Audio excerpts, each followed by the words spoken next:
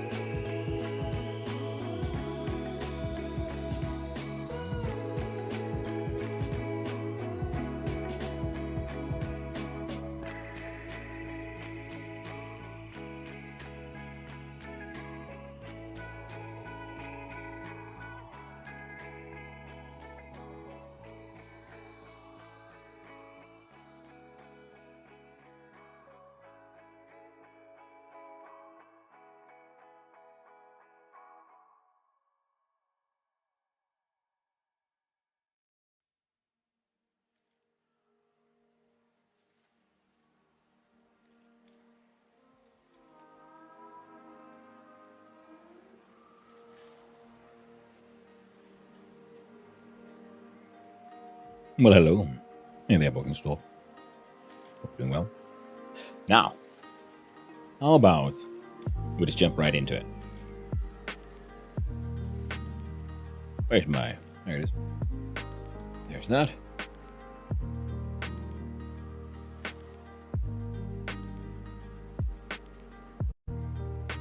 There we go. Hopefully I made it in time. And now we're no longer starting soon. We are indeed live. Except, of course, yeah, for this thing. Keep on forgetting I need to do the thing. It's not exactly a, grand use of resources for me to make multiples for the freaking live scene. Dedicated for the different kinds of the various games. The casual story is now upon us. Have we built... I built the boats. Off stream. We need to put in more chests and things. I made chests and I turned them into trunks, only to remember, oh right, we can't put trunks on the boat. We only put actual chests. Well, that's okay. I was thinking, yeah, we make chests, at least one vessel, and some crates. And I was thinking the crates at least can go inside the chest for now, because depending on the resources we find, we can then always pull out a chest and replace it with a crate. So that way we can have even more storage, as long as, it's a singular type of thing. Now, one of the things I saw yesterday was where Twerk found ebony and chalk. So if nothing else, we're going to poach his hunting grounds. We're going to go in here to the settings, sound, and turn off the music for now. Back. And T. Oh, Huzzah is here.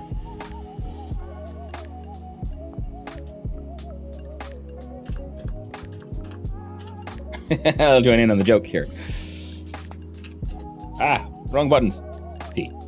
We do hey there. Yo, cool cats. Hope you're doing well. Well, I don't know why I keep on capitalizing Y, y'all, but hey, oh, fine. Hey there, Realia. Only sad that it was well over 20 before. We'll get there again, though. Thank you for that 3 stream streak, Marialia. Wonderful. Yeah, in case you didn't know, because I wasn't fully aware how it worked, but they changed how the streaks work now. So if you miss a stream, if you watch the VOD, you can get your streak saved that way. Because I was wondering, why do I keep on, saving streaks somehow when I check out VOD things? Hey, Bunny Foo Foo! How you doing? Guess who's awake? Well, I'm guessing it might be a lovely little bunny. Hope you're doing well. Nice seeing you around. And isn't this nostalgic? I'm playing Vintage Story and Bunny Foo Foo in the chat. Reminds me of the time I played on Reaper Street server. And I think I'm gonna alt tab out just quickly to put down the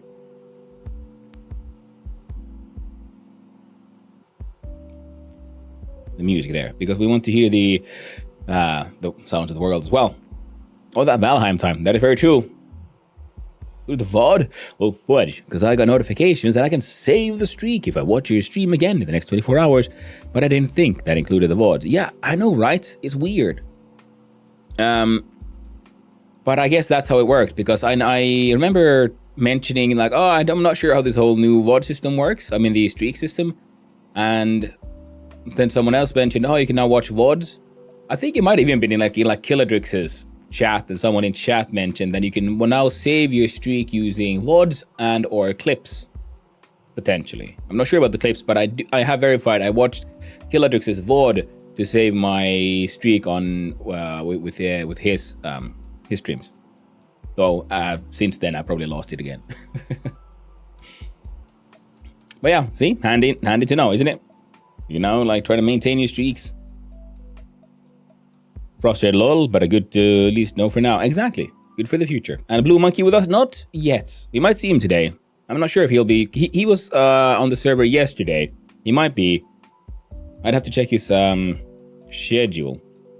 But I know he starts streaming later, so in like 5 hours is usually when he starts. Alright, so what do we got? We got a mining bag, a bucket, and most likely a bunch of rots. Oh my god, these pies have survived. Oh, fresh for 2.8 days. I did find all these lovely vessels. 7% spoiled. Ooh, don't mind if I do. I'll just give these an extra tang.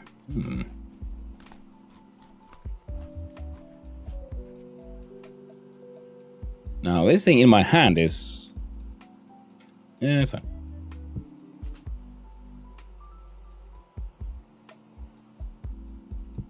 Then we have these. Yeah, see, they're good for almost a year. This is fine. All right, so we're good for the food for now. We need more ropes, I believe, so we can make rat lines. How goes the storage basement? The pantry. Ooh, yeah, the pantry is currently in its like normal state, but I found a lot of really nice storage vessels. I brought all my rusty gears with me, and we found traders, so I spent all of those on on those things. So that is that's 6, 7, that's 14. We have 8. But we need more ropes to finish the boat.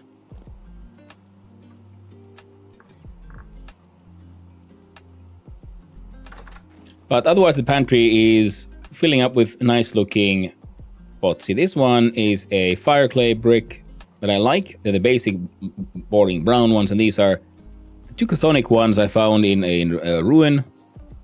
Then you have the rime, the sea salt, and the earthen that I then bought from traders. No, the earthen I think I found in a ruin as well. I bought these 2, and then I bought some flower pots. The workshop is coming along slowly but surely. I bought some flower pots as well, yeah. I do like those food vases. Yeah, me too. And we smelted... Anyway, with that, see, I made some meteoric iron tools, and you might notice that this pickaxe all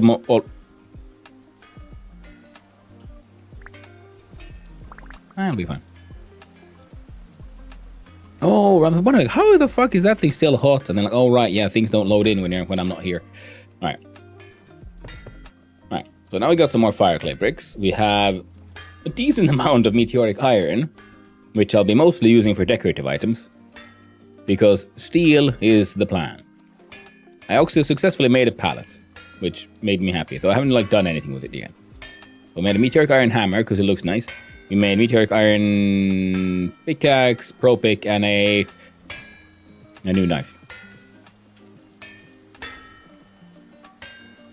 Now these are cool. So we can do magic. And see, now the hot one is only at 47%. So we got 64 plus 2 of meteoric iron. Here we have some plates that are already made. And then I have entire blocks of just unmined meteoric iron. 22 of them. Hey there, Beaver Steel. I'm doing good. I hope you're doing well. I'm doing quite well. I'm having a very delightful morning so far. Woke up way too early. Woke up like 4:45 a.m. and was feeling all sweaty and shit. And I'm like, well, guess we're getting up now. There's that. But nothing that excessive caffeine can't help. And my coffee here at the ready. My third mug. Then I have a large mug of tea, though this one is caffeine free. And then I also have this thing, which is also full of tea. This one is not caffeine free. This one is... It's similar to Earl Grey. I'd almost call it Earl Grey, but it's sold on, but it's under a different name. So it's very similar, and then with a hint of lemon juice. So hopefully this will keep me going. Plus, of course, all the slow release amphetamines that I eat because of the ADHD. But yeah, and then off stream I did... Oh yeah, but I don't know if I showed you this off to you yet, but this tower is, it's getting built. The idea is for copper roofs, so these are just temporary for like just helping visualize the thing. I'm really happy with how this came out. I'm gonna put a large window there. And we'll have to build something up there eventually. And railings. Work with lemon, yum. Hey, yeah, exactly. Buy tea and coffee, because I like them. And it's an easy way to get something tasty to drink that is sugar-free, pretty much. Because I'm fat. And I'm trying to cut down on excessive extra calories. In the drinks, I mostly able to, in this assortment, get calories from maybe the hint of lemon juice, which has, by its nature, a little bit of sugar in it, and then the milk. The tea doesn't have that much. Yeah, I like that black and brown panel too. Ooh, yeah. Yeah, I'm pretty happy with because we got the basalt. I'm trying to sort of embrace like local design concepts here. So we're using the stones we can find here. So we have basalt. Because you can see, it's basalt biome. Beneath it is sandstone and claystone. But I don't like sandstone because even in its various forms, it always has those stripes. And for what I'm doing here, I wanted something more even. And plus, the claystone is a little darker, so it's less jarring, the difference. And here, see, because this is like polished claystone, which is slightly darker. Then we have raw claystone, which is slightly lighter, which we use as the chisel to get that pattern going. We sunk these, so these are like carved in a little bit. There's even like one voxel difference here between the like full block and then this thing's outer side, and then this thing is this many voxels back in, and then there's the... And here as well, I want to make a large window or something. Maybe if I find a trader who will sell me colored glass, or I find colored rocks, make windows, some kind of stained glass thing would be neat. But, it's slowly coming together. Then I learned that if it's in real world October, then you take a hammer and chisel to a pumpkin, it turns into a chiselable pumpkin, and it comes with a free light source. So I made a chiseled pumpkin. Oh, and of course, there's my Twerk stone.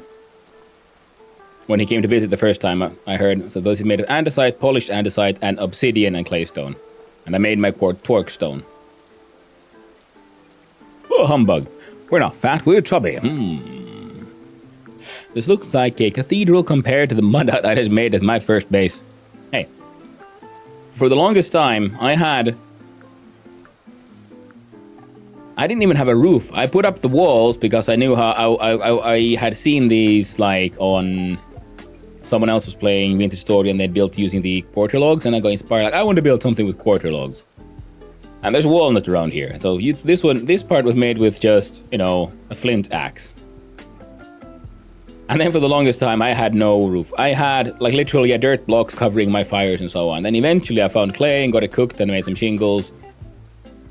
So it took me a while to even get this thing, like, a box done. Before that, I was living, like, in literal holes in the ground and mud huts. And this thing it's getting there. That's the thing. And for me, it's a slow and steady project. Either I'll plan everything beforehand, and then it's just a question of assembling it, like a Lego set. But...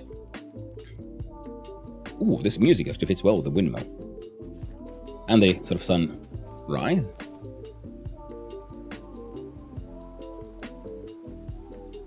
But I guess the best view is always at the Twerk stone. So it's a slow process. Not everything has to happen immediately. See, there we go. See, we got the grass. Get out of the way. You're ruining the view. Yeah, Twerk brought some cow skulls here for decoration. Nice chill times.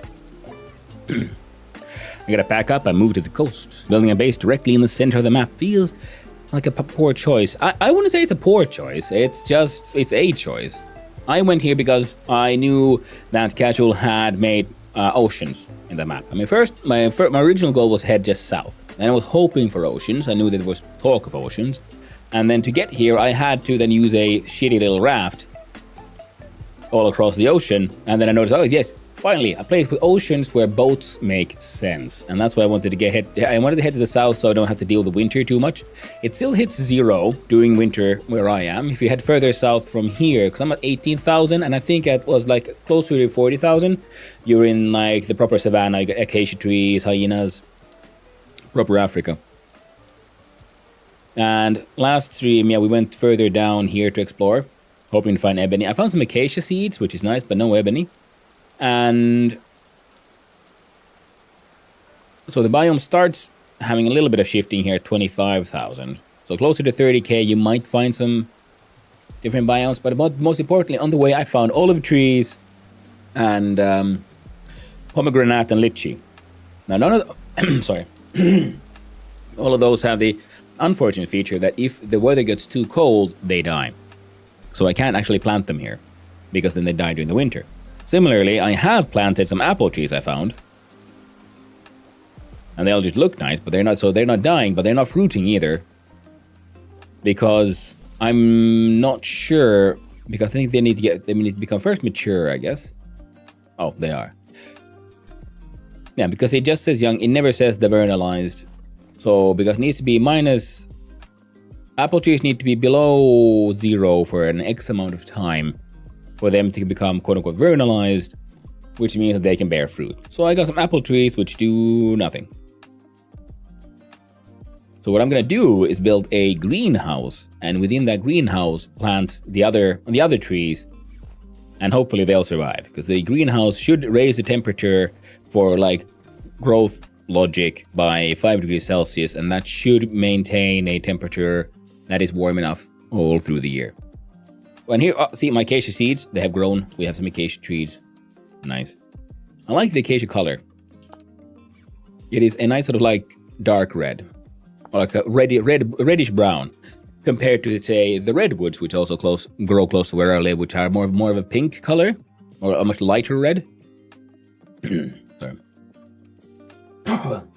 So I'm hoping to then maybe combine those in an interesting way, because then we have a lot of highlights and lowlights with using the redwoods and acacias. But of course, the plan for today is head further south, get our hands on some more acacia and things. And we might have to go hunt down more gold, because you see, I was trying to build an ebony boat because I was gifted a couple of ebony seeds, but sadly, I think I'm like 1 or 2 logs short of being able to finish it, because I need a little bit more planks and a little bit more support beams. Wait.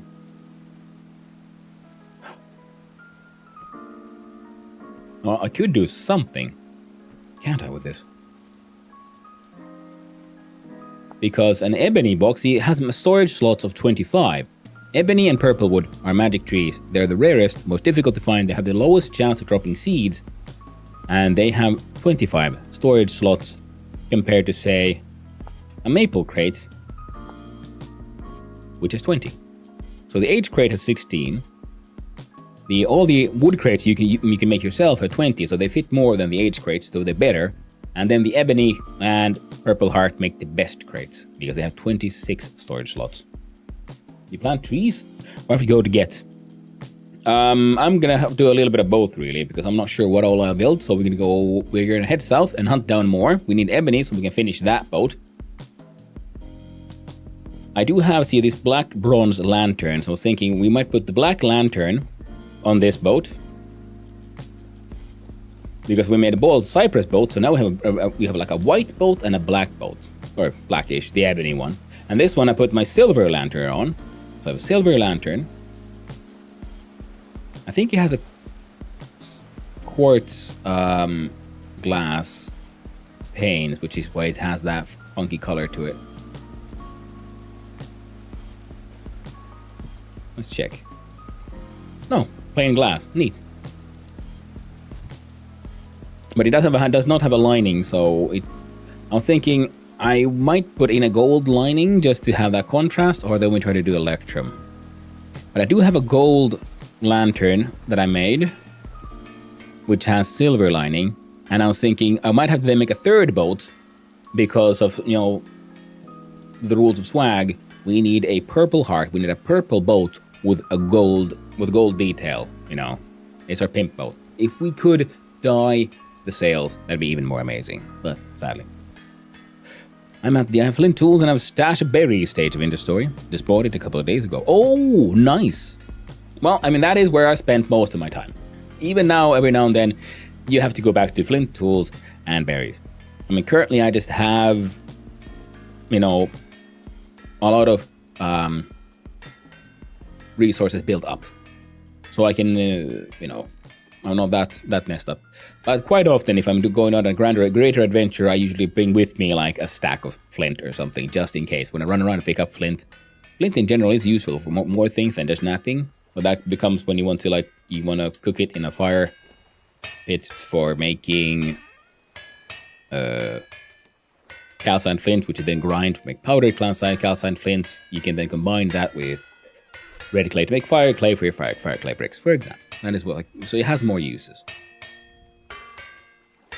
But you know, flint sticks are always useful, so you can always replace your tools. Oh. Oh.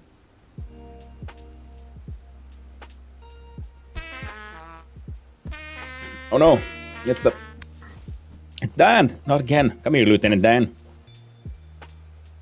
We're trying to run away, are we? Ha! How about you? None of that. Legless bastard. And, right. Okay, so night is coming, so we won't be doing any sailing just yet. We have a few pigs.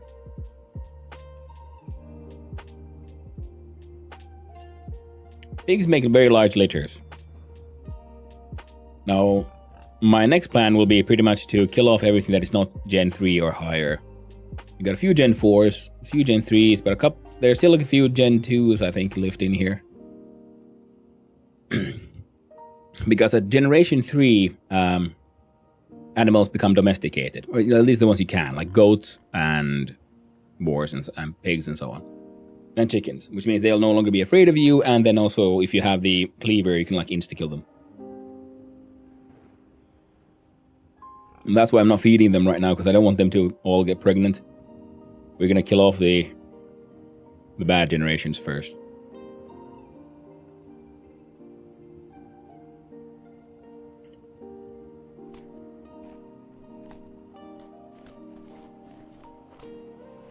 And apparently, I grabbed these pies too early. We'll put them back. Oh, and for an early game seller, you just dig a hole in the ground, and if you want a way to block it, you can just use a dirt block, pretty much, and you dig it out. But if you have the energy to cut up some grass and make a hay bale, because hay bales are just broken down faster by hand, so it's just a convenience thing. You can use whatever. Okay, so put you there. Then we grab... Oh, and we make... Man, I keep getting so confused.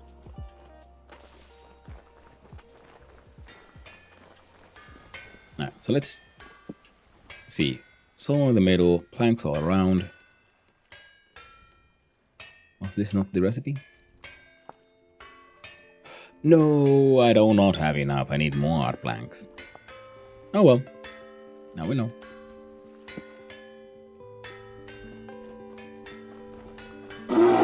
Jesus Christ.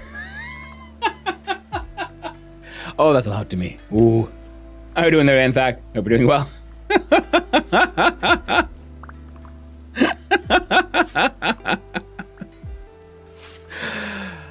Oh, you bastard. Got you twice, smiley face. Yes, you did.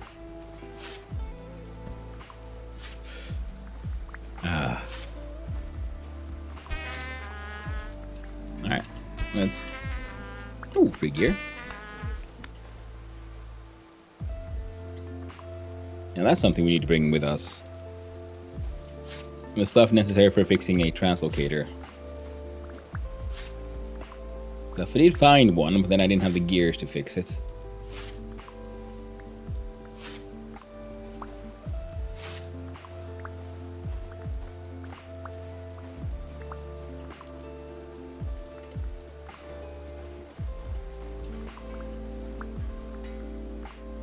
Now we just gotta get all of these so we can make more skips. So we can harvest our bees. There we go.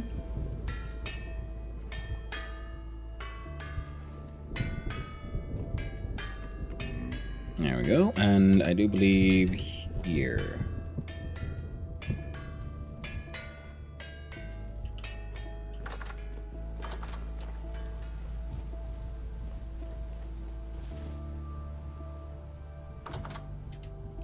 We are in June, so I might have to go look if I can still save some of that rye I had.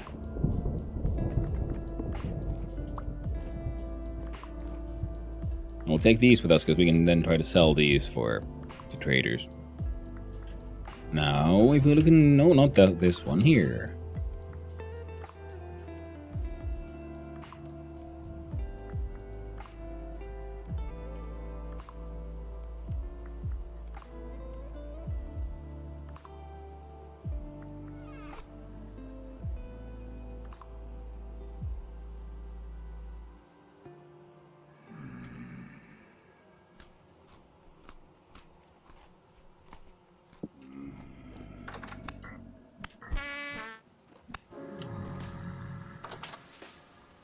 There we go.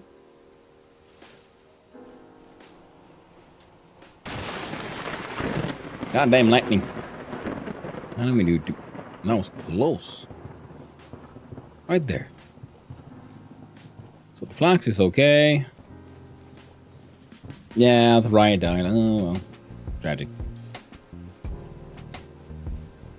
I was hoping to collect some more rye for my more rye ale.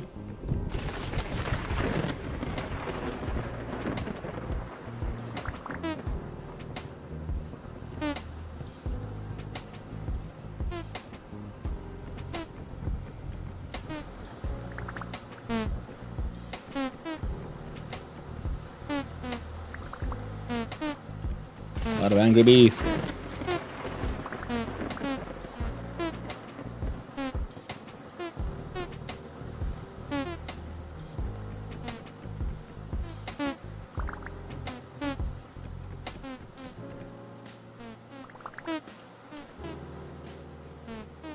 How many skips do I have left?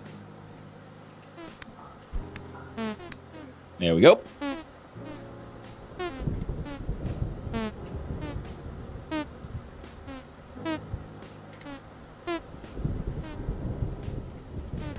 Oh, I guess they can't really get through my armor.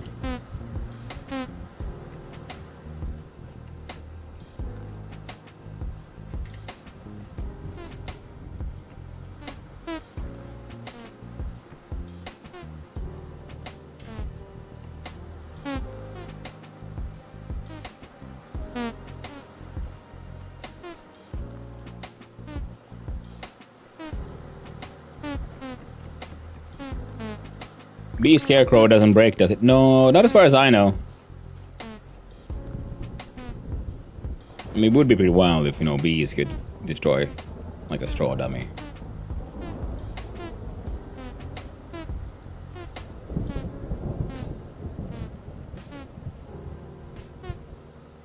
Alright. We got 3.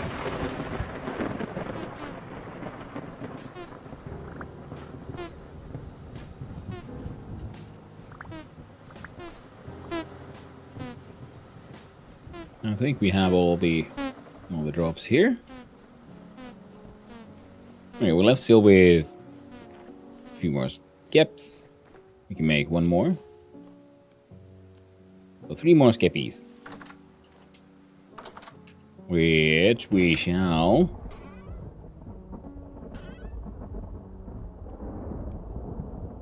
place down. I'd say here.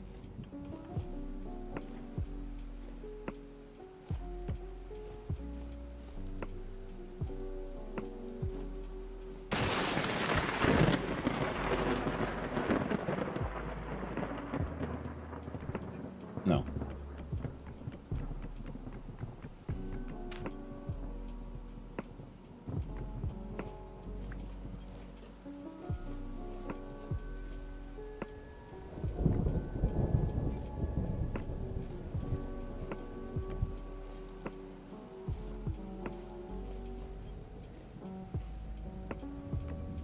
There we go.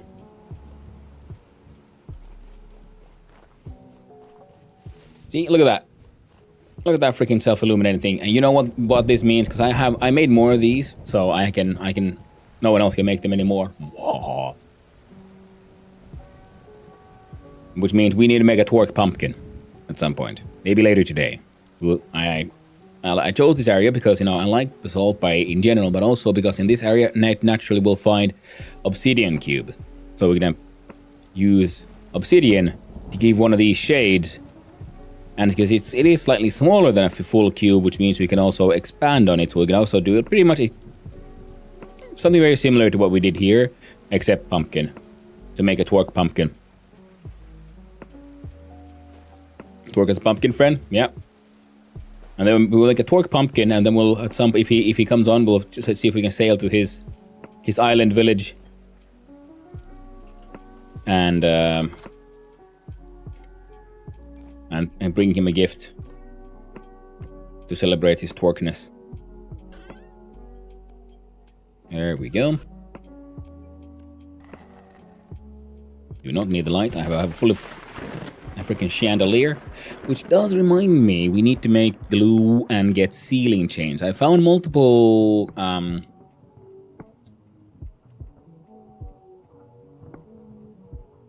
ruins with that kind of stuff. So if we can, because I do believe if we can make a ceiling chain, we can attach the chandelier to a ceiling chain. Now, of course, this space is meant to be temporary, so this will be like the start of the kitchen when we finally build more. Once we finish the workshop, I think the building will have to expand. Most likely it'll take over this area, which means we're going to have to move the apiary from here probably to here. There's one fish still here living because I accidentally killed the other. There were two fishies there, and I was very happy about that. We'll have to make do with one, because we're going to have then in the middle of the apiary, we'll have like a flower field and with a little fish pond in the middle. Once we eventually get there.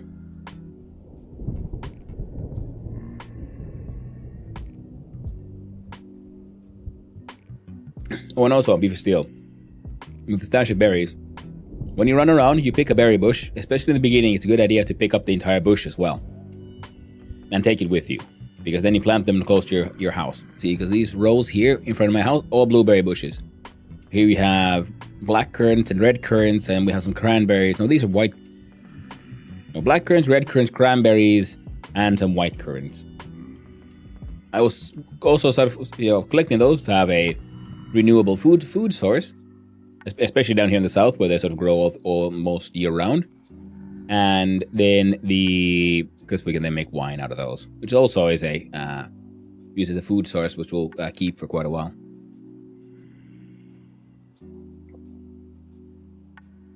Now those pies, they're gonna rot. We don't have any. We do have some crocs, excellent. Because if we do some culling on our piggies, a lot of them are gonna get a lot of red meat again. And I don't have any salt, and I don't have any money either. Because if we had money, we could again go look if this trader here would have salt. Because annoyingly, when we left on our adventure, we brought money with us to specifically buy salt from that guy, and he didn't have any.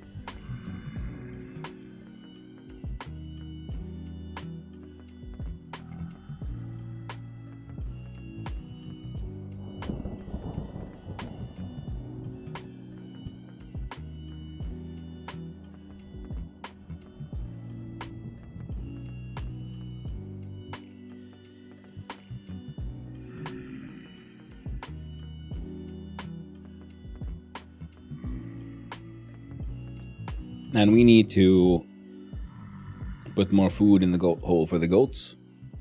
Because I need them to reproduce so they can make babies. Because I'm going to catch those babies in traps and just move them a little closer to my place. Because we first caught all the piggies over here. And then I had to build like a big canal to lead them in here. I think we got like 3 or 4 all the way. Which was enough because now I have ridiculous amounts. Because yes, like I said, they make huge litters. So even one pair of pigs will eventually, very quickly, kind of become a very large amount of pigs. As long as you keep feeding them. Which is what I do with my giant flax farms. All the flax is feeding the pigs. Now, yeah, I heard that apparently... Son of 10 Wavestash, how's it going? How long are the seasons in real time, and does the world get more dangerous the further from spawn you move? Yeah, they're gonna tank. I'd say no, it doesn't get more dangerous. The dangers might change. For example, like in the hotter areas, you'll have more difficulty with food preservation, unless you have, a decent system. Like, I can make you cook them in crocks and you seal them with wax or fat, because heat affects the spoilage rate. And what else? And then there's different kinds of enemies. I'd almost say the more danger comes the further north you go, because you'll have more difficulty with finding food. There's more aggressive locals, bears, wolves, and so on. There's some bears in the south, but it's not that often. I mean, I find black bears here sometimes, which is weird, because usually it depends on the map, world generation and biomes. So many people say that moving further south is like easy mode, further north is hard mode, pretty much. And seasons, that depends on the settings for the server. And I'd say within a week, a year and a half, I think, has gone pretty much. Or a week. Yeah, a year and a half on this server. And again, yeah, that's why as well I moved further south, because I didn't want to log in and suddenly it's winter. I mean, and then we have everything covered in snow, everything is dead. I'm lazy that way. Sorry.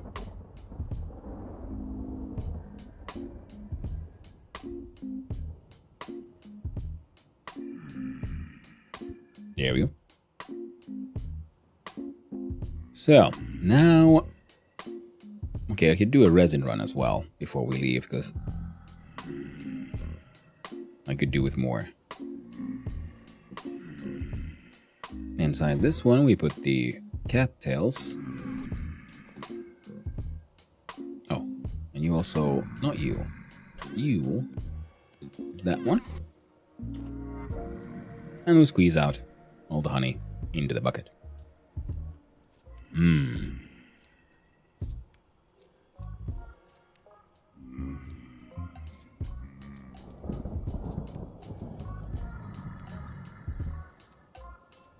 Okay, I've been tempted to hop on the server, but I've not felt like dealing with winter. So when you talked about getting to 40k south and not needing to deal with the grimdark season, my interest was piqued. Yeah, I mean, you don't have to deal with it either here.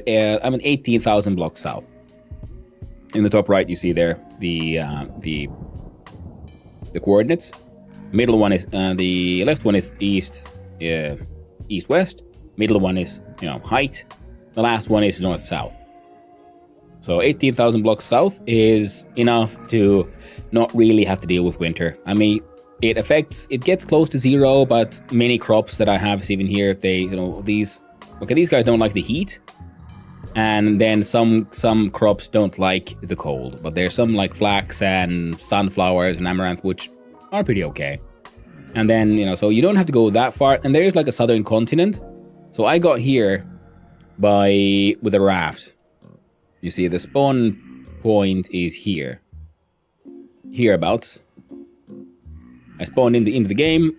I ran around, picked up berries, built myself a raft and a crude ore, and I followed the river south. The river ran out, then I picked up my raft and kept on running. Tried to raft a little bit more, kept on running until here I found, you see, because I recognize, this is where a sort of river ends or begins, depending on how you look at it.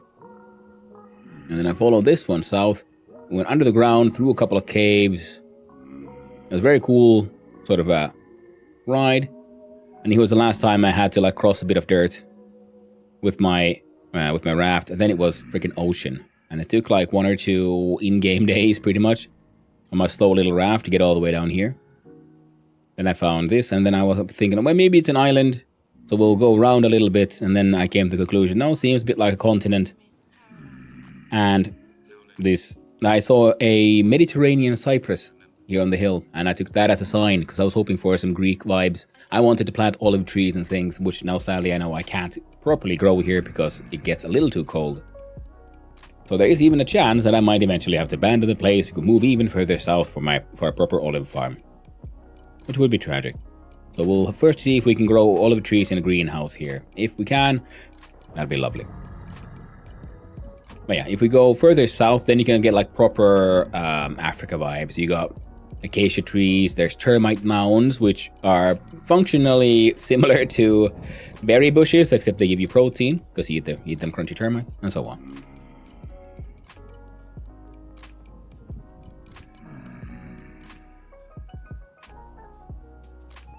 Alright, wow.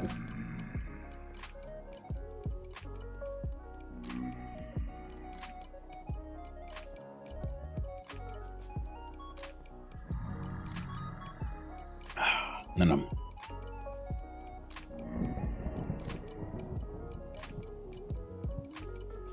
Don't eat it. Squeeze out the honey so we can get the wax.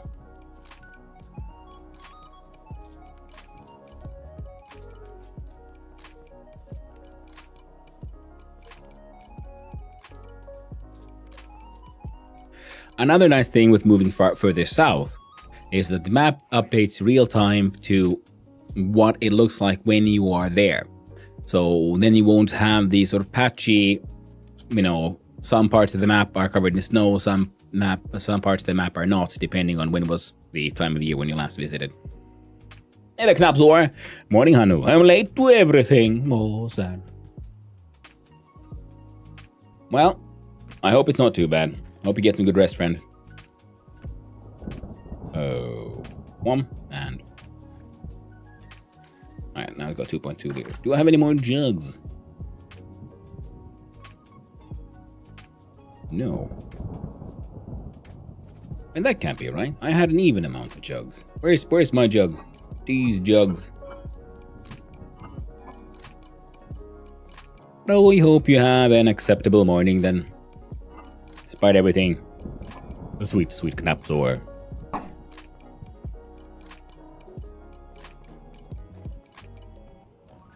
Oh shit.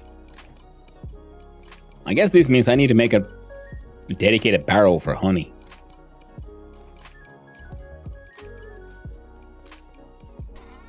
I'm gonna take it in here. I wouldn't have put it in here because I'm pretty sure I had an even amount of jugs. Yes, I do. Here you go. I have some wax. Oh, more than a full stack. Yeah. Hey, it's daylight again. It's in here, isn't it? No?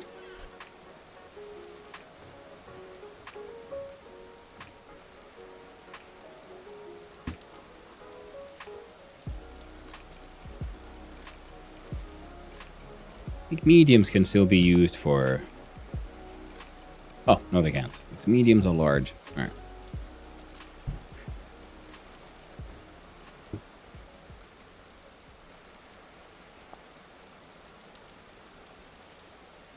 Oh, right.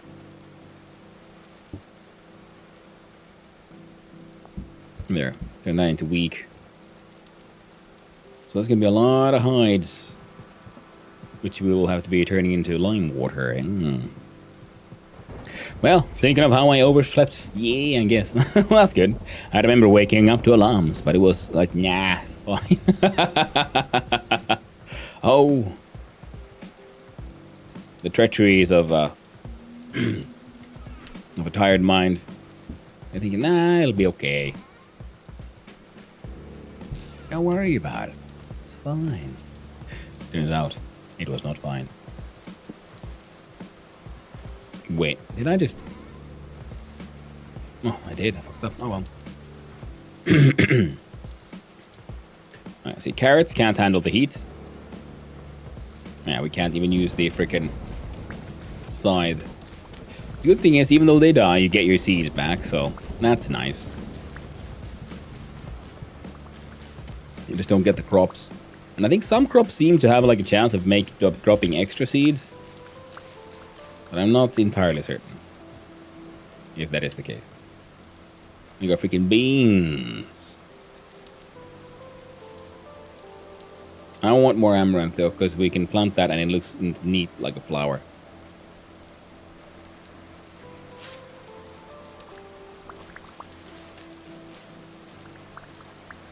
And it'll be okay over summer. It'll be no, it won't do too hot during. Oh, we can plant that one again. Yeah, turnips don't like the summer either, or rye. We can add sunflowers to the mix, I guess. That's why I said one gentle alarm and then other increasingly more annoying alarms with 5-minute intervals. That's a smart way to do it, bunny foo-foo. No, these are K, those are N. You're okay. K, a little low on K.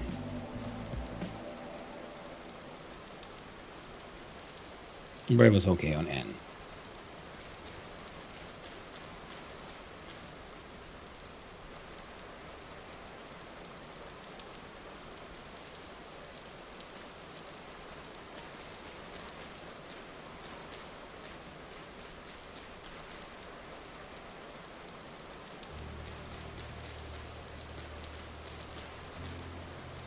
Sorry.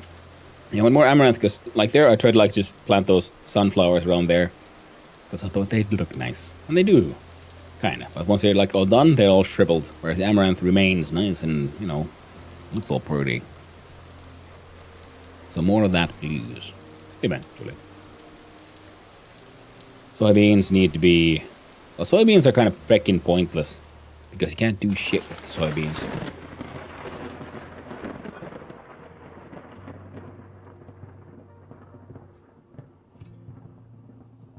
Oh, these are lightly spoiled. Excellent. So those are going into the rot basket. Which means they'll need to get cooked with. We'll make this a soybean vessel now. You know what would be nice? If we could rename vessels. Now I'm sure there's a mod that will allow for that. I do believe we even have it on the server. Now that I think about it. You can cook them. Sleepy time. He doesn't care about having to get up. Sleepy me doesn't. Yeah. I just wake up nowadays, and I found I wake up almost the best when I just follow the body. And I'm glad I've gotten that kind of rhythm in me right now, because it doesn't always work. So put those onions there into the rot basket, and we'll turn that shit into more compost. And oh right, I was thinking like, oh, I'll need an entire barrel for freaking honey, and well, I can reuse one of these. Now we don't need one in here. Okay, the basement needs to expand as well. So we have rye ale. Wait. Because one full barrel of 50 liters of water and rye makes... Oh yeah, and then we found this one, the Cloisonne, and I think this one looks nice. Now, of course, with the thing being... What?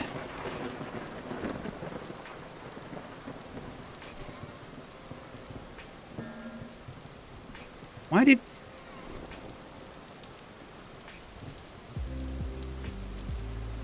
Some things are not going inside the hopper. Yeah, well, the hoppers are having like all kinds of issues anyway. Rye grain. What do we have here? We have bone meal. We have rye flour. Perfect. Even more rye flour. Even more perfect. Crushed quartz, powdered sulfur. I haven't noticed any of the gambling issues, which I know has been an issue with hoppers, where currently hoppers have a non-zero chance of exchanging inventory on a server. 6 alarms. Ooh. That one will just hang out there for now, and you are doing your best. Well, we don't need the lime right now, so no rush on the chalk. Bone meal goes here. Now if I keep on finding more sulfur, I'm in no rush to, grind more, because as far as I can tell, I think I'm okay. At least for a little bit. We're making, the acids and things we make from sulfur. Of course, we can combine sulfur and honey to make better healing items, but, we don't really need those right now. And we need to transfer that shit.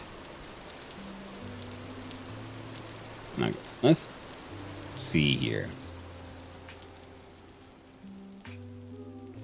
You know what? I think it'll be easier if we just do it this way.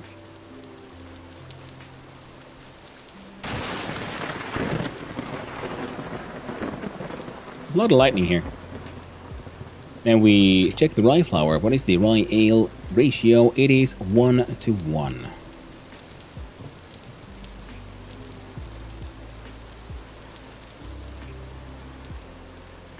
Alright, so we can do 2 barrels worth, which will eventually become 20 liters of ale. And I think we only have 20.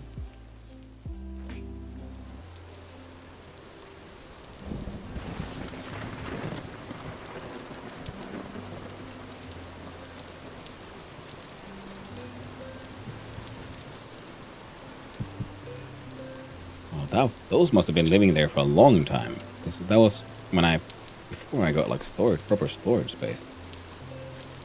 And it didn't work. They did this time, mostly, but I certainly didn't. Oh, that's what.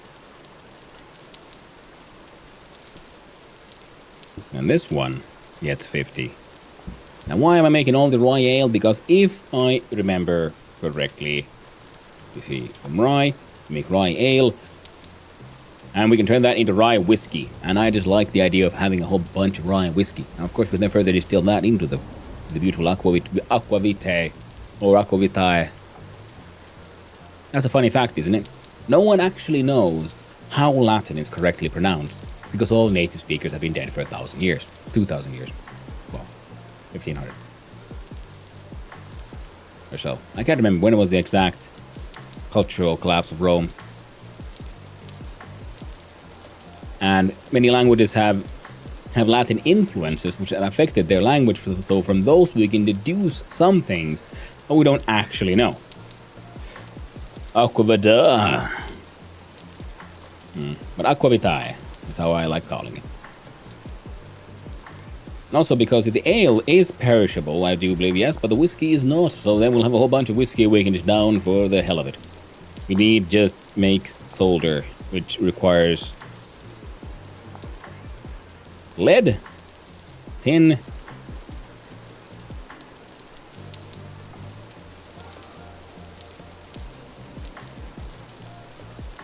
and I do believe there's a silver version as well. Well, that's okay. Yeah, some of these chill hop tunes aren't really chill in my opinion. They're a bit too wild. Ooh, would you look at that? We can make more.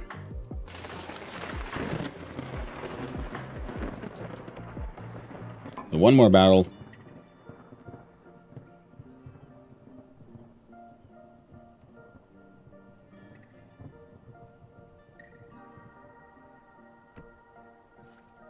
There we go.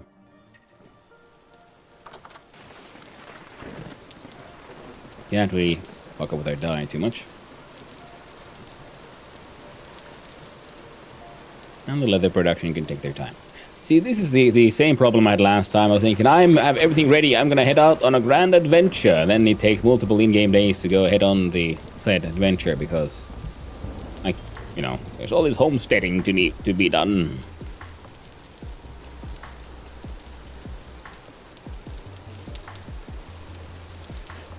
Oh shit, get our towels ready, it's about to go down. Yeah, you're on a boat.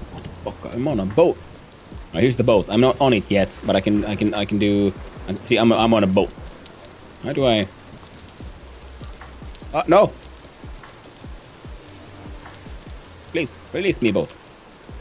We don't have all the things yet, but we do have a very white boat, which will hopefully help us find ebony to make our darker boat. And you find purple heart, then we'll make a purple boat. There shall be many boats, all of them increasingly sexy.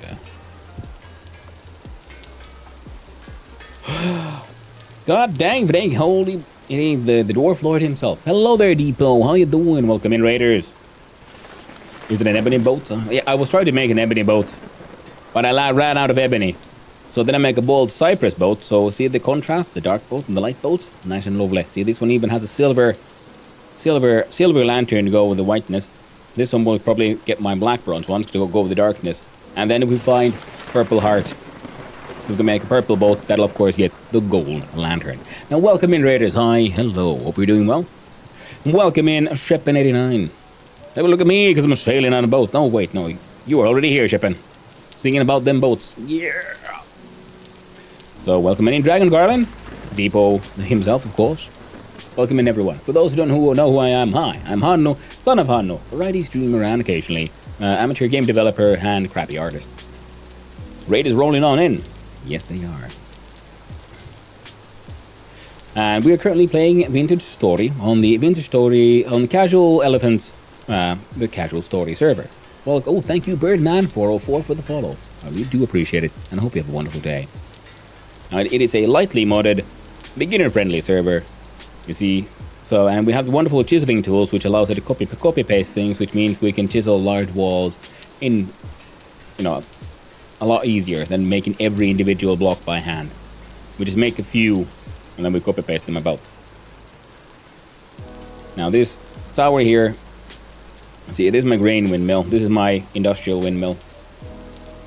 As you can see, the top isn't finished. Nothing of this is finished. I kind of like the walls, but see this large flat space? It's crying out for a window or some other ornament. Well, hello there, Mind Cozy. Hope you're doing well. What mod does the copy paste? I do believe it is QP's chisel tools, which creates these new chisels, including things like the hand planer, which can shave off like an entire side of a block, like one planes off entire sides. Then there's the pantograph. So if we go here and we look at a chisel block, we press F. So here we have paste, shape only, shape and materials if you have them in your inventory, merge shapes for some funny shenanigans. Not entirely sure about paste material. I guess we can just, if we have chiseled this out of one material but want to change that, or we have that in our inventory, we can use that to make them all of the same material. Mirroring shapes, undo, renaming tool, remove and duplicate. And if I want to say make a copy of this one, I left click. You hear the photo sound. Then I look at this one, I right click. Oh, and it says no. But I can look at this one instead, and we right click. See, now it became a copy of that one. But thankfully we also have an undo button. So you make so I made a corner block. Essentially, at first I made a block like this pretty much. Then I rotated it around for these, then I like merged shapes for the corners. I did have to some fixing to fix the patterns in a few pieces. But through that we got this done. And similar to we have these like crenellation pieces. And I'm trying to use like the sort of like local materials, if you will. Because we're in a basalt biome which has layers of claystone. And I quite like the sort of like slightly subtler difference of having a polished and an unpolished version of a stone, because the polished one is usually darker. So then we can get those nice grid shapes. Now, andesite is also here, and it has not been really put in here, but I think we're gonna have to, because that place needs a railing, because I want this to be a sort of like slight go around balcony with the sort of central structure here for the windmill. So we need like, what are they, like balcony barristers kind of thing there, a railing. And we're gonna have to do something about these little details, because they, in my opinion, disappear a little bit too much. So I'm seeing if we have some andesite details to make these little things pop out. I should get the QP for my single player. If you like chiseling, I would absolutely recommend it. Yes. And how are you doing, by the way, Drifty Tau? Hope you're doing well. And hey, no worries. Glad to help. glad to answer. I think my first encounter with these was on Percussus server on the Crow's Nest. No, iteration 2 as it is currently.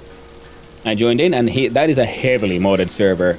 I had a ton of fun, but personally, being a mostly vanilla player, found it a little overwhelming. So I'm glad to be on a lightly modded server now. Lightly modded, as in we have the mods set up for like QP chiseling tools, which I will most likely be using in any and all runs I will do from here on out ever. And this thing that allows you to make stacks of, well, more things, which is handy. So I don't think I would be using this one, but it is handy. And then in the lower right, you'll see there's an extra grid square. It is a trash square that we can use to delete things. Like here. Let's pick up these berries. See, there's these andesite stone. I don't want these. I'm gonna put them there. Now they're there. Now, what if I put in something else? Then the previous thing that was there gets deleted.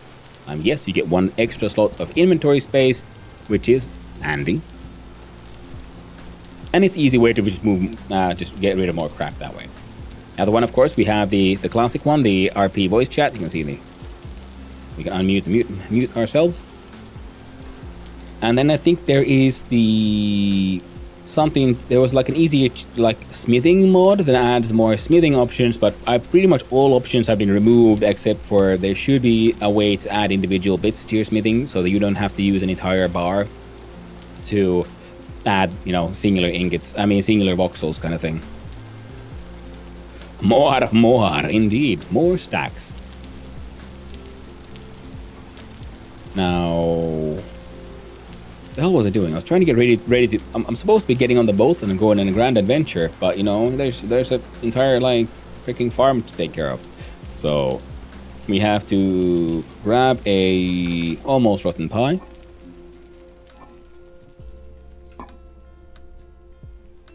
And then, because we're not filthy animals, we put it on this table. And then we use our knife to grab some bits.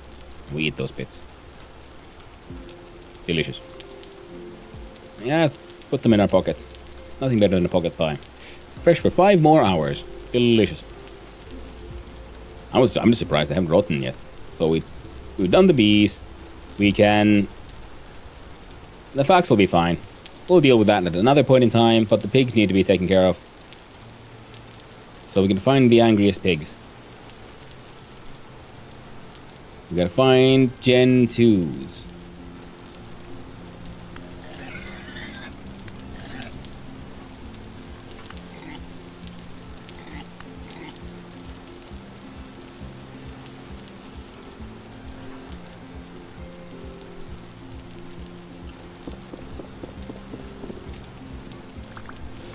I like the mod that gives you the surplus back as bits, and then you can make bars of them. I like that one too. We had that one was on Perk server, but it also had another thing that added a sort of cool machine that could make plates out of a single bar, which is by itself a cool sort of bonus because it's difficult to make. It required electricity. It's one of these steampunky things, and very nice and cool. However, that should have an obvious issue, because if you get your bits back,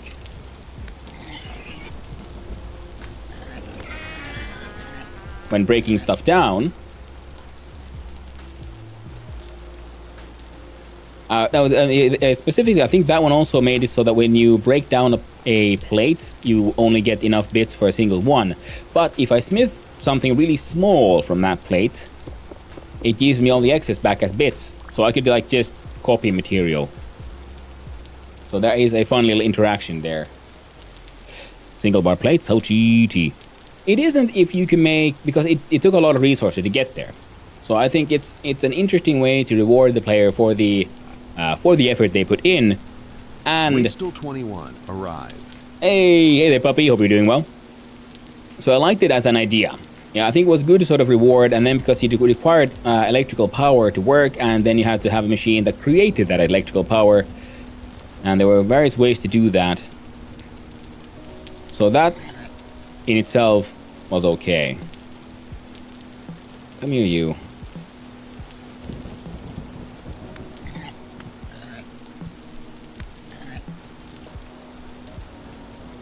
But yeah, but combined with the when you get bits back when you smith, not the best. But the one that gives you smith bits back, I do enjoy. You know, it's a fun one. Don't stab him. I don't want to hurt my good piggies. Not yet. They'll become bacon eventually, but I don't want them to be, you know, to suffer unnecessarily. Which is why they need to be high gen pigs.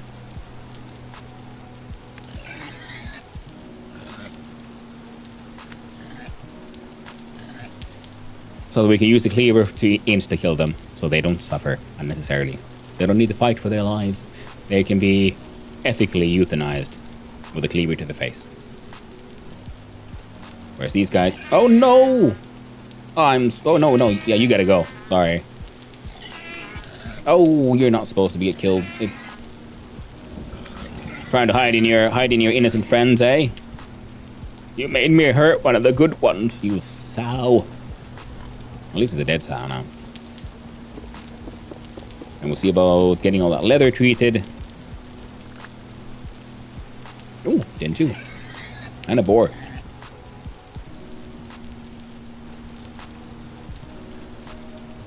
No, sorry about that.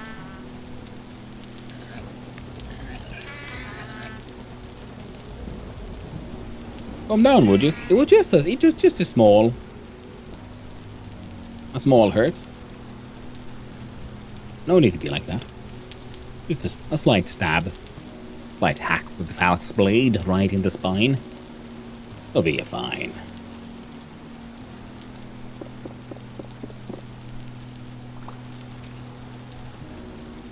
I don't think there were that many tier 2s. Oh, fuck.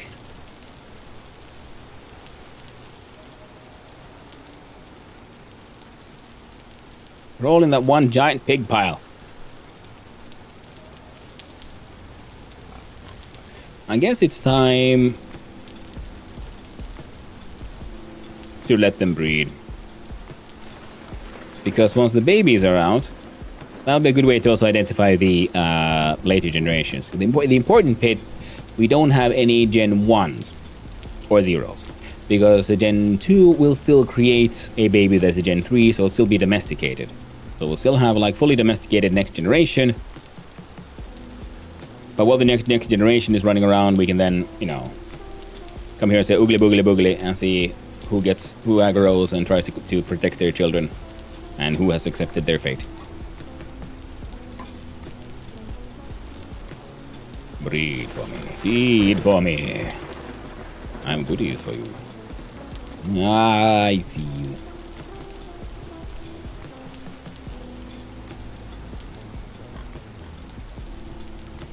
Huh. Come here, you. Death to you. Death, I say. And you as well. Come here. Come here, you shiver your shit. Get stabbed.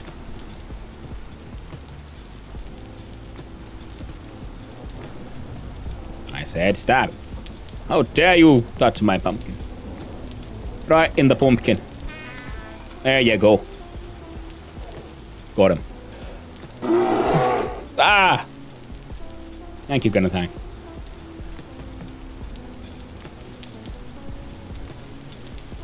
In case someone's wondering, yes, I have made the bear sound louder for me than it is for you. Oh, they ate all of it. Good thing I brought multiple. So for this many pigs, I might need more troughs. So of course the more sensible choice would be just take a cleaver to the face.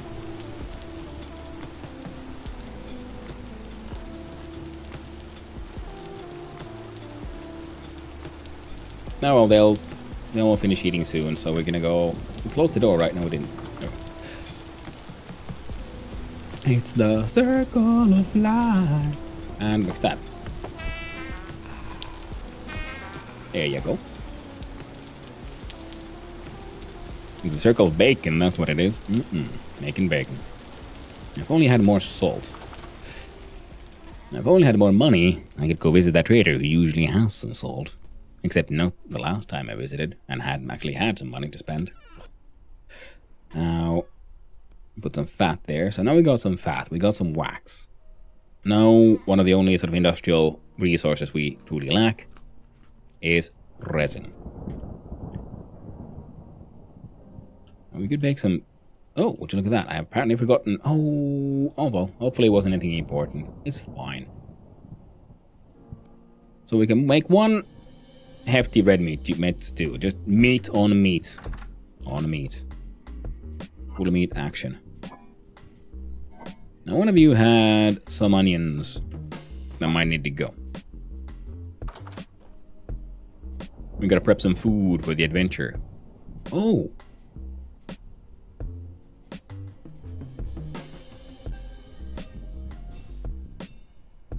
Wait.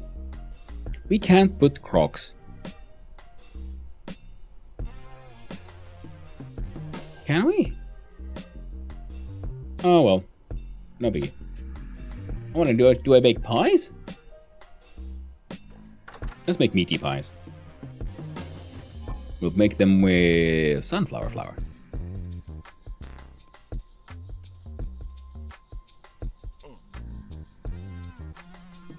Yo, music.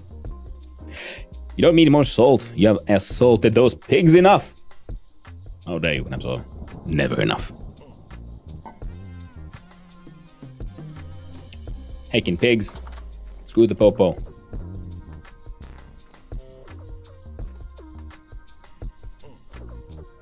Alright, this music is interesting. Like the right. I kind of like the random grunts. Oh. Does it make no heckin' sense to me?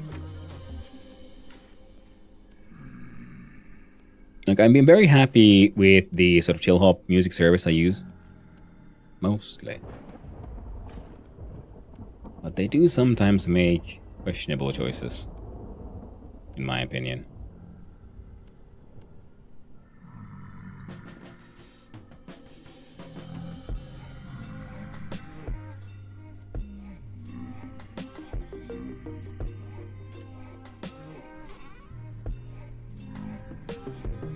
I'm gonna have to alt tab out and change this one. This one has too much. It's things that have vocals that, like, in an uncomfortable way, catch my attention and make me really wanna, you know, not listen to it.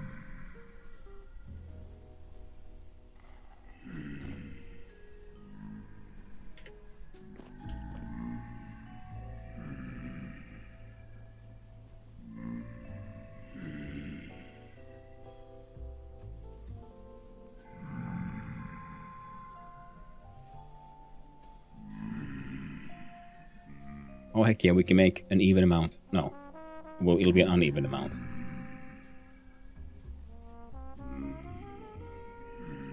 Oh, that'll be fine. At least we get rid of all the meat, though. No. You put that back now. Excellent.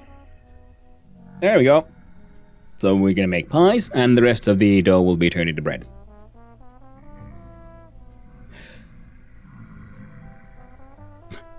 Maybe try lo-fi. Yeah, I'm using there's a link there, the sort of chill hop tunes thing service. Because I want to make sure it's DRM free, because I multi-stream to YouTube and so on, and I don't want to get in trouble for that one. Because it's annoying to deal with when someone says like, hey yo, you're using my music. Even when you're not. Because funnily enough, that happened last week. We're still waiting on the resolution on that one. I had to make an official complaint and like give all my personal details because it's like official legal complaint of like, nope, you don't have the rights to this music because the music you're claiming this to be, in this little instance, well, it's not there. What you're hearing is an air raid siren in Misery and not your strange French hip-hop music.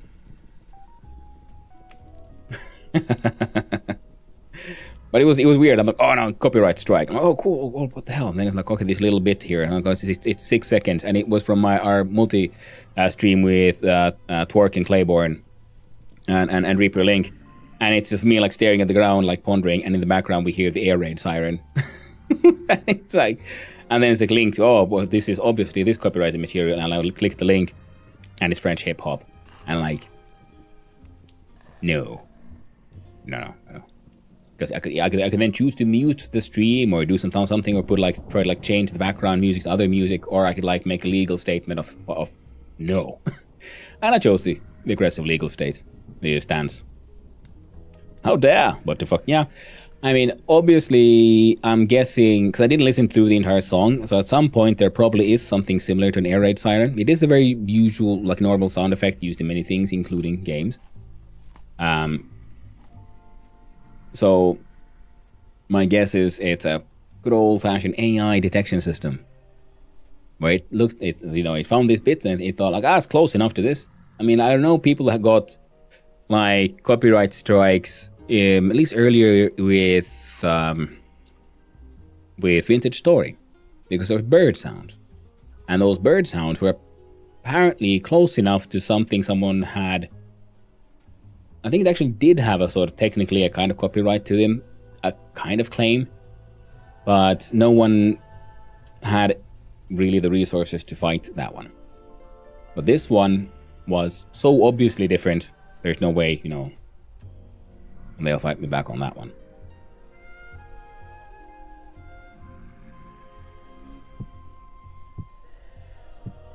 Most likely, it was a computer who claimed them to be different. I wrote down my explanation. There's an air raid siren in the game, not French hip hop. So then it'll have to be reviewed by a human being, and then they'll look and then go my bad. Though most likely no one will say my bad, they'll just say nothing and it'll just be swept under the rug.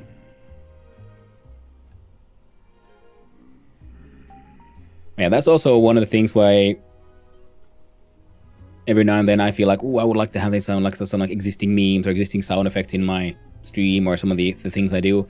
But I'm very aware that copyright ownership and IP is a treacherous swamp. So I'm trying to make sure that whatever I use is at least somewhat made by me completely, because I don't want to fight those fights because I don't have the resources. A legal battle is often a battle of just throwing money at the problem, and whoever has the biggest wallet wins.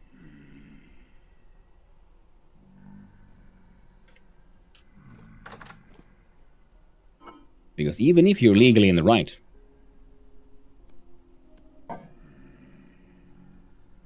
whoever has the more problems can usually make the problem last longer.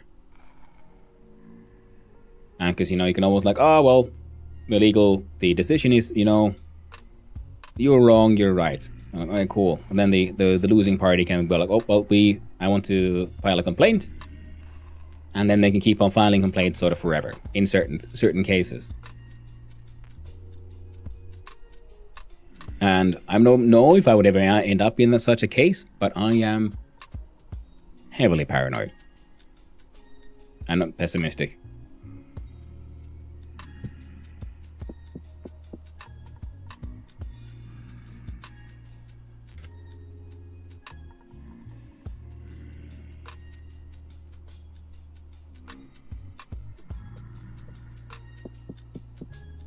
Second audio track.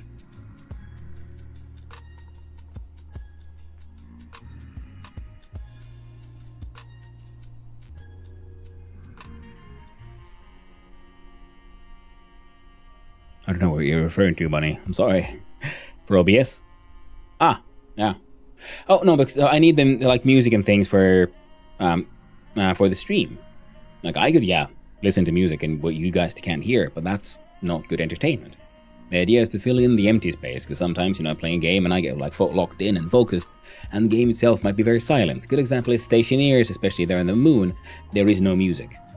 If I'm playing alone, it does help me get immersed in the experience of I'm on the moon, I'm all alone, and I can't hear anything because there's no atmosphere.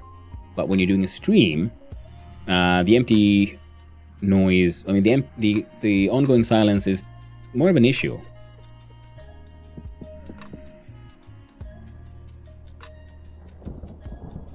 Because, it is an entertainment thing. There needs to be something, either me talking or the game is making music or there's something happening. And sometimes there's no audio, and especially for a lot of lurkers and so on, they have this on as a background noise where they're working on something. Because I know that kind of stuff helps me focus by spreading my, stretching up my awareness a little bit. My focus. And that's why there should always be some kind of music, or at least an option for it. I think Killadix was also talking about the same thing like last month or something. Where he was also wishing that more games would have, if nothing else, than like a streamer option where they could have constant music. Because he also said, well, unless the game and the scripting is using silence as an emphasis, which we can use. Silence is a very good way of, raising tension. So unless it's a scripted silence, then it shouldn't be, we should have an option to not have it there. So there should be some kind of like radio, similar to say Dune or something, but there's always something on in the background. Because the radio and so on would be handy, because it exactly gives you the option, and then the game can overwrite the radio where, okay, now this is a place where we do want that silence. We want to build that tension. We want to make you, make aware of how alone you are. Make aware of the dark, make you aware of, say, the darkness, the threat, and so on.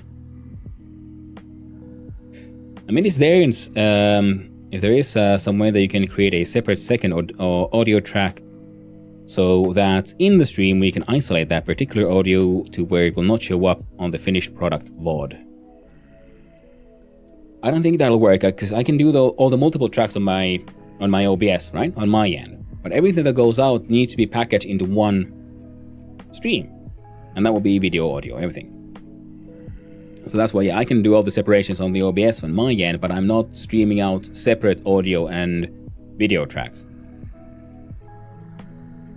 Not to forget, non-music sound work is highly important for immersion. Yes, exactly, that is also very important. But it's one of those like streamer things, because we're trying to make we're making a show here. So the show needs to have something inside, some content, and sometimes as a streamer, because we're playing a game and so on, so sometimes you get sort of locked in, and sometimes it's just, you're fishing or something. There's much to do. That would like make noise.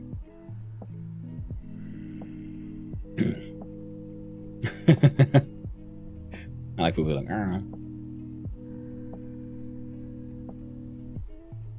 But there, yeah. But that's why I would with just agree with Killa's statement there, that I would also like for there to be sort of a radio option, and that then the game would overwrite that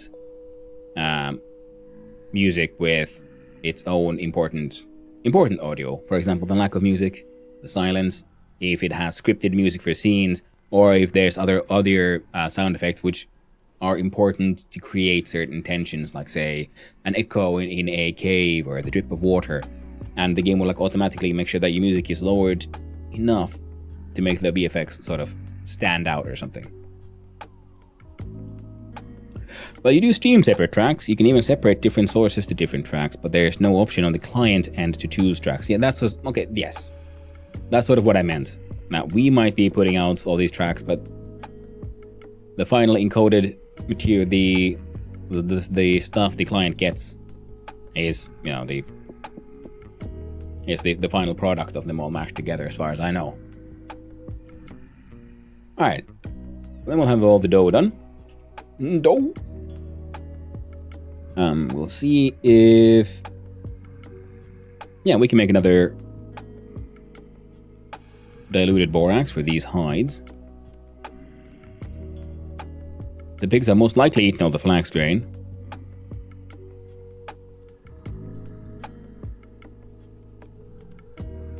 I have at least one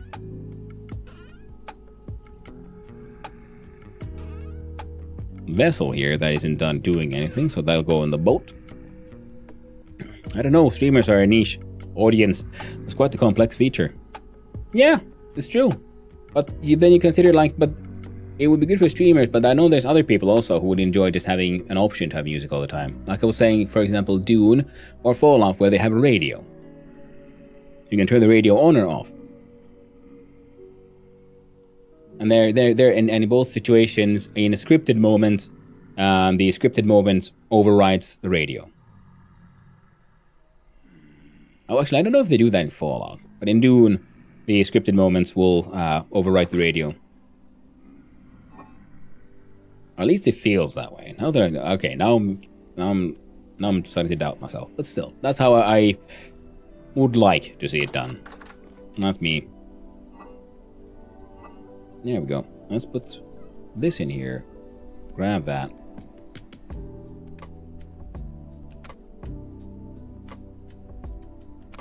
That'll be good for another decade. That'll be good for a while.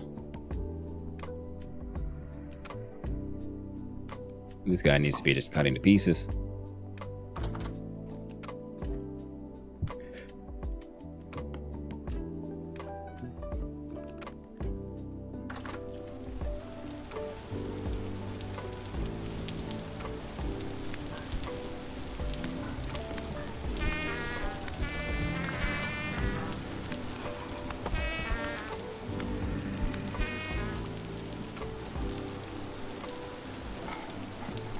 Come on, you bastard. Hey there, Zelia, and welcome in, Raiders. There we go. Anyone else?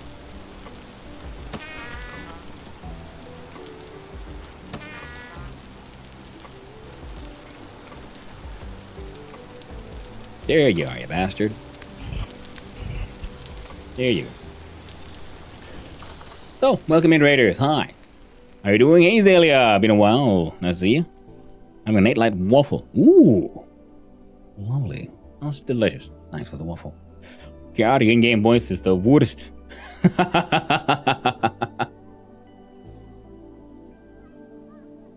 So welcome in, Raiders. Hi, I'm Hanno, son of Hanno, variety streamer and occasionally very crappy game developer and even crappier artist.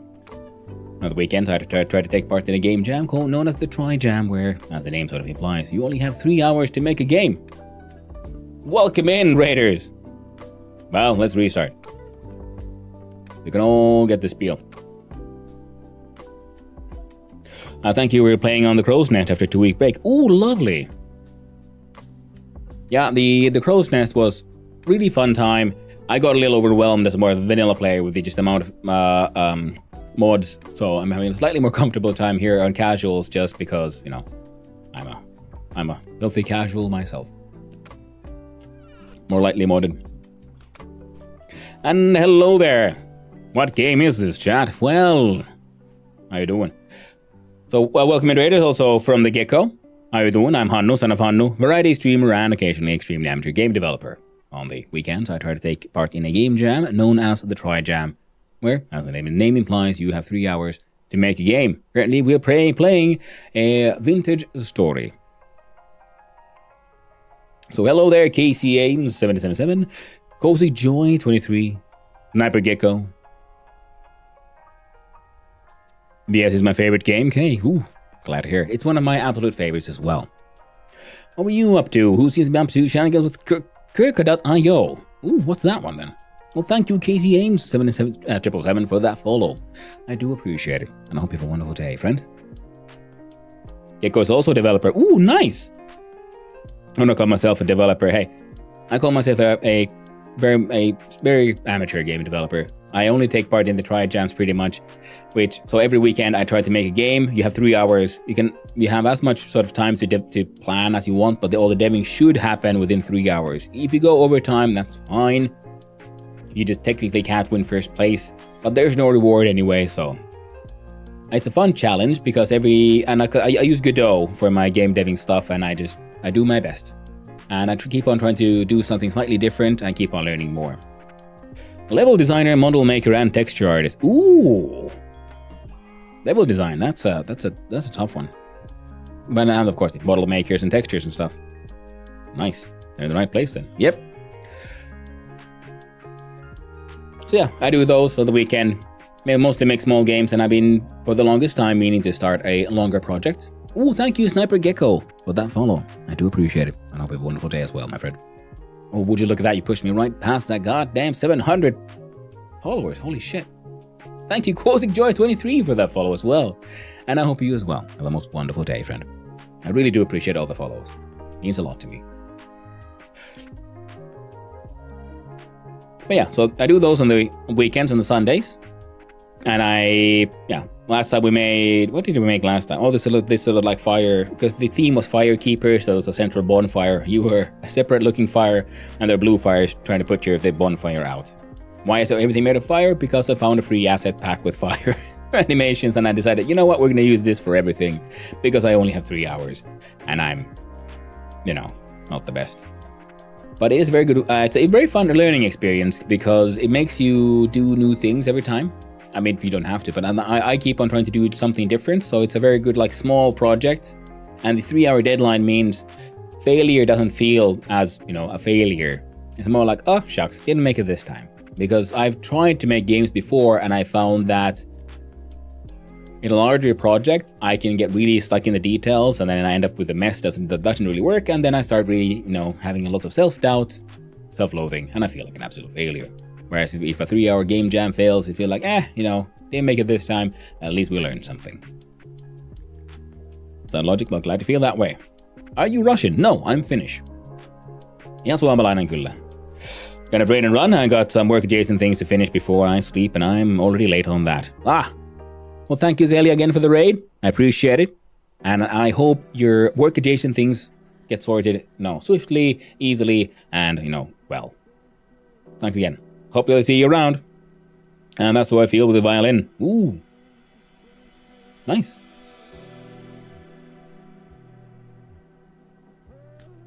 I think the only instrument I've really had any practice in would be the ukulele. And even with that one, I'm not very good. Not that I can, actually play anything. Yeah.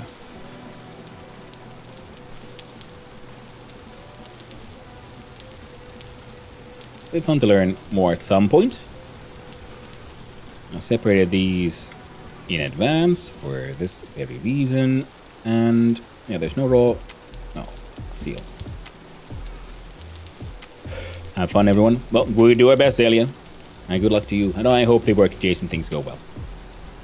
My daughter has a little UK. Ooh, that's lovely. Yeah, the server is, by the way, a multiplayer server run by Casual Elephant. It is lightly modded, so we have the mods that allow for, there's RP voice chat, sort of naturally. We have extra stacking, and we have QP's chisel mod, which allows for some, copy-pasting, some tools to make chiseling easier. So I've been working on making a sort of mechanical windmill tower for my Hellhammers. I want to have copper roofs, so these are more for just visualizing. This is a sort of a long-term project. Then my more generic windmill for my actual grains.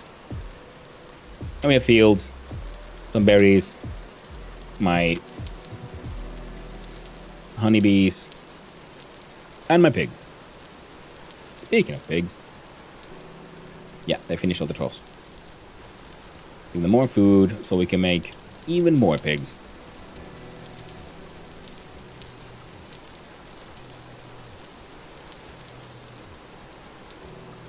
There we go. Perfect. QP's chisel is amazing. It is, isn't it? They allow for such easier. I mean, purely the Pantograph's copy pasting ability makes it totally worth it. The other things you can do are just very nice, super cool. But just copy pasting makes making a large project feasible, realistic. Absolutely lovely.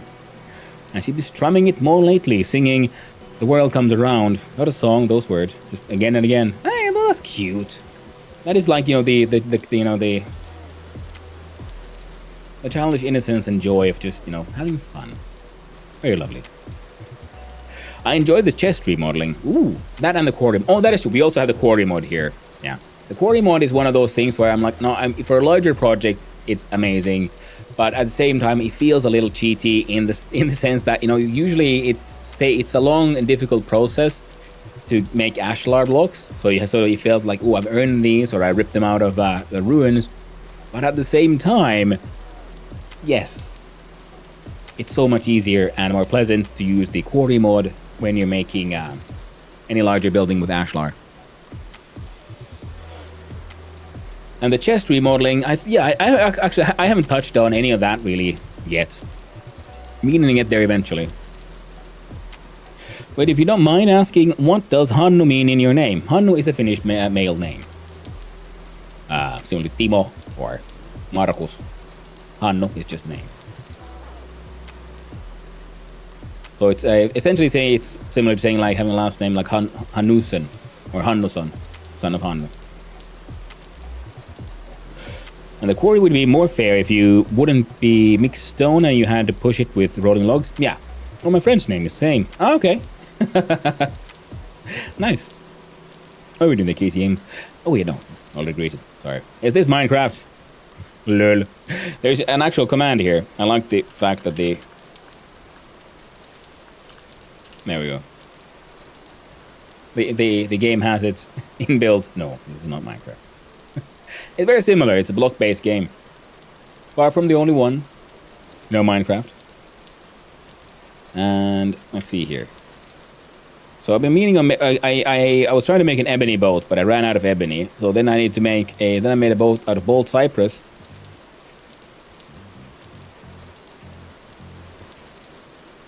So now I have white boat with a silver lantern. And then we'll be... So we need to go find ebony so we can finish our ebony boat. And if we find purple... which will most likely get my black bronze lantern to fit with a match with the colors. And then if we find purple hearts, I have a gold lantern ready to go for that extra swagalicious, you know, purple and gold combo. Looks like it, but with realistic mods. Yeah. Yeah, pretty much. Looking forward to Hightail. Yo, same here. It'll be lovely to try. But yeah, it's if I remember correctly, Minecraft did start out as a Vintage Story started out as a Minecraft mod or mod pack, and eventually they couldn't do everything they wanted with Minecraft with just the engine, and of course, you know, the engine keeps on updating, and then they have to update the mod pack to match with that and all that jazz. So instead, they decided, you know what, we're gonna make our entirely own block game with our own engine that will allow us to make the game of our dreams. And they did. And the good thing is, it started out by people who were modders, pretty much, which means that the game has, since its very beginning, been extremely mod friendly. So while the game is technically in early access, you know, they're not at full 1.0 release yet, it already has a very vibrant and strong modding scene of all kinds of stuff. People are adding like content, they're changing the game, everything, because the engine is so flexible and built for it. So that's really cool. Now, see, if you liked Minecraft as a kid, you'll enjoy Vintage Story as an adult. I would completely agree with that. Because I tried Minecraft a few years ago, and it was like neat, but it felt so hollow. It wasn't really what I hoped it would be, what I remembered it being. And then I tried Vintage Story for the first time, and I felt like this is what I missed. This game is what I remember Minecraft being. You know, with the color of the nostalgia, the rose-tinted glasses of playing Minecraft as a kid. This is everything Minecraft could be. And mind you, the pure vanilla version of this game is amazing. Like, you know, vanilla Minecraft is a little boring. Or with like modern standards. Many people argue, yes, but modern Minecraft is so amazing. I'm like, okay, cool, it might be, but, you know, that's a modded one. So it's technically not the same game anymore now, is it? Well, that's just me. Being all elitist and shit. Because one of the best things about this game is that the blocks themselves are made of smaller blocks. Because you can see there's a little 1 voxel sort of difference there. So I made these blocks out of existing blocks. See, this wall was up here. This was a flat wall. And I used in-game tools to make it 3D and combine materials. That alone, the chiseling alone makes the game worth it, and then it has really cool survival mechanics. I think some people, I think it was Casual Elephant himself, the owner, the dude who runs the server, who said it well on his stream today, when I was there earlier, that Minecraft is like a crafting game with added survival mechanics. Because, you know, you didn't have those, they've been added later. Whereas, this feels more like a survival game with crafting mechanics added, because there is hunger. There's a temporal instability, which is, you can think of radiation, instability, you know, oddness stuff that makes certain places more dangerous to be in. Mechanic in the game, which has been turned off for this server, because Casual wanted this one to be very beginner friendly. So there's quality of life mods, certain things have been turned off, like instability and temporal storms. The chiseling blew my mind. Oh, same here. It just... And I keep on wanting to explore more, but I have the ADHD, so I keep on getting distracted. Like, again, here. And I like the complexity of the food system. And the storage of everything. Thank you, Night Hunter 0177 for that follow. I really do appreciate it. And I hope you have a wonderful day as well, my friend.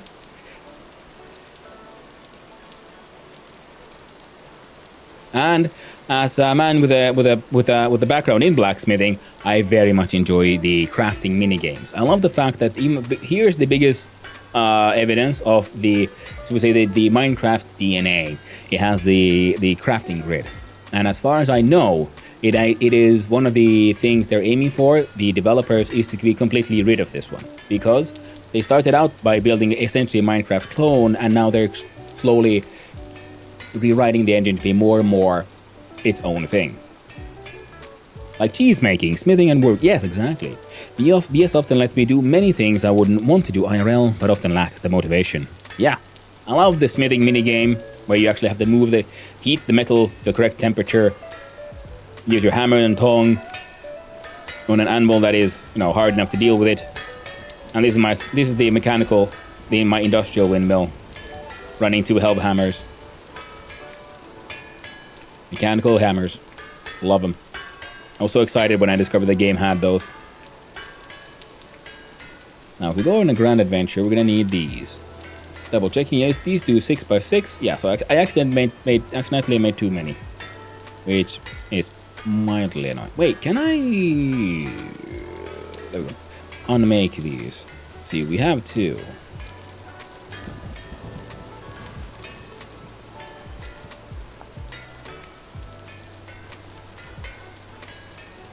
Well, metal molding requires... Oh, I didn't know that. Nah, sadly we can't unmake those. Yeah, the integrated storage system on the walls, the little tool racks you build. There's so much. And the way that these chests and things may put them down, depending on which angle you're standing at, will themselves be in a slightly different angle. Is lacking fossils. And what do you mean, teching up? The hammer and chisel is all the technology I need. That is true. But of course, I need teching up so I can make steel chisels so they don't break halfway.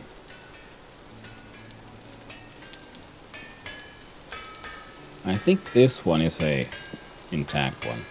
So bring this one with us. Now I need to make more chests. Cut. Could you put the thing? Thank you. Ready to prepare for our journey. Which also means I need to do some smithing soon. Because I need to make more chests. We might as well get started on that one again. Oh, wrong one. I reorganized things. For heating these two... No. There we go. You know, the way the water works, how water will put out a torch, all that stuff.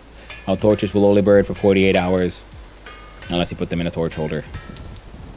There we go. Now nothing can keep getting hot. And fossils. I think that is something they most likely might be even adding at some point. Considering we know a relatively new addition was coral reefs.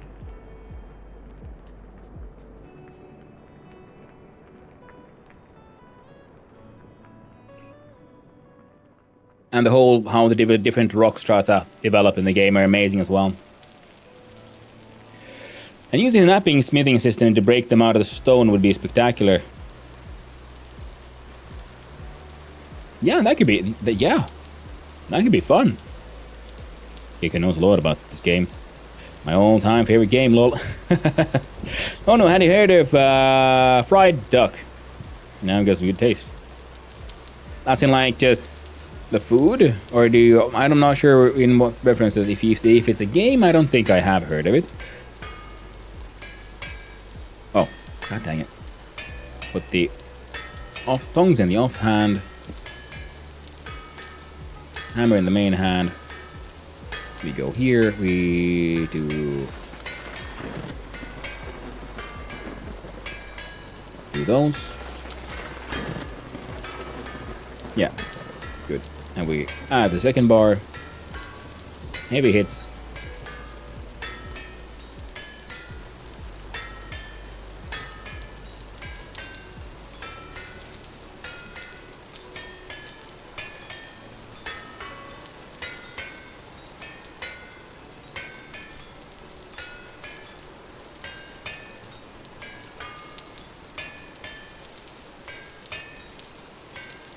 And I like the way you can interact with things outside of your menu screens by holding down Alt. Like the menu screen doesn't, you know, block out the game world and so on. A lot of systems do that. When you open a menu, you know, you're completely locked out from the main world itself. And it felt, for me at least, freaking revolutionary. Now, this game allowed me to, you know, keep on interacting with stuff, even with the menu open.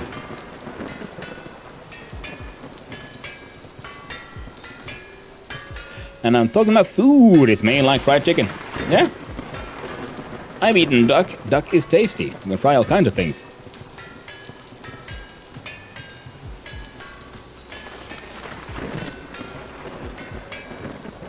And many birds are tasty birds, it is true. Including duck.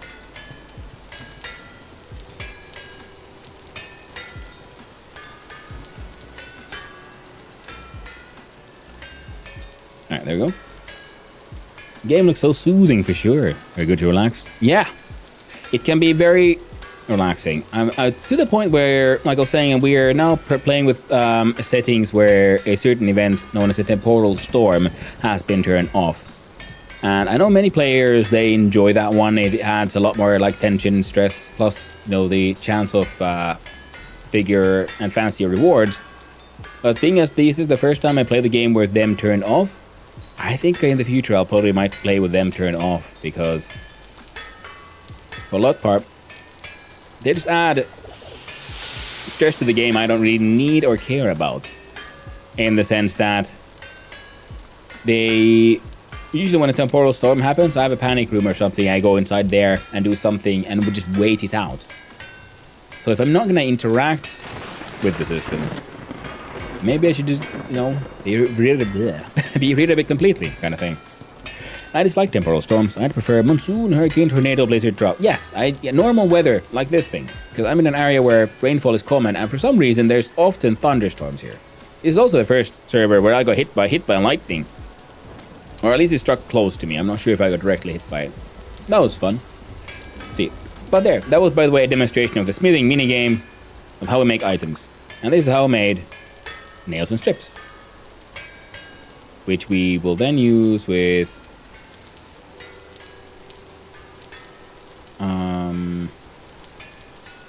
did we have any boards? We got some walnut boards. Here's a question. Yeah, well, I got more boards here. I got, like, you know, logs I could just cut down. I'm just wondering, like, yeah. Okay, we have some more maple. Save those. We got oak, birch, walnuts.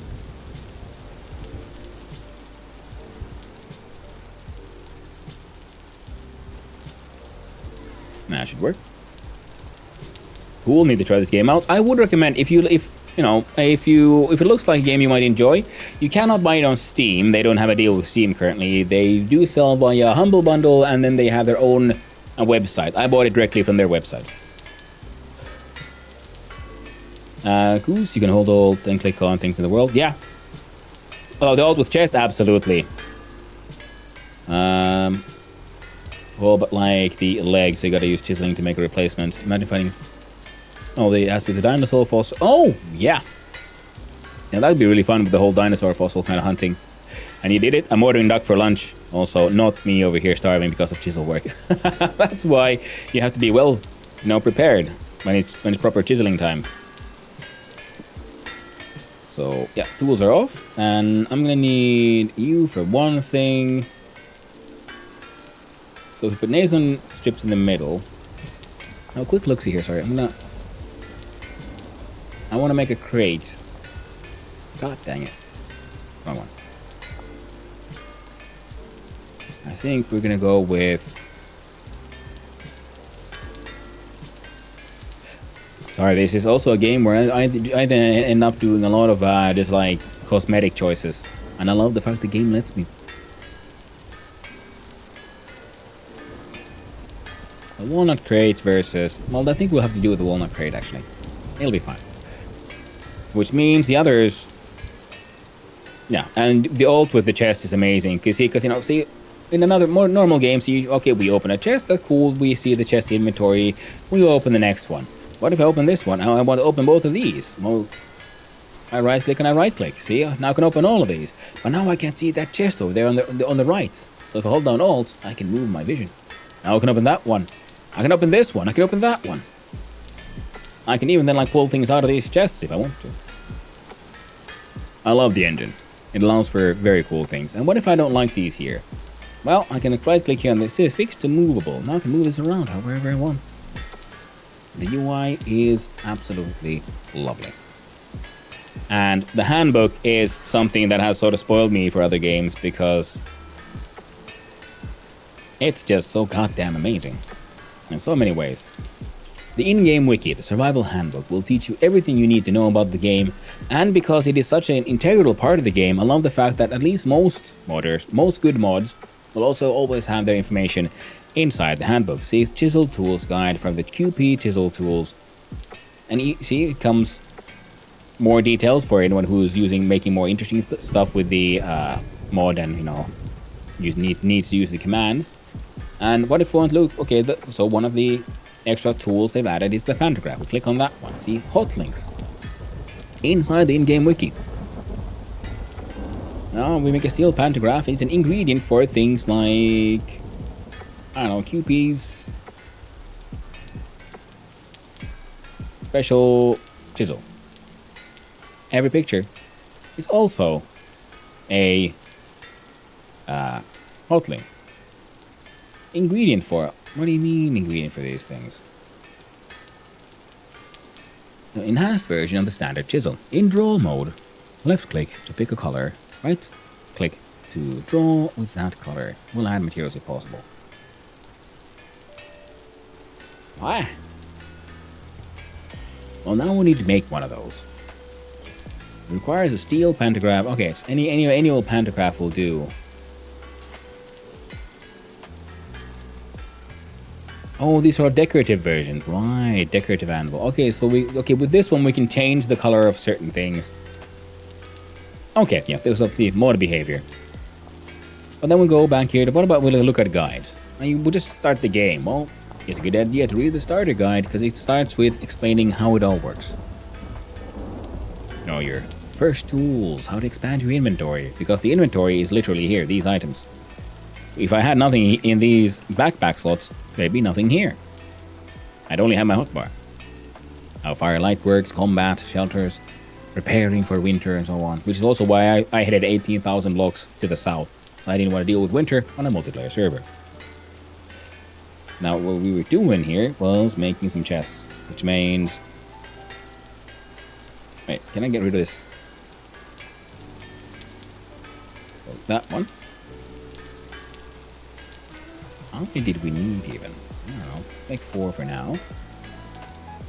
And then I wanted at least 2 crates.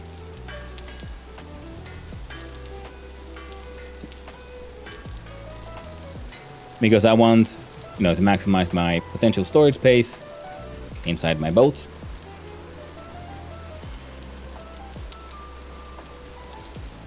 I believe that's all it can fit. Port prow storage. Shield mounts.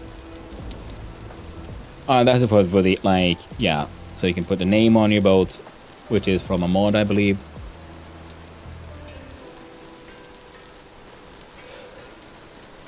Ooh. Every chest near, yeah. This like temporary storm, but then you try the game out. Hey, girlfriend, make me some fried duck, and I thought it was fried chicken until I took a bite. I hope it was a pleasant surprise. I do hope that someday something akin to the create mode comes to BS. Feels like I could be at home. Hello there, Invisible G. How you doing? Sorry, I've been like yabbering on here. I'm gonna say hi and bring it over some pie. Ah! I just made some pie, so... Well, yeah. Oh, it's not more pie, I guess. Now we're gonna put away these planks. And those nails and strips. The rods should go to our composting space. Ooh, I'm gonna put this chest away as well. This chest here.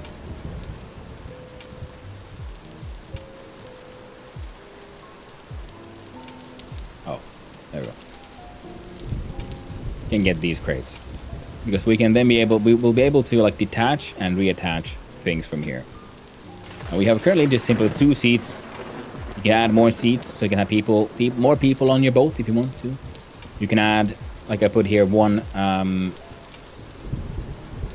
ceramic bowl, which would make food last for longer, or help food last for longer, and so on. We have. Okay, before we go, I don't have any iron at the ready, so we're gonna have to do this. Wrong chest again. Recently reorganized. There's a lot of smelting that needs to be done. This is full of ore that needs to be smelted into ingots and plates and whatnot. But my pickaxe here is not doing too hot. Which means, actually, you know what? Let's be crazy. Let's make a meteoric iron shovel as well. Why the hell not?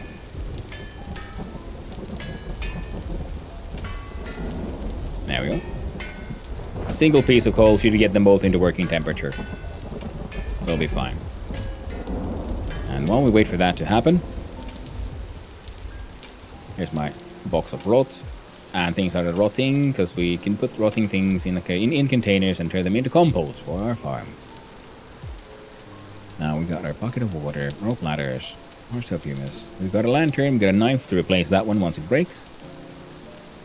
We got our slightly rotten pies.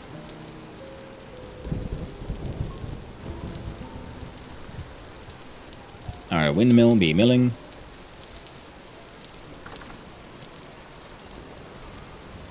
Almost done with all of that.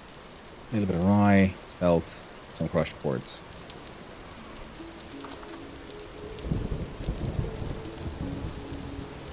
Yeah, so we're gonna go on a grand adventure and look for things. Now, fresh for 3.7 years. Once the flour is here in the basement and in a container, whereas the grain itself are even more, like 10 years. And these will be for 200 plus days. Crocks with meat, ready meat and onion stew. These are all full of honey. And I ran out of jugs, so I'm probably gonna empty these into this one eventually. And then I'll need to make the beehive kiln, so I can make ceramics of different colors as well. Ooh, this best thing even, that draw mode.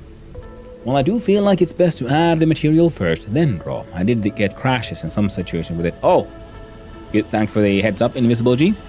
I haven't really experimented that much with all of the things. Oh, everyone's leaving.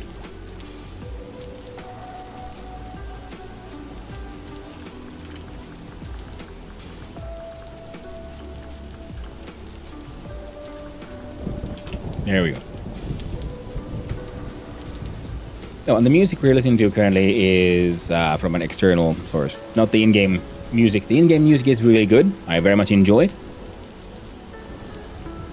And we're currently listening to just a sort of chill hop, DRM-free music service.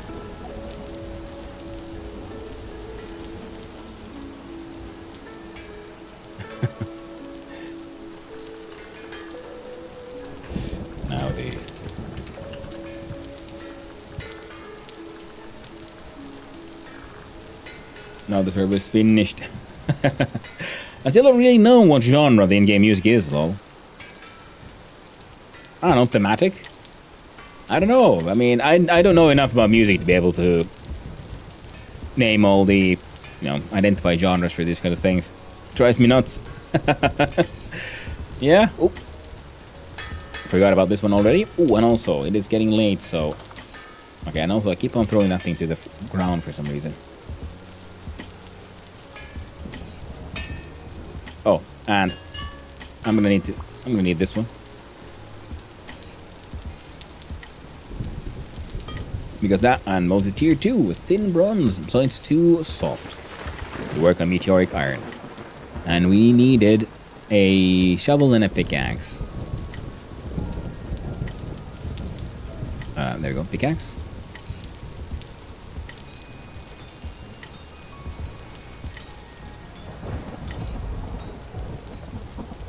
Rotate it with the right mouse button. Have a good day. You need a bit nap. Hey, thank you for hanging out, Cozy. I hope you have a lovely nap. Sleep well, friend. Sleep well. Thank you for coming by and saying hi.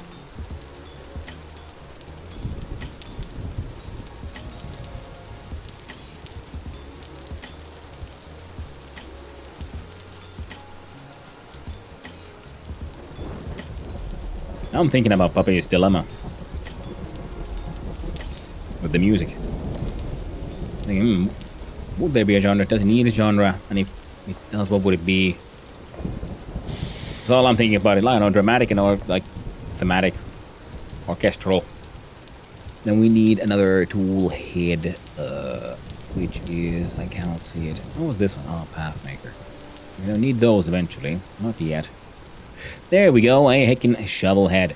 Thank you, Ilzov, for the follow. I do appreciate it. I hope you have a wonderful day, friend.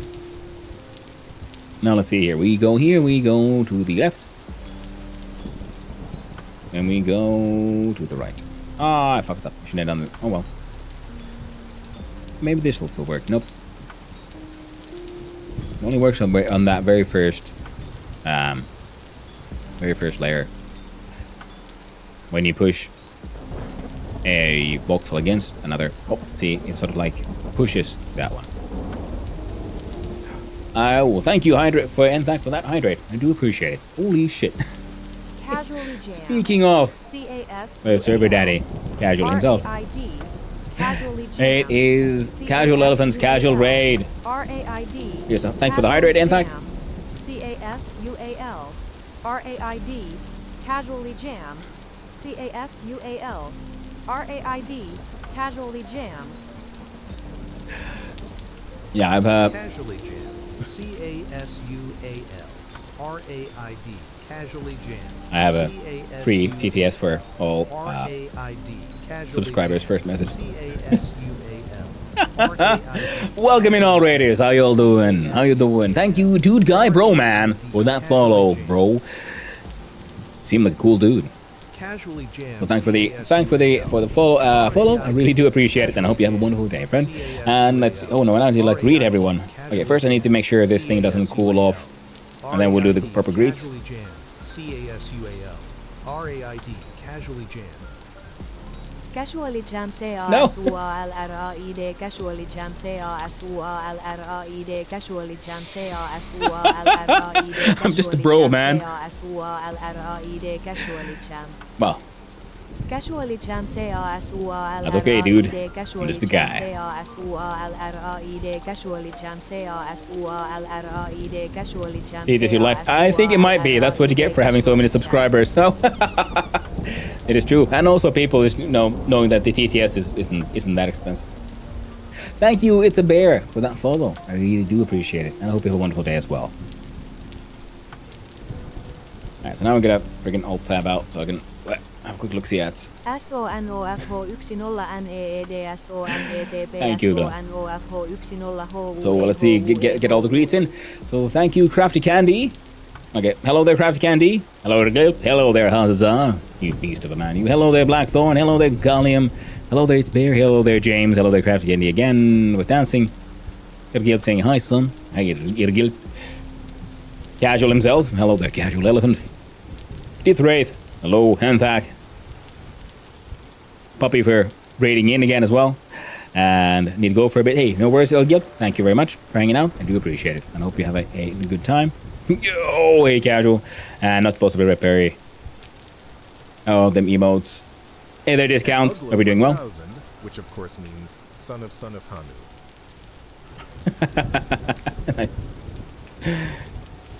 Hey there, Oogla. Are we doing well? It's going to go on for a while, innit? It might. Funny. Well, I'm glad it's funny. That's sort of the point there. 5 hours, we get ready to... Where's Craft Candy and your... Ooh, Crafted Love. That's a lonely one. Heart made of yarn. Or a couple of yarn bundles. Casually, gets your casually... Your, I don't know. For the casually smooch, you can have Hano smooch back.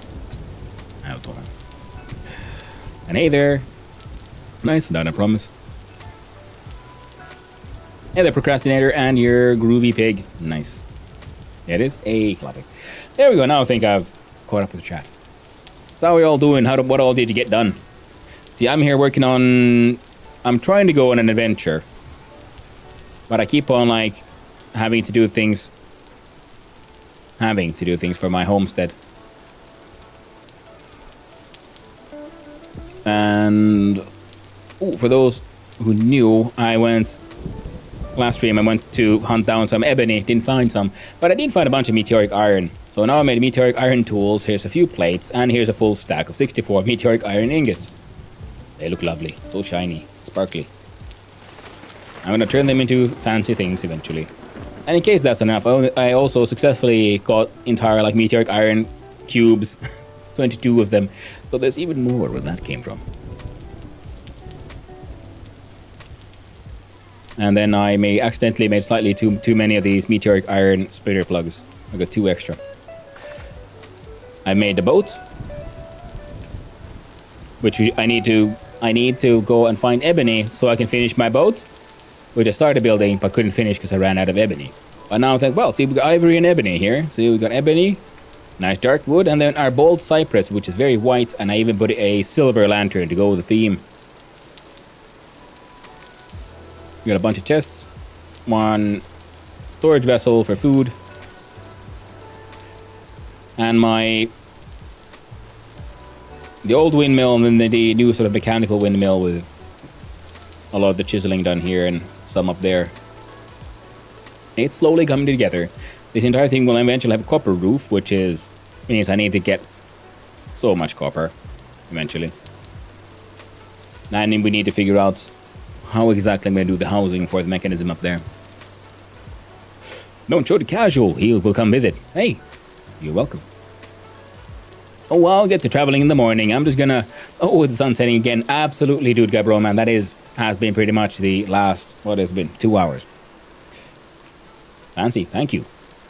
I value both. Yeah, I mean, I also have a golden lantern ready to go. Just in case I find enough purple heartwood, so I can make a purple boat with a golden lantern. It even has a silver lining ready for the next contrast. I'm sort of wondering if the silver lantern should have a golden lining for that contrast as well, because it has no lining currently. And I was thinking, yeah, a purple boat with a golden lantern is the swaggiest mode of transportation I can imagine currently. With ornate shields, goddamn you, Visible G, you are absolutely correct. Big pimpin'? Big pimpin'. Hell yeah, dude, Gabro, man. I forgot about the shields. Oh, hell yeah. So, in-game we are at... Oh, just at midnight. Well, Rift activity is calm. So... There's nothing because it's looking at guides. Oh, the ornate shields.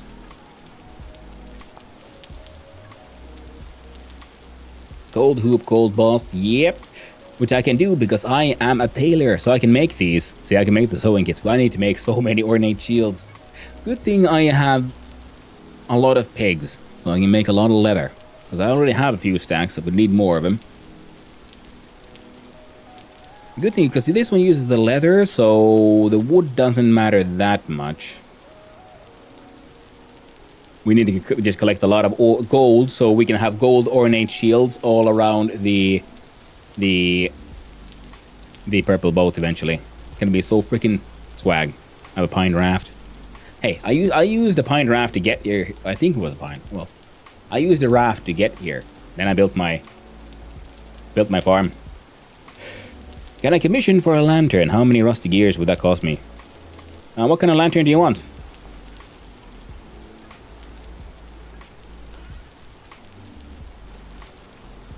See, we could... I've been making a bunch of candles for that reason as well from all the bees I have. Would you like a meteoric iron? And let's see. So we got our gold. Okay, I can't do a gold lantern because I just literally just don't have enough gold. Well, that'll have to wait there. But we can do a meteoric iron lantern. So I like these sparkles. So that's one of the main reasons I like meteoric iron, because I think it looks cool. You know, it being a very light metal. Can you do silver? I don't think so. Let's see. Currently I have... Yeah, no, I have 17 silver nuggets. I would need 40 silver nuggets to make a silver plate, because you need 2 bars to make 1 plate. And so on. Plus, if I would need an extra, because I would have recommended then you also get a silver plate to do the lining, or a gold or an electrum one, depending on what you make, to raise the light level. See, because this one has a lining, so it has a light level of 20. This one does not have a lining, so it has a light level of 18. So I like the meteoric iron ones. And let's see here. If we go... I'm planning on building a basement, but currently it's just a hole. And I think this is the first time I actually also made a iron lantern. And actually, it looks pretty cool, doesn't it? It has those little rust stains. It looks like rugged.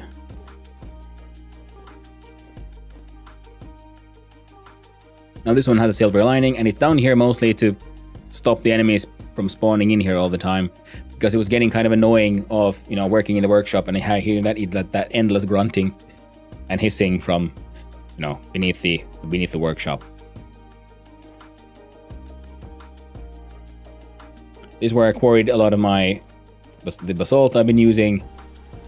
And yeah, I'm gonna have a sort of basement area for ceramics once I eventually get there.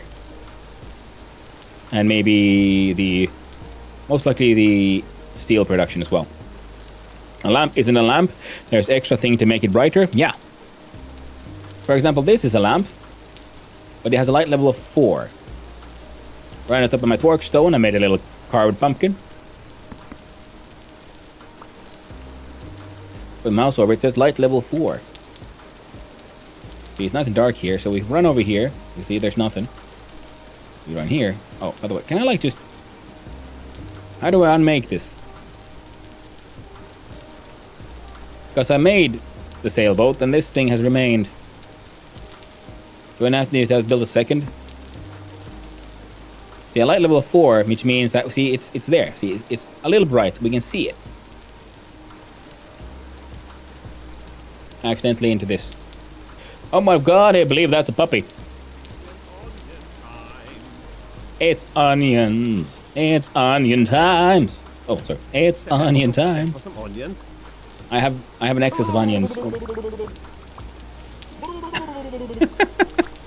Oh, puppy came here to vomit his onions on me.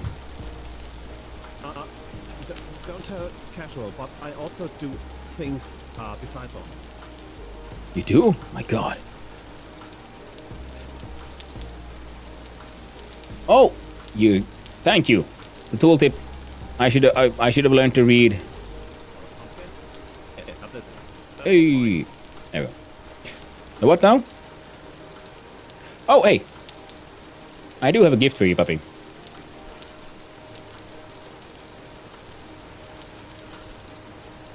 Where'd you go? There you go. First we... Wait, where did the other pumpkin go? Wait, did he accidentally pick up my pumpkin? I had your pumpkin, but I threw it in the water. Oh. I don't know if I threw it. No, you should have it. Oh. You found it? I threw it at too, but apparently we didn't catch it. Yeah. But here, Big I do have one present for you. That one. Oh. Nice. An uncarved but yet carvable pumpkin. It comes with its own light source. I brought you, so this is a pie made with rice flour, so extra, Ooh. extra filling, and some rice porridge with blueberries and honey. But don't tell anyone. I actually do stuff besides onions. Then again, here's more onions. Why, thank you, puppy. I can pick him up, but I forgot the hotkey. Yeah, it was just with an empty hand. Thank you, everyone, for helping me out. Gotta hate grunting neighbors. Absolutely. It's the kind of boat that needs some hydraulics to make it bounce and blast rap music. Oh, that would be amazing. To be honest, any of those would look nice. So yeah, sure, I can make you something Blackthorn. Gonna hit grunting neighbors. So 2 of the G2D construct. Onion Knight. Onion Bandit, I would say. His calling card is an onion. True. Your visitor saw a pumpkin. He did for a little bit. Don't tell anyone, guys. Everyone on the server, cover your ears. Nobody will know, apart from everyone. Exactly, dude guy. Oh, sorry. Oh. Man, I need to make a boat and connection to the river. Yeah. It does help traveling. Wait, you brought me an entire cooking pot full of food? And then he disappeared. Left me full of onions. What a wild bandit. Came out of nowhere. Stole my pumpkin. And left me stuffed full of onions. What do... Oh no. But for now, there we go. We have the Torque Stone and his pumpkin friend.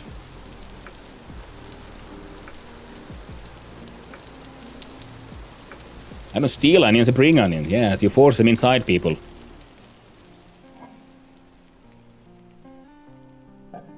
Abdomen. All full, filled with them onions. Okay, we're making rye ale, which will then eventually try to turn into whiskey. We can... Okay, the sun's up, so we should probably try to get our shit together and go out on the adventures. Just... Oh, and but before we do that... So Blackthorn, now you must choose. Force him inside people. Yeah, he just spewed them right inside my inventory. It's okay. I liked it. So, do you want... Okay, I got 1 copper, iron, and meteoric iron. You get to choose now, Blackthorn. Which one?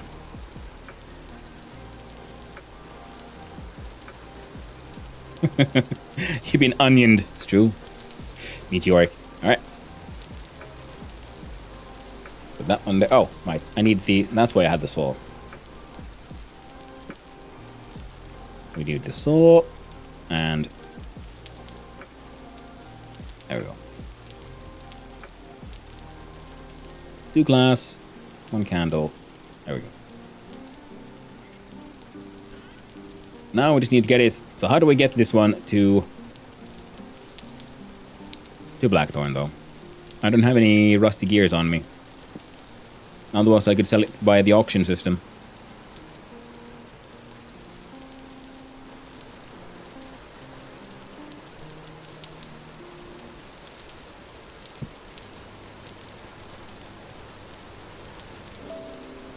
There we go. You can drop it wherever you come north. Yeah. I'll try to remember. So until then, it'll live there. Now I'm sort of looking at these meteoric iron things like, what if we made meteoric iron shields to go all around here? Wait, but then we'd have to go for that theme with black bronze for this one, and that's a bit of a rough one. It's expensive. It takes gold. If I finish my boat, I'll go there. I'm waiting for flags to be ready. Ooh, nice. Alright, let's go drop off that gold. I mean, glass. So we got slightly spoiled pie.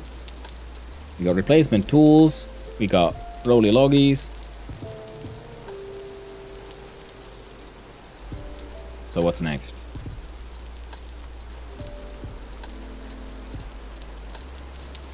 I'm gonna make sure we can adventure for as long as possible, so we'll just bring some of these.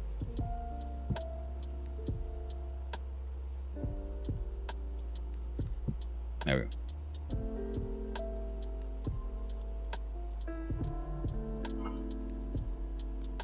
And some charred bread. And some non-charred bread. There we go. Excessive food. Just the way God intended it. Morning out there, Jamie. Hope you're doing well.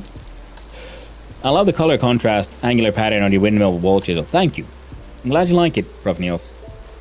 I'm also like trying to go for a sort of like loose, using only local materials kind of thing, because we're going to basalt biome, and then there's also claystone and sandstone here, and then we use claystone sand to make the wattle and daub for this one.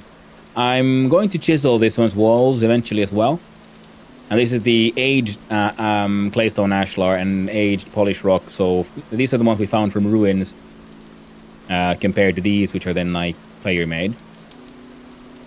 And another stone that we have here is andesite, which is blue stone, and I haven't really incorporated it into the design just yet. But these, because yeah, it's not the crenellations are on top, but these ones, I know they have a name in architecture, but I can't remember what it is. But they very easily they disappear with the basalt being so black. So I'm hoping to add some. I'm thinking maybe if we tie in a little bit of andesite there, and then in the railings that would have to be up here, and then we'll build the.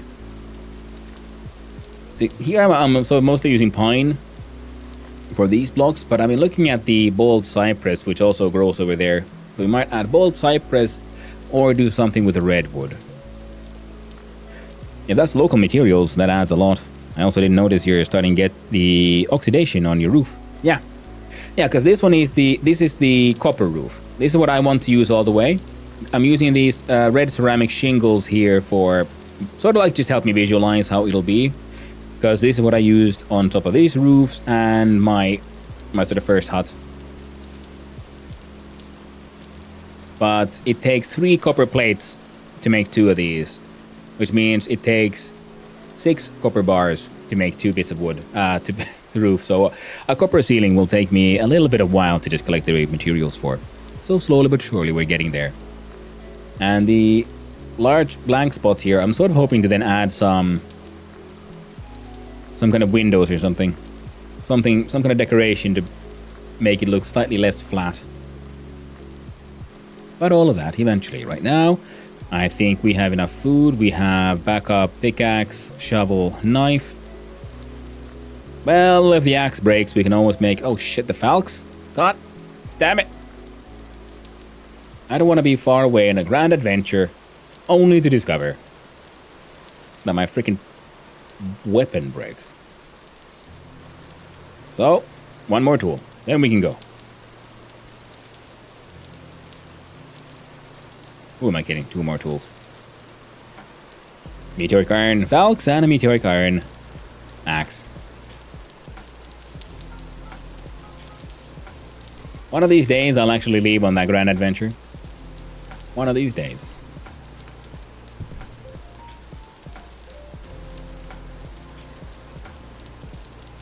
There.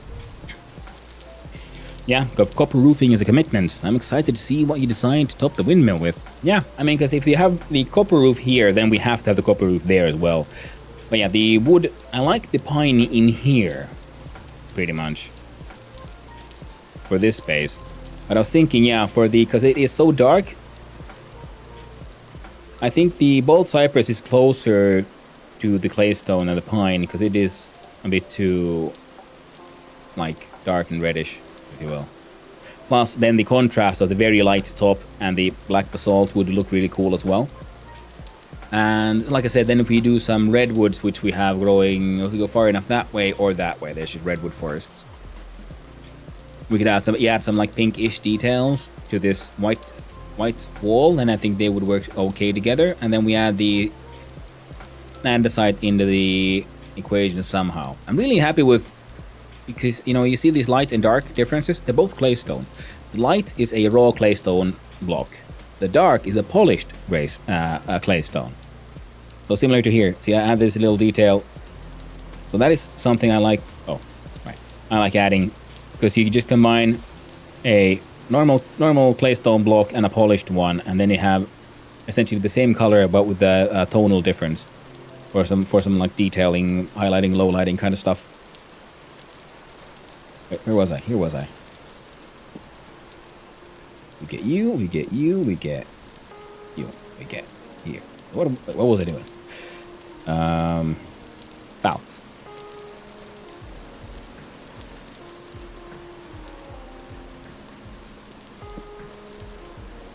Just in case the hammer breaks midway.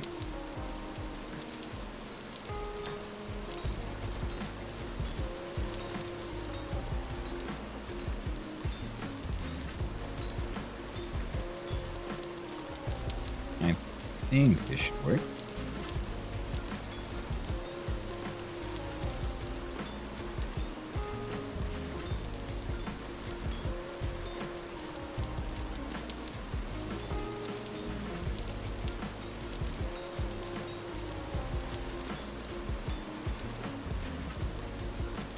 Four more voxels.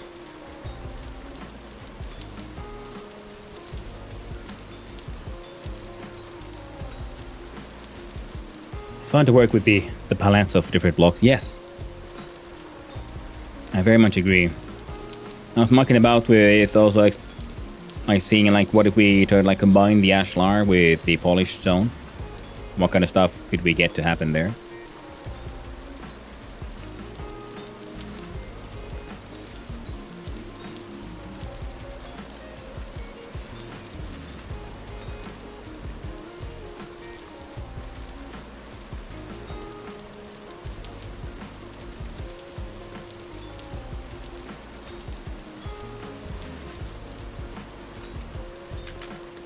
There we go, hammer broke. Good thing we had the next one ready.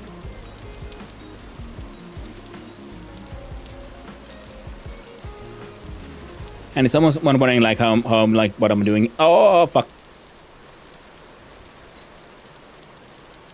I was using see, because you can normally just aim where you aim, but if you hold down left alt, then you can move mouse around like you normally do when you're opening inventories and shit. Good thing we still had a voxel there, otherwise I would have been very, very sad. And then we wanted the axe, I believe.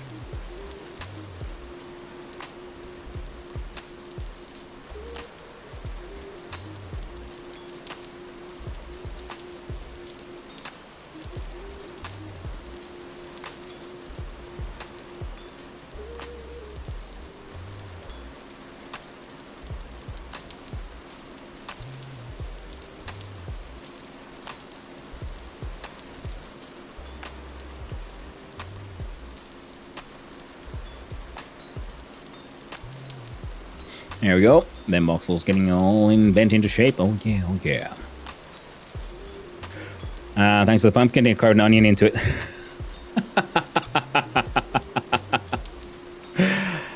Well, you're dedicated to the bit. As always. Always admirable. Oh no. And we'll let wolf down. We'll need 2 sticks. 1, 2.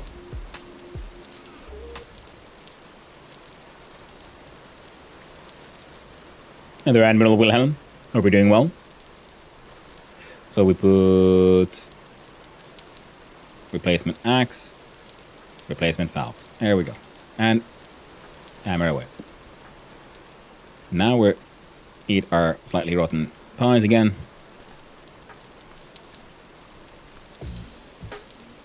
It's only 45% spoiled. It's fine. You see, you can just pick out the green bits and it'll be okay. Do not bring our tongs with us. That'll be silly. That's more than enough healing items.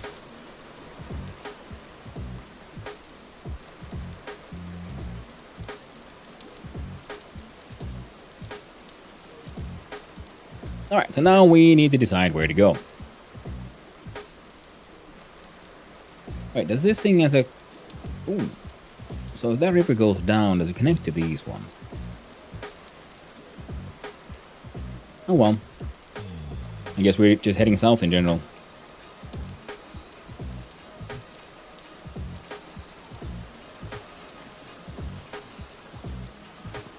Sailing away in our slightly broken blue cloak armor.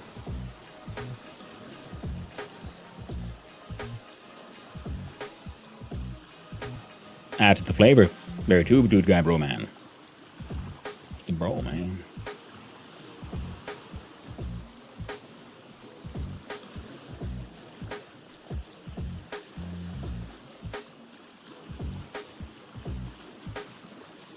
And there you can see, on our right, you can see the grand redwood forests rising out of the marshes. These moist lands with the mighty redwoods and their mangrove bald cypress there. And of course some mushroom-bearing oaks.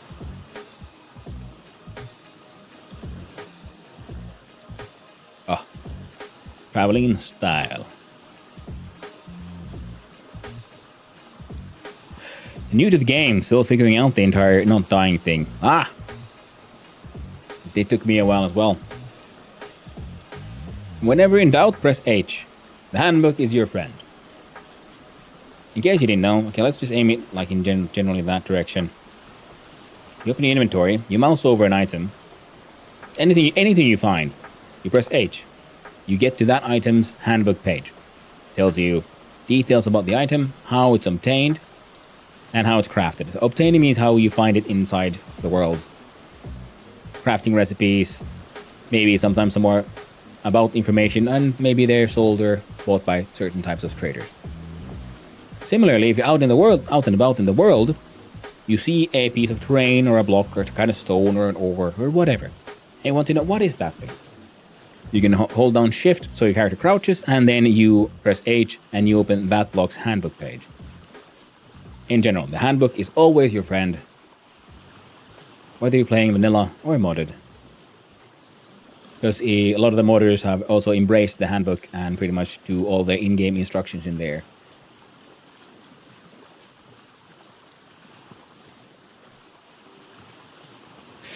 The handbook can't really help me if the cave under my home spews out bolt horns at me. That's very true. And pro tip to noobs. Yeah, I mean, pro tip for everyone. But you don't have to be a noob, because sometimes, you know, it wouldn't be the first time a game, like core game mechanic, at least for me, slips by me. And it's like, I played this game for 200 hours, and then someone mentions, oh, well, you just open this inventory like this. I'm like, fucking what? I didn't know that button existed. Yeah, more of the mangrove, bold, cypress, and the endless horrors of maple. Always more maple. Now this actually looks like pretty interesting biomes. It could be cool to go in there. No, it looks like it's only here on the coast. Because it looks like, again, just maple inside there.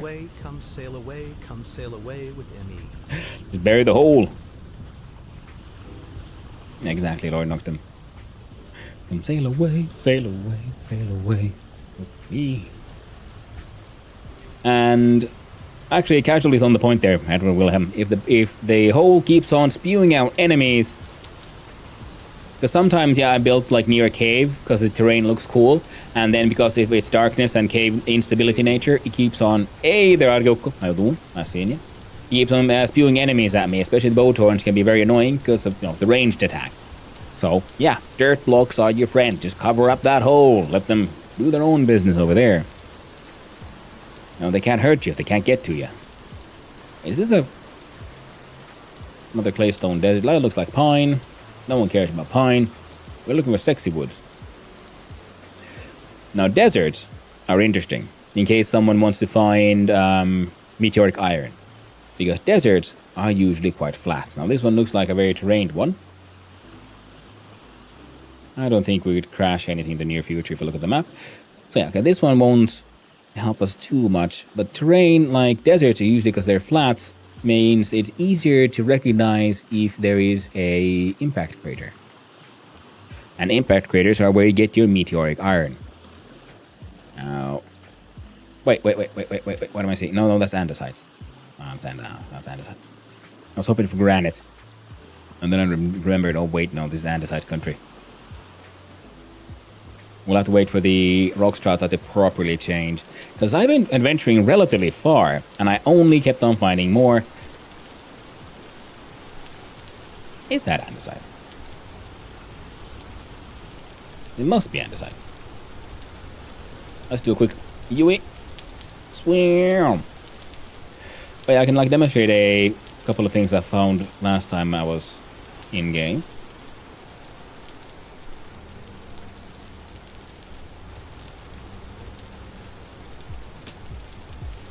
Just get a little closer. Oh, someone's been here. Or someone is here. Hello. And we press shift.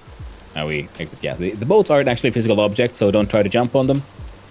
Neat. Yeah, that's andesite. Ooh, that's an adventure hole. Ooh, we got conglomerate here. Well, that is good to know. I mean, because I just, I get excited about these stones because I'm looking for things with interesting colors. And see, this one is a sort of blotchy but brown. So it could work very interestingly with the ash,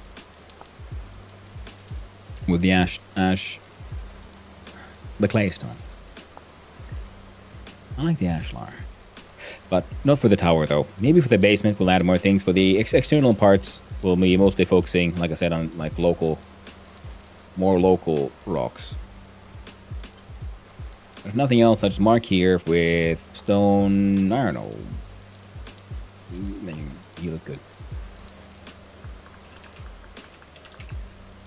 Actually, look like you'd probably be disappear in there, so we'll do that. There we go. I like just adding markers for my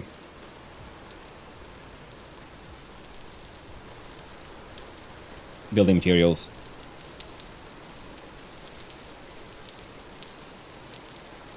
And there is an anchor, but as far as I know, the anchor doesn't do anything in the game. Oh, we were supposed to make the rat lines, but we forgot about those. Oh well. I'll have to just deal with it. We can always hope.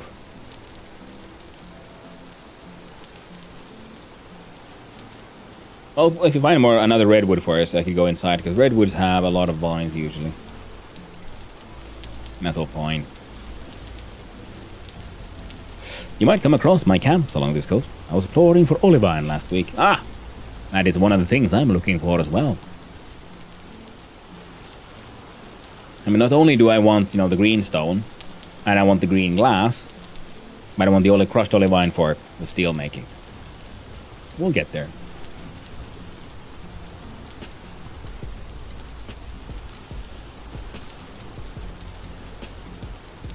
Because, yeah, I'll need to make a little bit of steel. I've already found ilmenite. Couldn't mine it though, because I don't have steel tools. Ilmenite being a titanium ore. My first two spawns were just 2k block deserts with andesite gravel. Rough. I want to get good at the game, but I weaponize my autism against War Thunder.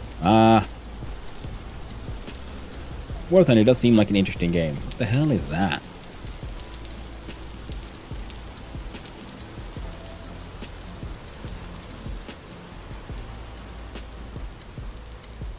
Oh, trader. It's Chert. Holy shit. Nice. A trader man. With a giant wagon. Are you a luxurious trader by any chance? You look a little drunk. What's your name? Shem. Survival goods. A birch shield. Black bronze arrows. Yeah, nothing useful. He would buy tin, copper, all these things I wouldn't sell, except for maybe the feathers, but we ain't got no chickens. Can't be done. So, survival goods. What seems like a good symbol for a survival, color for survival goods? I don't know, all of it. There we go, survival and goods, a trader. And here, we do rock. We don't have a reddish brown. So I'll use dark red. Sometimes I do caps, sometimes I don't. And that looks like it might be... Oh, how could you go here? I hope it's granite.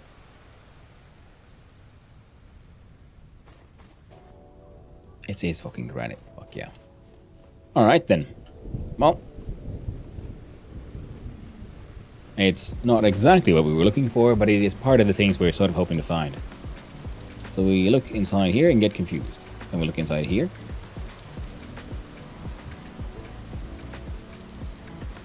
There we go. We whip out a hammer and a meteoric iron splitter plugs. And then we enjoy the joys of the quarry mod. Then we go quarrying. I want at least one giant lump of granite. So I need it for things. Let's see, where's it good? Oh, got a whole bunch of quartz bits as well. Also, while we're here, now we can do that after we do some more quarrying. Ooh, that looks interesting. So these are more flat. Now let's see if we might be able to just spy with my little eye something strangely round, but shallow enough. And the Thunder Gorge are following me apparently. That's something. Doesn't stick out currently. Sometimes they do stick out by being like very obviously not following the sort of like normal organic terrain generation. Flat deserts are very handy for finding meteoric impacts, but if we zoom out, oh wow, it really does go. And here's some marking. See, that is very obviously a strange round hole that doesn't really follow the general terrain shapes, similar to that one. So I found I got very lucky with my long walk down with finding a whole bunch of meteoric iron impact sites. I marked them for also for returning later for mining some more of that suvite in there for quarrying. And I do believe there was one here, so see that one. It's a round shape that doesn't really fit with the terrain generation, and that is a very good hint that that would in fact be an impact site. I do believe we have, yeah, that was another one. Yeah, I found a lot of meteoric iron doing that trip. But it's getting dark, so what would be the best way to do this? If I want both, how about I just go straight down from, say, I don't want to get too close to here because the quarry mode can't pick up things like ores. And the sand will fall on us. So we start here. So we could do a 6 by 6 by 6. So we do 1, 2, 3, 4, 5, 6. And then we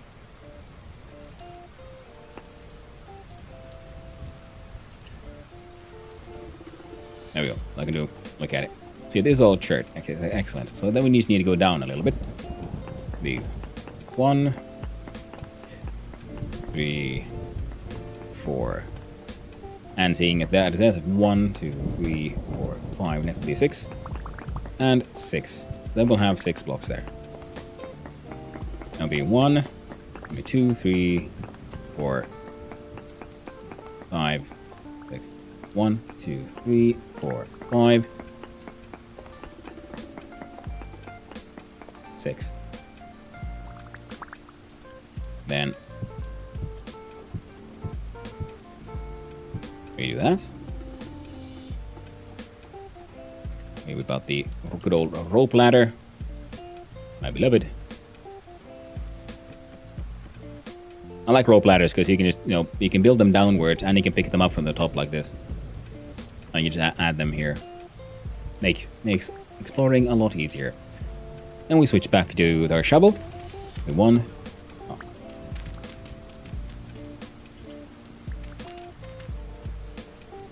Ah. Well, that sucks. Oh well, too bad. See, we're counting from this one. So it'll be 1, 2, 3, 4, 5, and that would be 6. What? There's here too? Oh, fuck. So we'd have to go right on these two. Let's see if we can see if we can. We would need to do some. If we can do some corrective measures here. Because I was hoping for this layer to keep going further, and oh, there's an easy measured way to fix this. It involves a little bit more mining. Do the math again. I already forgot. That's 1, 2, 3, 4, 5, and 6. So that is where our edge is. 1, 2.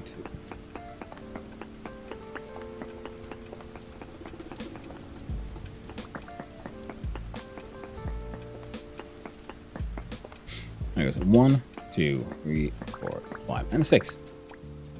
Then we can put our plugs here. And yeah, we're gonna. So we could. Pretty sure we could already mine that one. But because I'm greedy, I want to have them all like the maximum amount.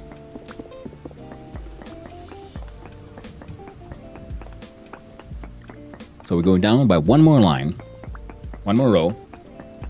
Like the train? Yeah. This game has wonderful terrain generation in general with the biomes and everything. And then we'll double check. See if that works. Now if I was sensible, I would have probably have gone up first to smash those in and then smash these in. But it's okay. The quarry mod is a nice one for this. Then we go in here.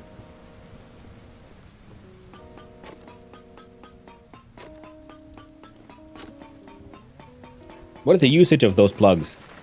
It is from the quarry mod, and they will do this. See, now this is the last one.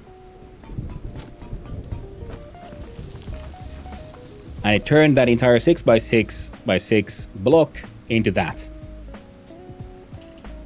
Bonk. And there are 216 blocks of chert. Once I place that down, I can no longer pick it up, so we're gonna want to keep it in this form for now. And then using the special chisels we have back at home, we can from that big stack mine out directly just stones or the sort of individual raw blocks or polished stone or ashlar blocks. So it is for stone production and so on. So yeah, son of boss. I keep on forgetting I need to update that thing. Well, that was wonderful. And I'm wondering, should I grab another one? Ooh. Ready to have saying, Jesus fucking. Yes, the thunder can be scary. Thunderbolts and lightning. Very, very frightening. Okay. Ooh, nice. An inventory weight mod added overnight would cripple you in the hole. That massive block. That is very true. But that is only if those mods had planned interaction. So they'd work together. So there we go. That's those 6. Then I can do.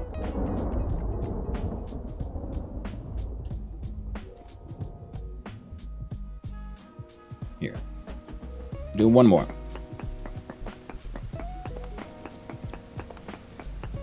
But I can't do ores. And you can't do like most special things, like quartz and whatnot. So you still have to do your mining for mining. Kuokka ja Jussi, mutta tarvittiin myös siellä. Aluksi siellä oli Kuokka ja Jussi. Yep. Hey there, Taco Nuts, Remy Butts. Hope those butts are full of those nuts. 1, 2, 3, 4, 5, and 6. There we go. Full leather backpacks. Finally. Congratulations. If I find chromite, I'll be happy because then I can start making my heavy leather backpacks. I've got the most of the ingredients I need for the acid. 1, 2, 3, 4, 5, and 6. And then I'll demonstrate, because usually I then also try to do things in this order. Also, your orientation does matter. See, because now this one is trying to cut in that direction. But you can just plump it off again. There we go. And the plugs will not go down unless they have a matching plug on another side that follows the rules. Depending on the material the plugs are made of, they can cut out different sizes of blocks. These being meteoric iron, these are technically the second best ones being steel. So usually then I start here, then I go do the top ones, and then I hit strike them in, and then I deal with these. And then there's less risk of falling into, random horror shows. There might be a tunnel in there. I think I've at least once I used the quarry mod and I found some neat stone and I was quarrying and I quarried myself into a ruin. There was a cave in there. How's the mining and dining? It's going quite okay. We just finished our final piece of rather rotten pie. Now, pick up that stuff. And that'll be enough of this. Next would be then the granite. These are grand adventures for building materials.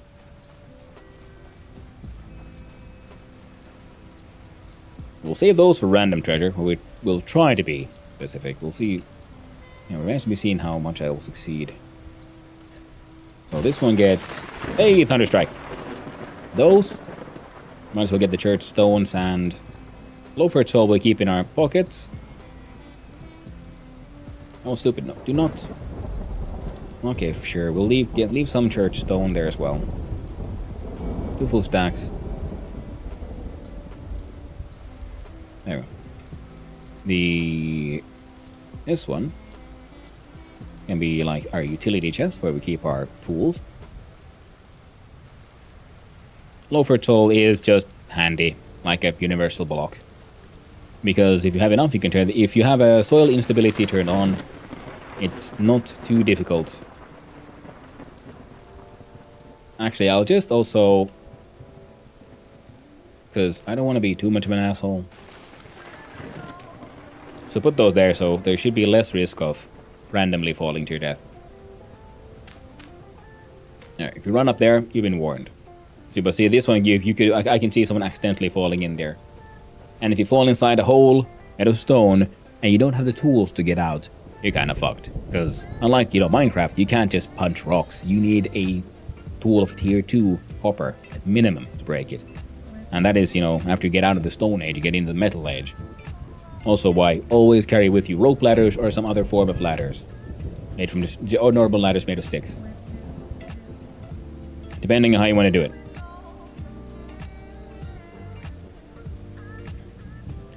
And Blackthorn says, I've always wondered what happens if you quarry a different block inside the rain, let's say tin or something. I can show you. Because we saw here that we have surface quartz, which means, there we go. So there should be quartz around here. I wonder if, no, we'll just, should be possible enough to do a demonstration here. I'm just not sure how much space I'll need, so, oh, good. Only 2. Okay, perfect. We got some here already on the surface. Oh, God.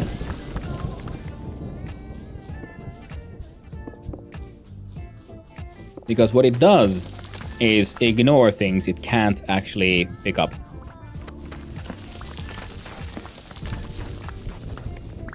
At least that's what it's done on other servers, so I'm assuming nothing's changed.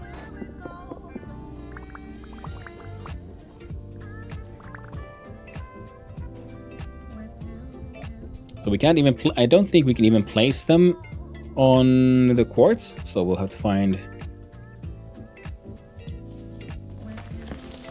somewhere where we can actually then make these shenanigans sort of happen.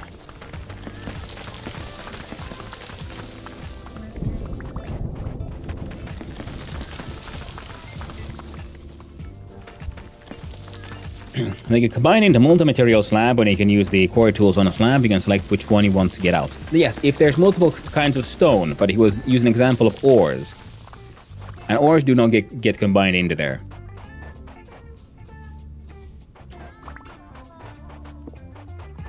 Well, shit. How do I... Time to get up the Menetanini. Ooh, well done, Huzzah.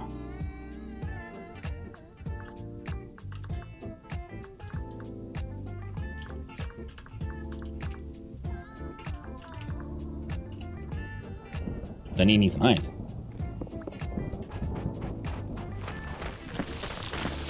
Because you can craft... There we go. We can use that one.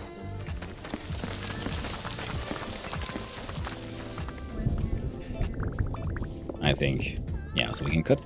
I think we can put some plugs here. We'll just cut in deep. Should work. Nice part lime though. Yeah. Okay, so now we go and get those plug tools back again.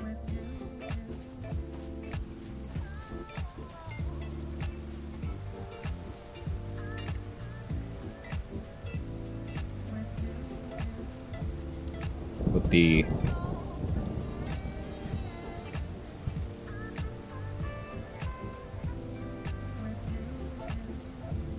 Yeah, it's very, very tricky. Oh. That one. We need our plugs, we'll need our hammers. Now where did I dig my hole? Somewhere around here, yeah? There we go.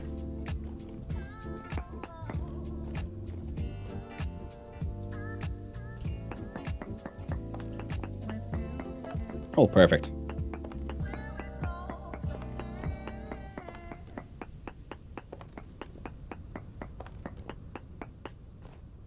There we go. So we should be able to put these plugs here. And... yeah. So it registers them as in a valid sort of array. And then we dig this one. And see, the ore is completely untouched. The chert disappeared from both here and from beneath. But if you so if you dig into like ores, yeah, the things just disappear. Did we get? See, we got a tiny little small slab with 18 bits of chert in it. It does remind me though, we were supposed to... Okay, let's do a look. Is it surface quartz? So I'm pretty sure it has nothing special. It just is quartz. Yeah. Well, let's do a density search. Because we're pretty far from home. And usually that means, always be prospecting. ABP. Always be prospecting. Or everything. That's neat.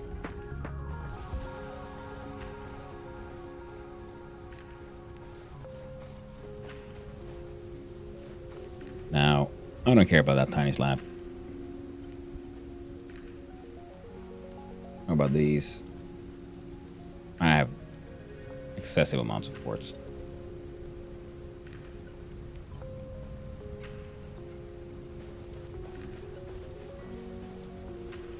So there you have it. Demonstration of what happens if you use the quarry around ores. Now that is a handy way, for example, though, if you have good plugs, like for example these, which can do a 6x6x6 cube. If you're having difficulty like locating a vein, for example, underground, then you can just, do a row of 6, and then you like climb up, you make your 6x6 cube, and you quarry that away. Whoop. And if there's any veins going through that space, they'll remain. And then you can I found the ore. At least once I think I accidentally found either tin or sulfur that way.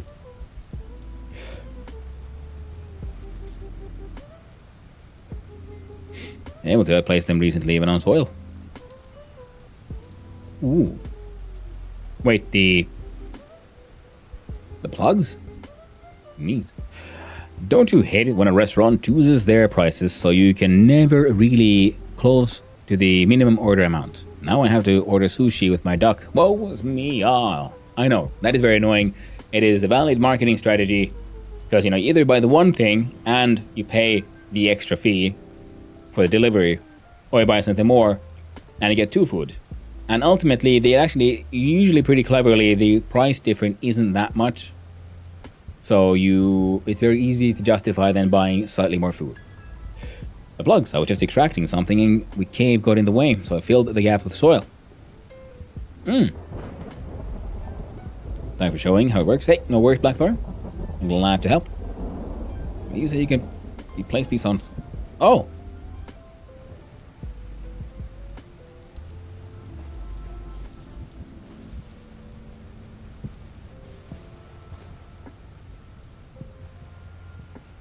I need to know what trap can I... What happens? Nothing. Neat. For a second there, I was afraid, like, oh no, have I doomed my splitter plugs into a strange non-existence?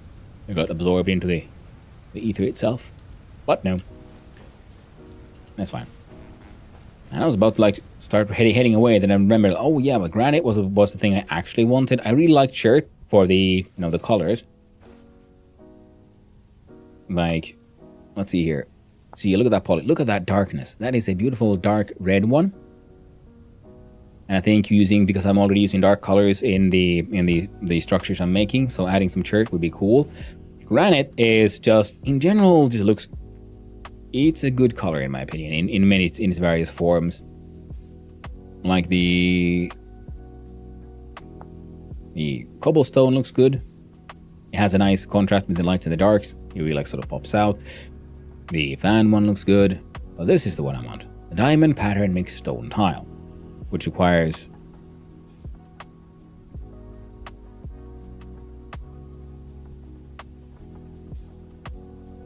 that can't be right.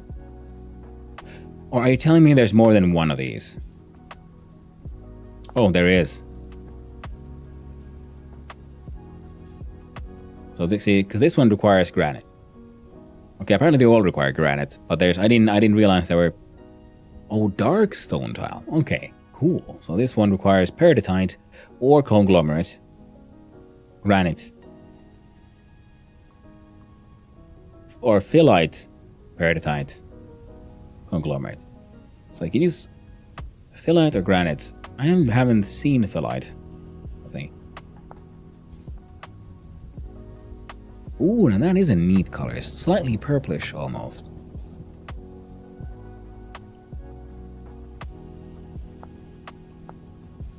I like the polished one.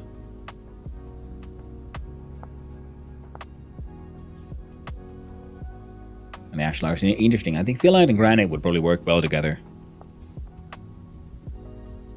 Host rock for marble. Oh man, now we're gonna keep our eyes out for phyllite now, don't we? Curtain host rock phyllite. Slate. Well. Dang. Hello there, it's Rayman. Hope you're doing well. Oh, there's a restaurant in town that gives discount, which it doesn't count for minimum order amounts. So in reality, you end up spending the same or more. Those bastards. Hey, that's just good marketing, though. I grew up my mom has a horse riding farm, so I grew up in an entrepreneurial family. So I do. Okay, my mom is really shit at pricing things. She's very sort of moral price way of determining price, whether she should be a bit more ruthless about it, in my opinion. She underprices her services. No, horse riding ain't cheap. Horse maintaining ain't cheap. The people who got horses, they should have the money to pay for it. Anyway.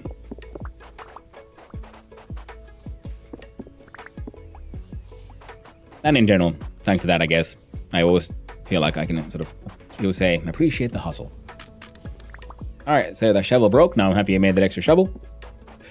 And wow. I'm doing my floors with fan granite. They look better than I expected. Yeah, I know, right? I found a phyllite deposit kinda near you, actually. You have gallium. Oh, where? If you can, like, just point me in a general direction, because I would like to. If the marble would be fun, but the phyllite, I don't think I've used in any structures myself before. Dry stone also nice, but it requires pickaxe to remove it after placing it. Yes, that is very true. But, you know, once you take up to a certain level, then you should pretty much always have a pickaxe, shouldn't you? 1, 2, 3, 4, 5. Alright, here's an interesting... No, it's just a question. Alright, first of all, off with you. Damn new pine.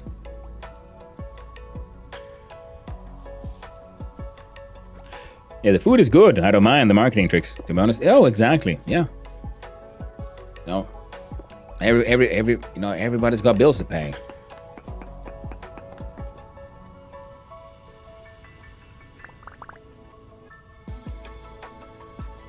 Alright, so if we say we go from here to there. So then we do 1, 2, 3, 4, 5, 6. And since I can, we'll just make a little bit of a stair here. Meh. Damn you, Andesite. I thought I was rid of you, but you pulled me back. Oh, shit. What does that mean? Alright.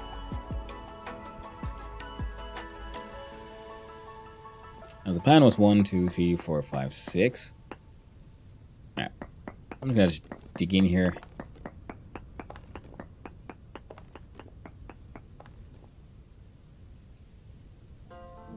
Yeah, it should be fine. At least we'll get some granite.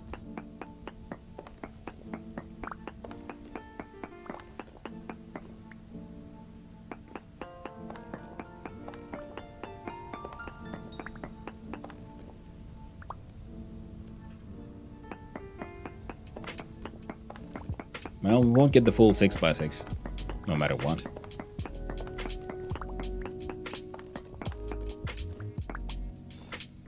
So, let's see here. We'll do a... I just did that 3? Yeah, it's fine.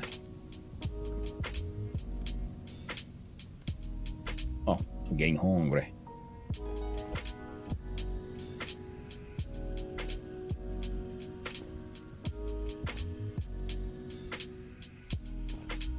How can I math right now? 1, 3, that's 5.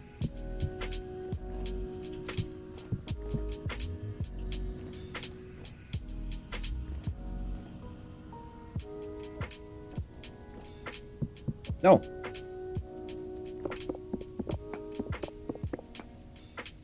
We'll get it on the way back.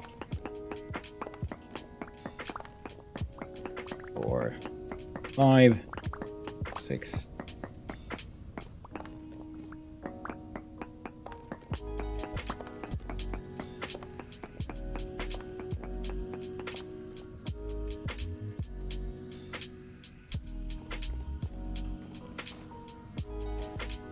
One, 2, 3.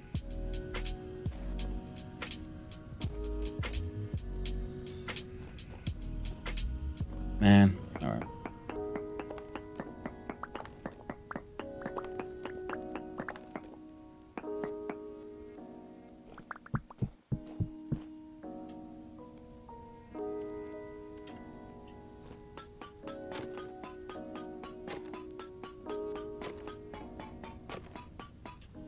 Shit. Hopefully that this doesn't break.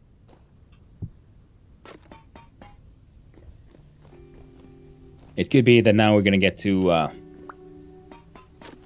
2 separate ones, because that one was sort of added post. So this will be 1, yeah. Sometimes that happens. Well, we got a little bit of andesite in there, but I'll say we're mostly okay. Oh, it's going ahead there, Carpathes. I found the deposit at minus 1546, 24,511.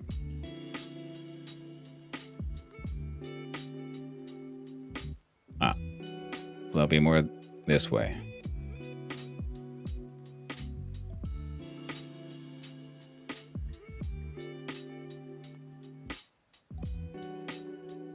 New mining technique. Kinda. We'll do here rock, purple, phyllite rocks with a question mark. There you go. So hopefully we'll find some phyllite over there, eventually. Let's guys try going straight up deeper here. Let's see here. We got 1, 2, 3, 4. Excellent. But here in between, we need to run back to the boat. Because we need food.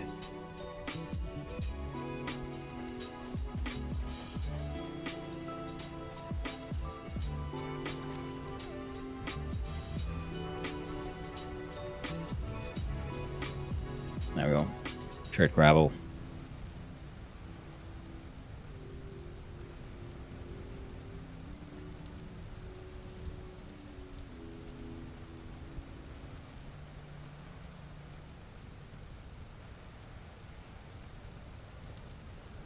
There we go.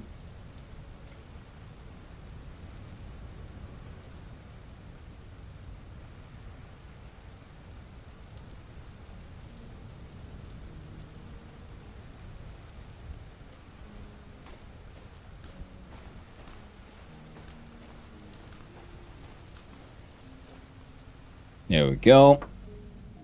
And I'm back to quarrying. I think one more piece is all we need.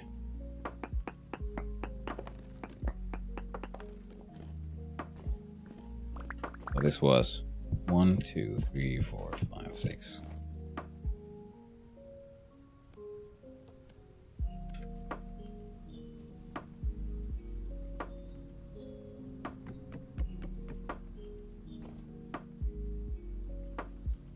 Two, 3, 4, 5, 6.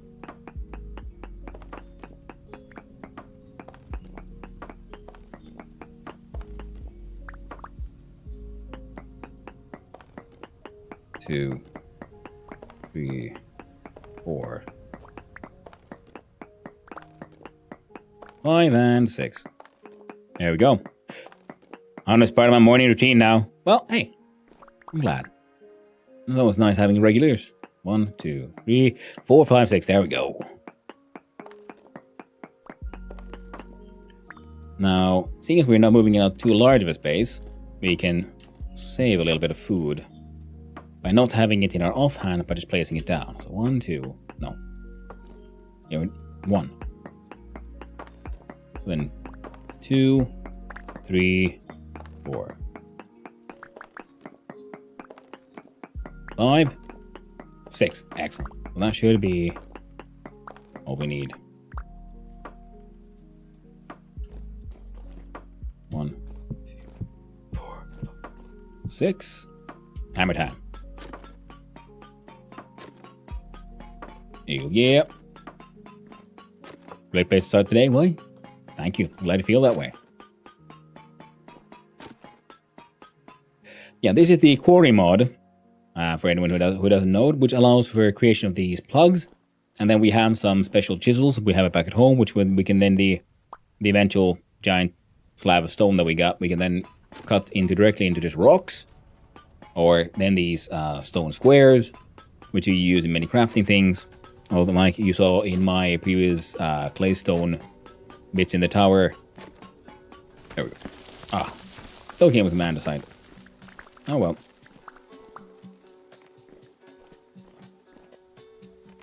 So we do here, gray, stone,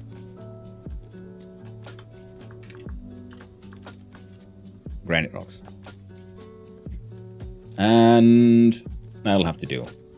We ain't got in all day. So we got our stuff back. And then just out of, mild paranoid habit, we'll do a short range search. Oh my god, they found a large amount of quartz. Who knew? Who would never have guessed? Okay, the jump is mildly annoying. There we go. And now we have 208 granite, 8 andesite, plus the other one. I mostly wanted the granite for, well, the diamond rock, so in that way we're more than good enough. We went a little nuts with the church, but that's okay. We'll hang on to these. Yeah. Now look at the map. Yeah, there's no way through here, so slightly north we go.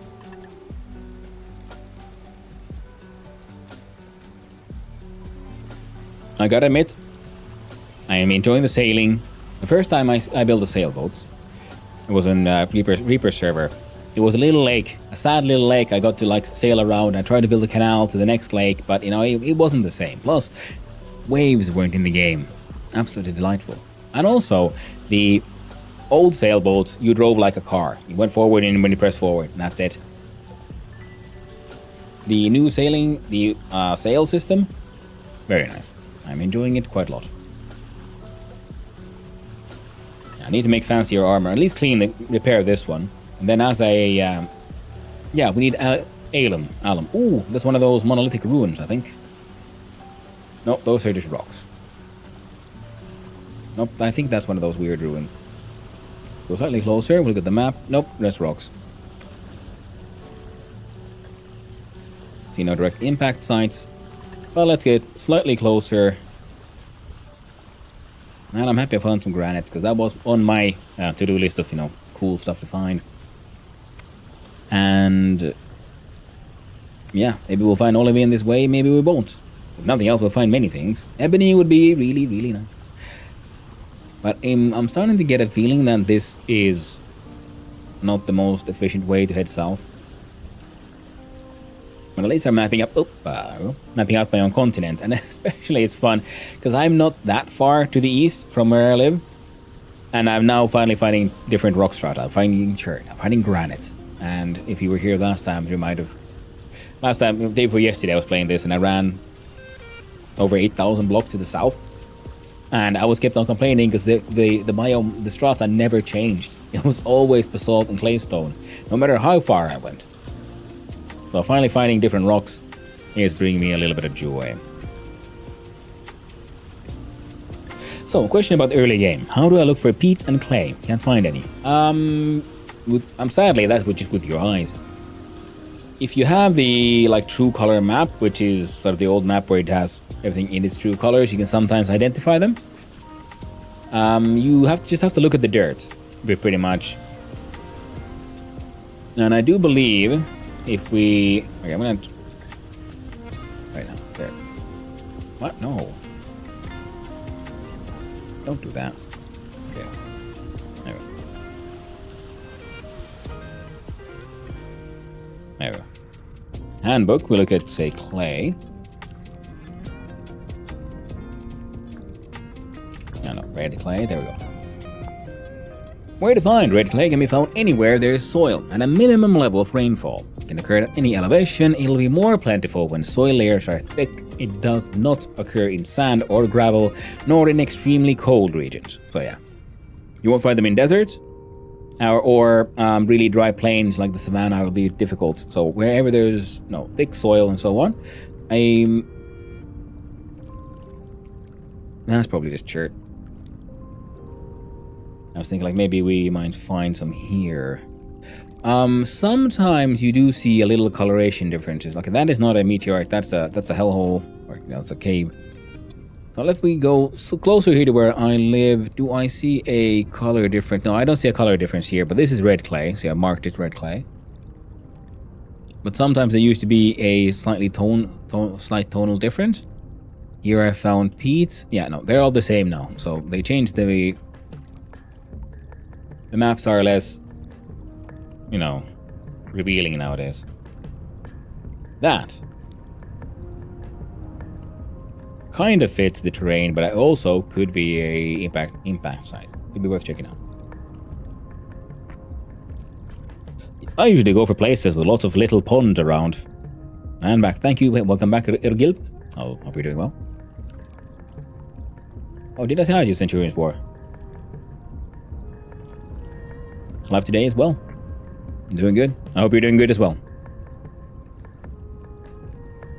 Usually watery places have peat and clay. Yeah. So sogginess usually leads to... So this area looks like it might have clay deposits. You run around, look at the ground, and there might be like red dots. Like spotty dirt. And that means... And then you look at it with your cursor, and it would say... Like the handbook said here... red clay in soil. The sparse grass, there you see there has that like red dots on the surface. So there might be grass, and then you see it. The hell's an ethos lab? I think that's something weird. Cursion host rock. Apparently in gravel possibly as well. Yeah. And same for the blue one, there'll be the blue dots. No, I'm not. I'm just giving advice here for... and if you're near a lake or a sea, you might try searching for blue clay. Around sea level, 110 elevation. Ooh, I would love to find some more blue clay, but that is eventually... That'll be another adventure once we finally have that beehive kiln all done. And that doesn't lead anywhere, so I'll go here. And same with peat, I guess. Yeah, it needs a certain kind of terrain. The handbook will give you hints on, yeah, what kind of terrain to look for. Like I love the coral reefs. They just look nice. I am no eco-terrorist. I shall not cut them down for things. Or will I? Let's see here. Coral fence. Coral leaf blue drops from broken chunk of coral. After 168 hours of open storage, perishes into chunk of coral dead. Ingredient for coral cobblestone, coral fence. Well, that's just somehow horrifying. How about the dead one? Coral cobblestone. Created by perishing chunk of coral.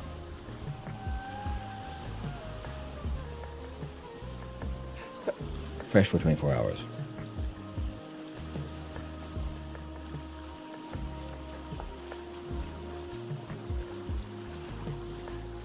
So it doesn't really matter which one. Okay. I accidentally too far. Oh, not that far. More redwoods. There we go. What the fuck? Is that a Minecraft reference in VS? Ethos Lab? Yeah, I'm guessing that's from a mod because I couldn't click it, so the hyperlink didn't work. And the vanilla game's hyperlinks, as far as I know, all work. So it's something that's leftovers from one of the mods.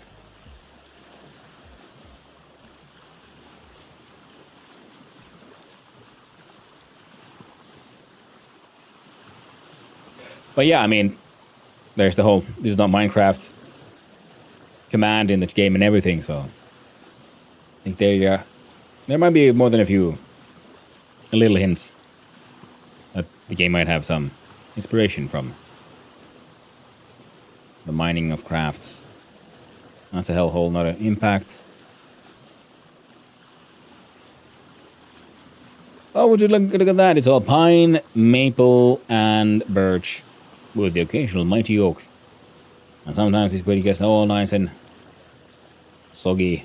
You might find some more redwoods. There they are, yeah. At least they have the bold cypress with them. So that's nice. But we got those close to where we live, so they get to stay. Oh. Oh, that's fun. You see, that one was created by the river mod, because we see the hole that the river mod has carved through the terrain. Oh, the terrain generation does sometimes create levitating islands, but you know, that's the nature of math-based map generation. Sometimes it does weird shit.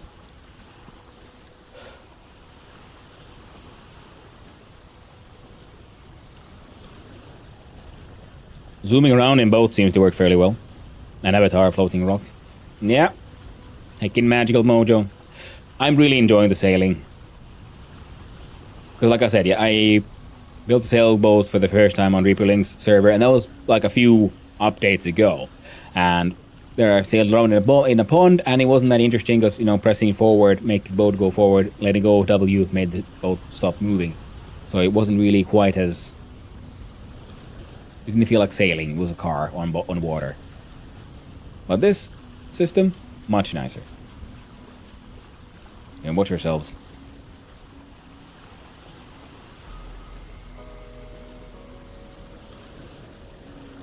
And if someone's wondering how I changed the POV, it's F5. Press F5, we're normal first person.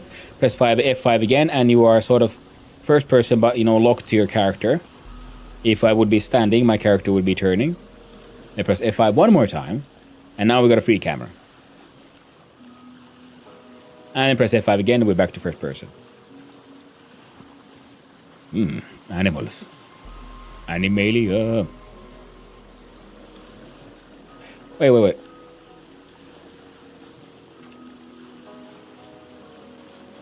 What did I see there? I saw sand. But what sand? I'm pretty sure it's just gravel. I mean granite. But at the same time, what if it's not?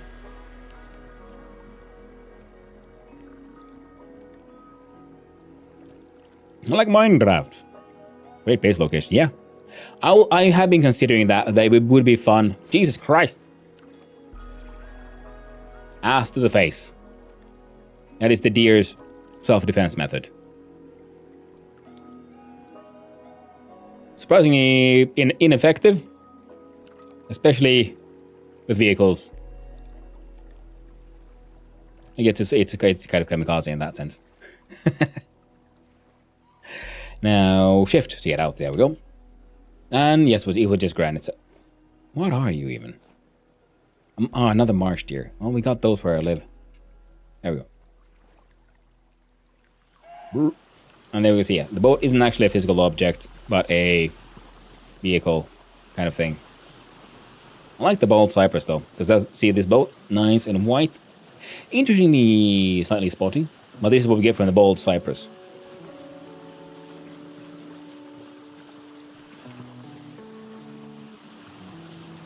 Now, do that. Then we do E, C. Oh, my mask is all broken anyway. If someone's wondering like how I made the face for this guy. Behold. Of course, the glorious mustache. As we sail away.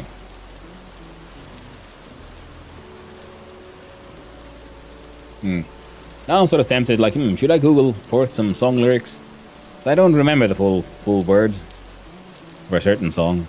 Hey there, MP Hazard. The deer are stupid as in real life. Unlike the realism. Yes.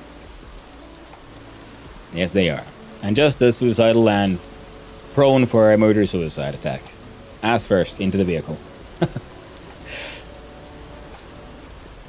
And one day I was driving with someone, and that was the first time I've seen a moose IRL. It was huge. Antlers are not so much. Yeah. See, clay. See, we're close to water. You might find blue clay usually here, but they're red clay. So if you see that kind of stuff in terrain, there we have the clay. Now, mind you, if you want to make a boat, remember, that is relatively late. It takes a long time to get the flax together. Because you can make ropes from many things, like reeds and so on, but growing enough flax to make 21 pieces of linen for the sail, that's the real time sink usually. Just run across the road in front of us. Ooh. Well, I am glad you didn't hit it. Because they're tanks. Moose are huge. But okay, yeah, so Ergil was making a good point there. Yeah, the song lyrics was exactly for what we'll do with the drunken sailor. I don't know the full lyrics. So all I know is... like, hey ho, and up she rises, hey ho, and up she rises, hey ho, and up she rises early in the morning. What you would do with a drunken sailor, what you would do with a drunken sailor, what you would do with a drunken sailor early in the morning. Stick him in bed with the captain's daughter. Stick him in bed with the captain's daughter. Stick him in bed with the captain's daughter early in the morning. Hey ho, and up she rises. Hey ho, and up she rises. Hey ho, and up she rises early in the morning.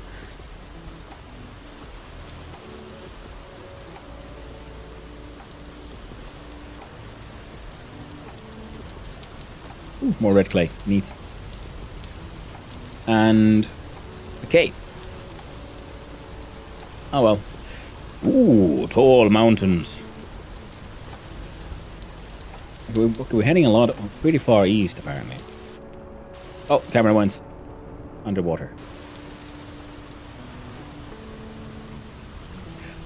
Okay, the chill hop tunes, sailing in the rain. I do like the whole vintage story ASMR. I'm glad I brought with me enough food for quite a few days. You should be A-okay. No more than me, lyrics. Well, I've sang it a few times in my life. I should know at least something.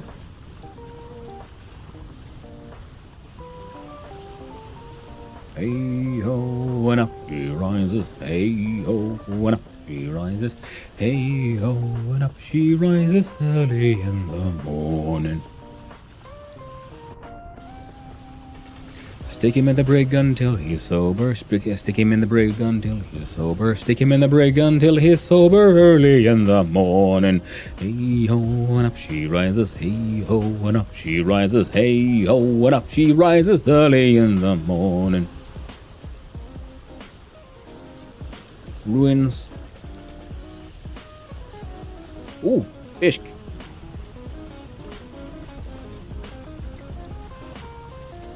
Hey, Ula. Sticking out your bones.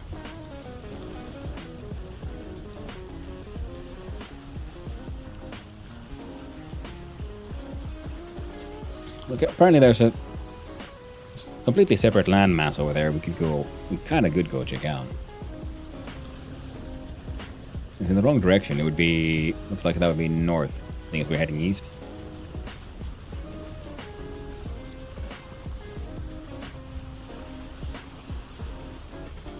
Now that's an interesting looking canal. So if we...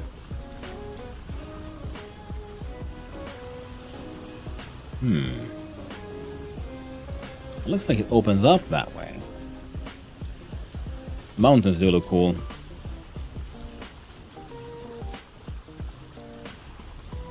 High up on a mountain could make a cool base location. I remember I was watching the Twitching play Vintage Story, and he made a sort of mountaintop base. Built everything out of ice and snow and shit. It was pretty cool. What holds ass? It does. Yes, it does.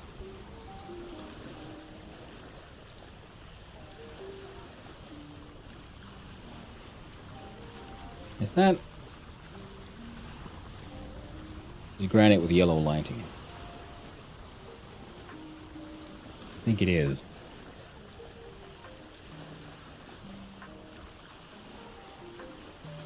Oh man, and that coral update just added like this vegetation under the water. It just... Whoa! Really is lovely.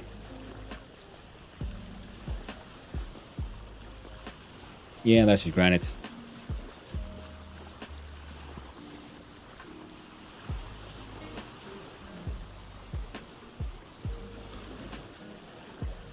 No, those are craters. I mean, like holes, not impacts. I think I might see where that, if that river leads somewhere.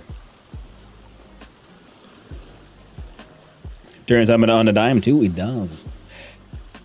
I do very much enjoy these boats.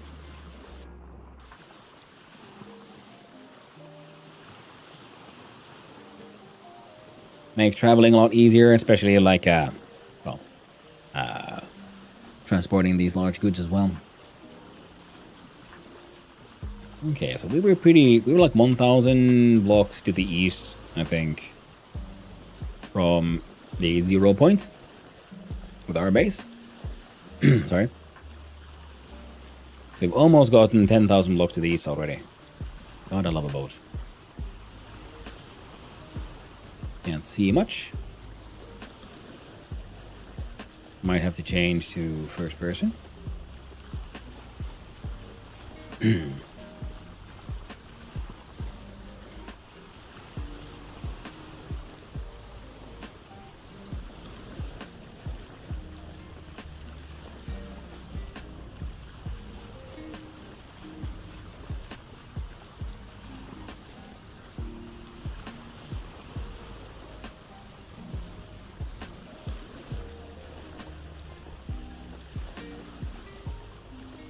Now we're navigating by the top map.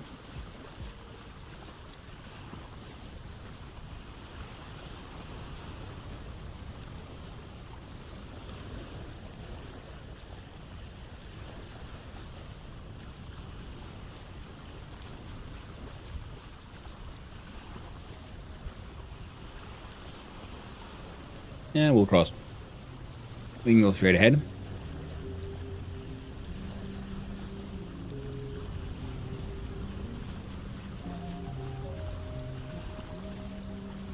Now we might be able to start heading south soon.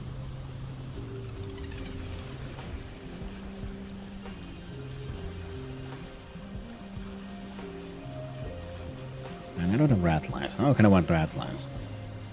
Oh.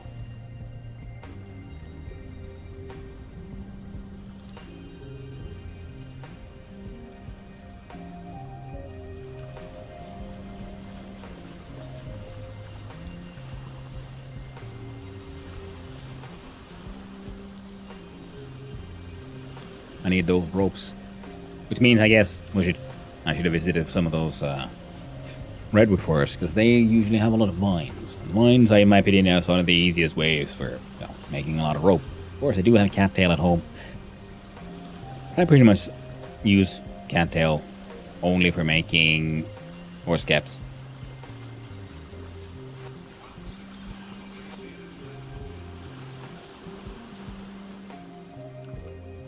Yeah, no. Useless. Useless for me. Anything that looks like an impact crater. Hold on, that sticks out. There's one. I'll prove my point.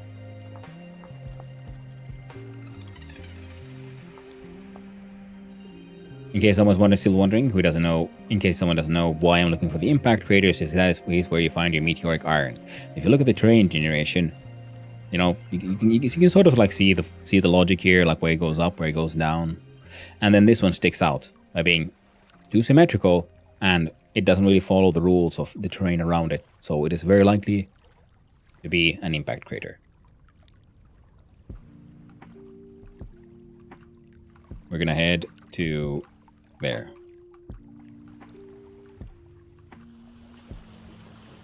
And that's why I like deserts and other like flat areas, because if there's lots of trees around, trees block the view of the ground beneath them, so they can hide impact craters. So and also if you ever like were running around and suddenly there's like a blue rock which doesn't look like it belongs there, and it's called Suvite, that means you have found an impact site. Dig down. Because Suvite, the stone, only appears where there has been a meteorite impact. If you look at it, the description even says like, it's, this stone and its mineral composition is born under, a high heat and pressure during a, impact. Hey there, T-Rex. Hope you're doing well. You see, there's one tree there. I was thinking like, well, we can park there and then we'll at least find our boat. And then I realized, wait, my boat's got a freaking lamp.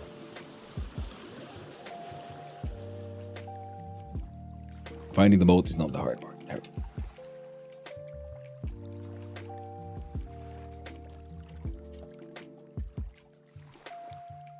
There we and go.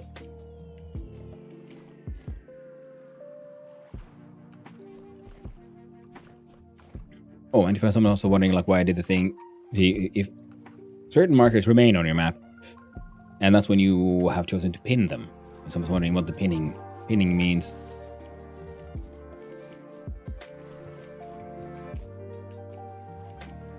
Oh, I guess I could also try to collect these cattails for the whole rope making business. So first we'll have a look-see here. Oh, native copper. Well, there might be... I don't know, ore combat. We'll see who wins.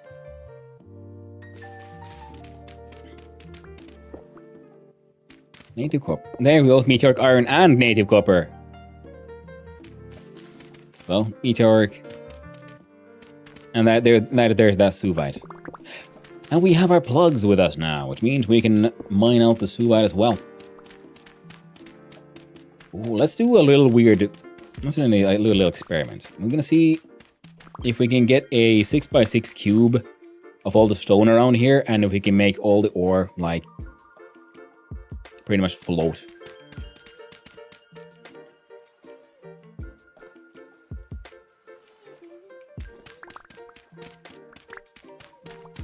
Now, sometimes the meteoric iron will be like this, sort of on the surface of the deposit, and sometimes it's more deeper inside the Suvite itself. The Suvite is the meteoric impact rock, and then the native rock here is obviously granite. So now we have 2 ore deposits in one.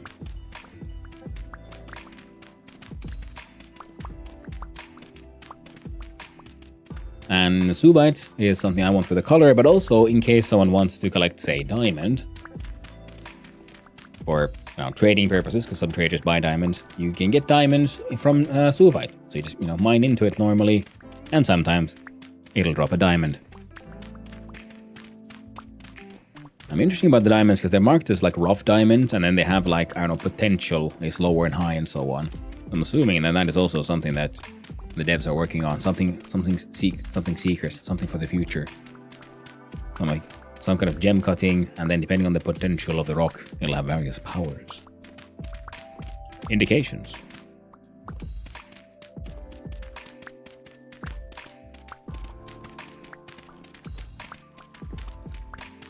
I'm just opening up the space so I can get as much Suvite as I can.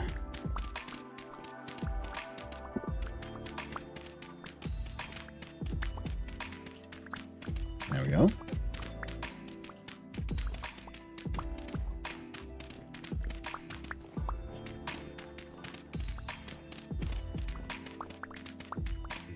And since they're here, we absolutely will also mine out all the copper because we need it for our shingles. All the shingle ladies.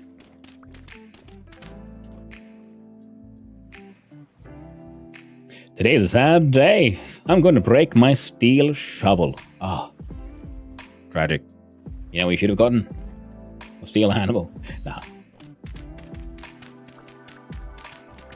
Yeah, that is one of the... Because I know I can find bauxite straight north from where I am, because I sailed through those bauxite biomes to get where I built my place.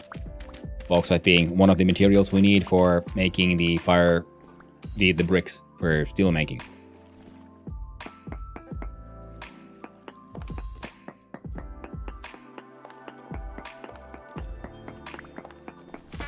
Oh.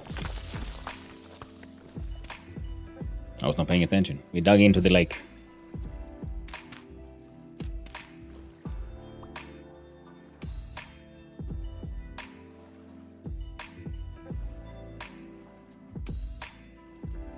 You know what? We'll keep it for now. Alright, so let's see here. If we do that. A lot of low-fertile soil. Let's enjoy some sunflower bread. So if we try to go from here, how far would it be? It'd be 1, 2, 3, 4, 5, 6.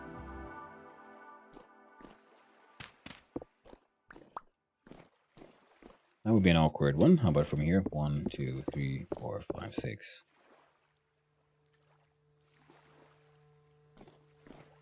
One, 2, 3, 4, 5. Oof. Almost. 1, 2, 3, 4, 5, 6.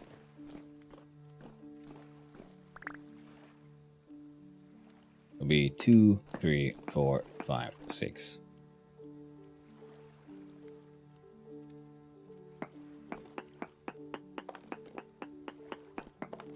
2, 4, 5.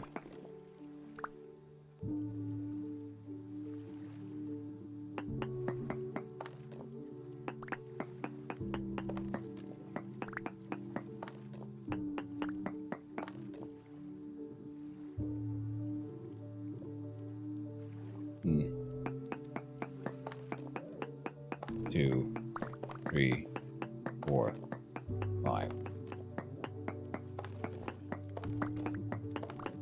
Do you think you'll get diamonds from the giant stone slab? Or would you need to extract the rock from the slab, then mine them again? I think the latter one. That I would need to extract the rock from them and then the slab, then mine them again. Yes. Because I do believe it's in the process of mining into it when you turn it into rocks is where it has the chance of generating the diamond. 1, 2, 3, 4, 5, 6.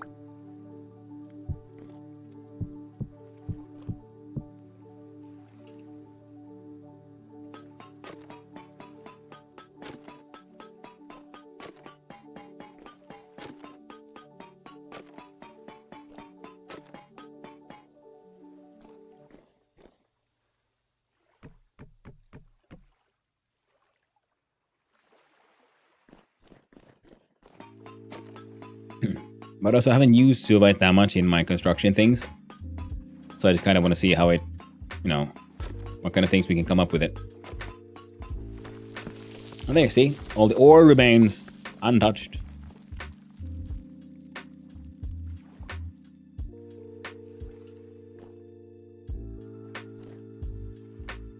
Oh.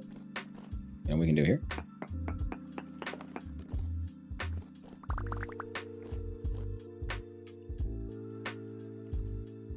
We can do pom pom pom.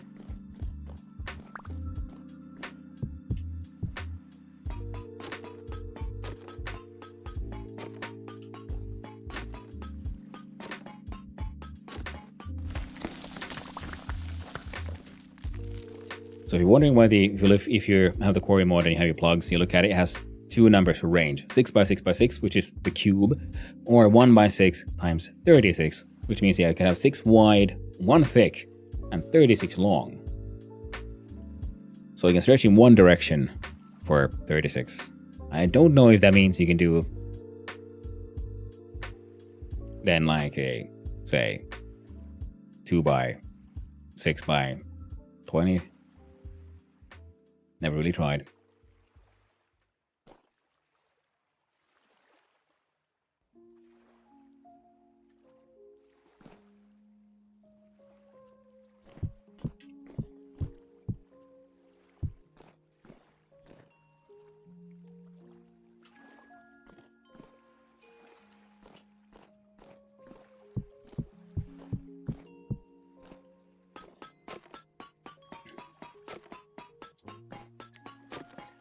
And even though here, you see, I'm taking out slabs that are weirdly shaped, and some of them have granite in it. The eventual slab you put down will always be a either, well, what you see. This one will be a small cube. This will be a large cube. Sometimes it'll be a sort of predestined to be a small flat, like a flat one. So the shape of the thing you're cutting out doesn't really matter. It just matters how many. How much stone is inside it.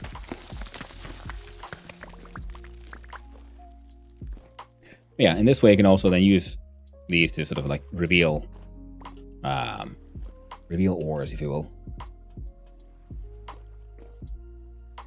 Can we get how many? 1, 2, 3, 4, 5, 6. Can't get it all. Which is interesting to do anyway.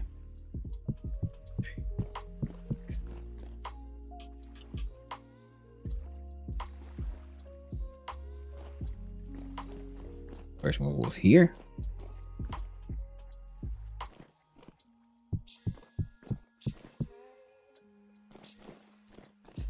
Double check I aimed correct. Yeah.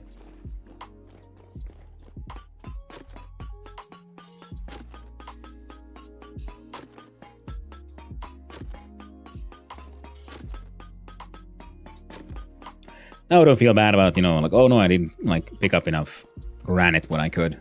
So we're getting a whole bunch of granite in part of these. And when you're using your chisels to remove stones from your mixed material slabs, you can choose which stone you're trying to extract.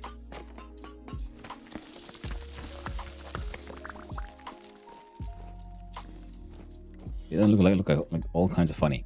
I'm wondering, like, should I try to extract blocks of copper ore just for the hell of it? See, because if I remove this one, and remove that one, I have an 80 copper ore block in granite.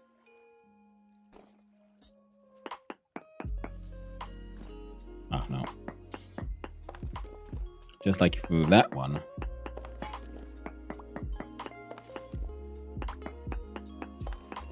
We got two more.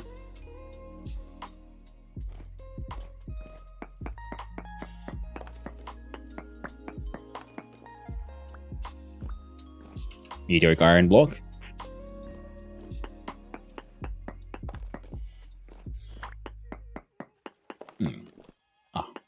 Right, yes.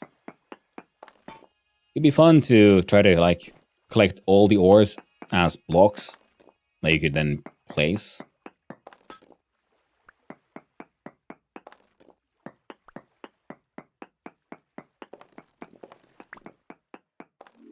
For, like, decorative purposes. Have your little ore nodes. Break a couple of these. See if we get lucky.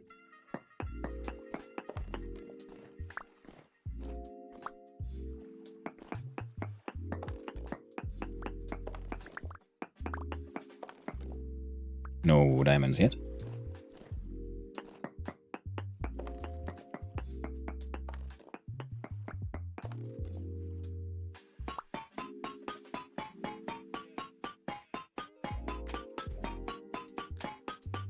Now I don't feel so bad about making all those meteoric iron tools, because you see, you mine these. This will be the first one I broke. We got 5 bits from one block.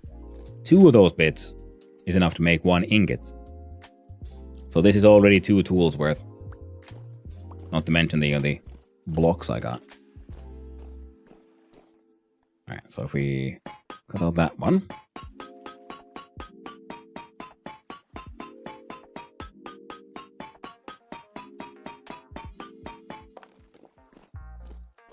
And that one. Let's see how many of these pop into blocks.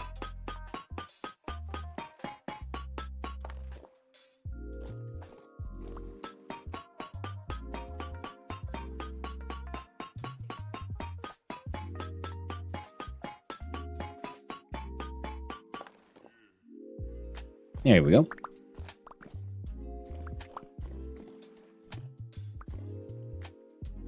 Double checking. Got them all. Well, except for these. Let's break them down. Because who knows, maybe we'll get lucky. Maybe we'll get a diamond. It'll be handy to have one. Seeing as we're adventuring and we might encounter traders. Having things to sell is always handy.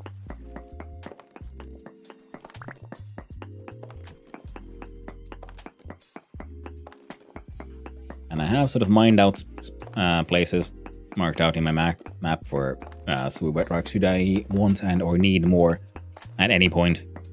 It's very, very possible we never do anything with the Suvite. I remember, like, at least looking at the polished one and not being much of a fan of that one. But I do want to keep on experimenting. Well, low for soil. Fuck that. Fuck that. Fuck that one and that one. Wonderful.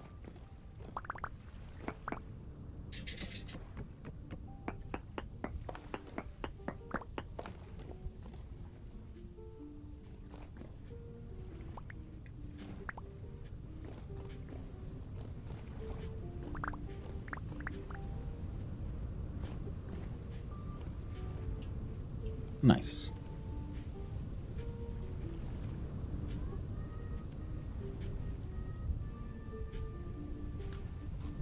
Enjoy a tasty treat of bread. Do a density search of the local area.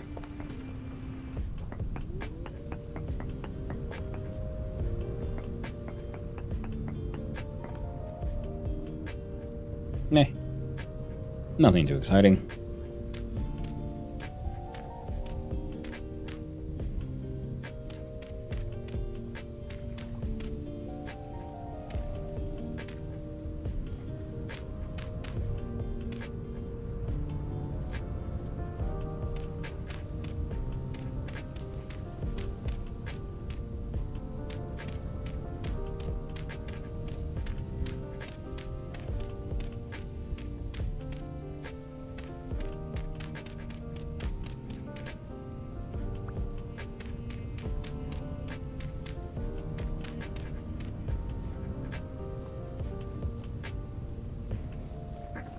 There we go. Got rid of the soil and everything. And hit the hole. Then we're gonna go here, right click, and delete. There. Now hopefully no one will be tempted to dig in that place and suddenly find themselves falling deep and far. Alright then. This one had our slabs.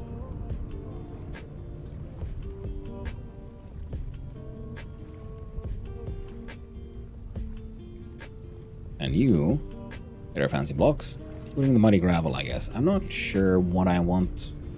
Nah, throw it away. We can always find muddy gravel. That ain't exactly difficult to find. And from here, we...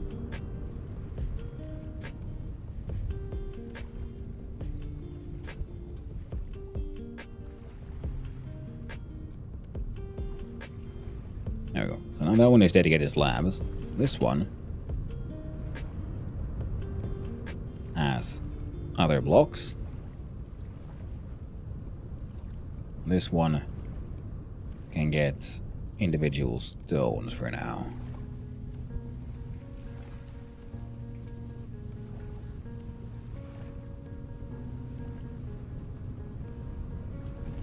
More stone slab. The mask back on. Or she also gets that one. And that one.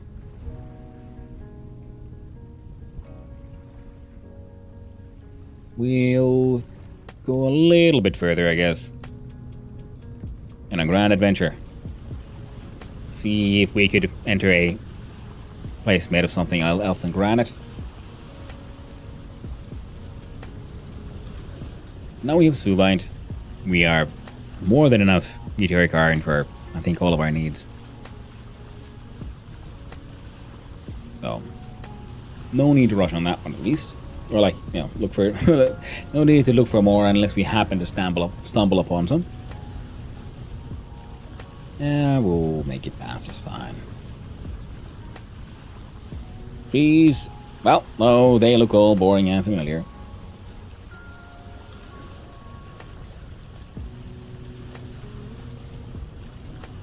So then we keep going.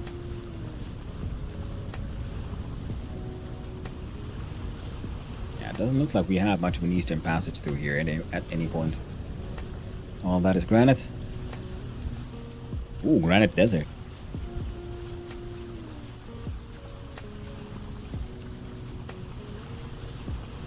With giant mountains.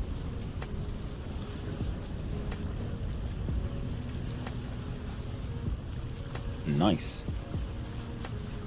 Wonderfully weird formations. I like the fact they still get those stalactites there. Can I see your map for a sec? Give me a sec. And there. So there's my place, and I'm just going east.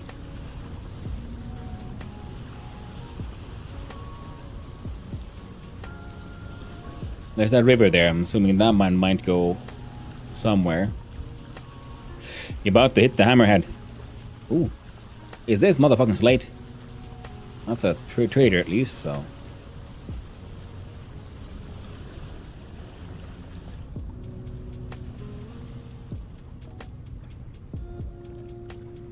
You understand when you get hit through? Ah! Thanks for the heads up then. It is slate. Well, out with the plugs. Let's go stick a plug right in the trader's face. Let me know. Yo! What's your name? It is Tinker. The building materials. What you got? Polished chalk. Wallpapers. Polished rocks. I mean, I got a bunch of those. Wallpapers could be nice though, and he buys, well, nothing I'm willing to sell.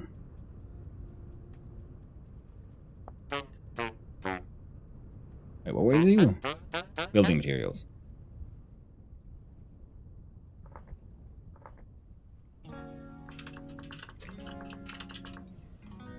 Building materials trader, there we go. Boop.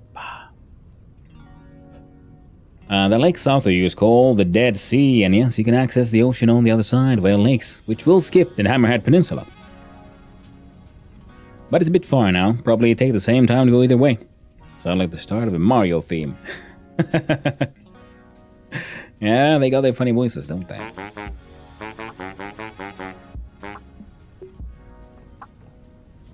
Wait. Oh.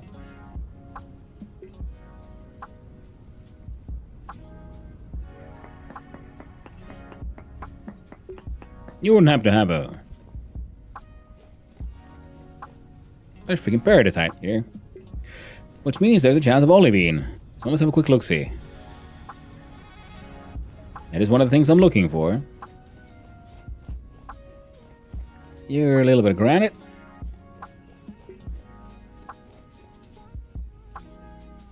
See if we can find it visually first.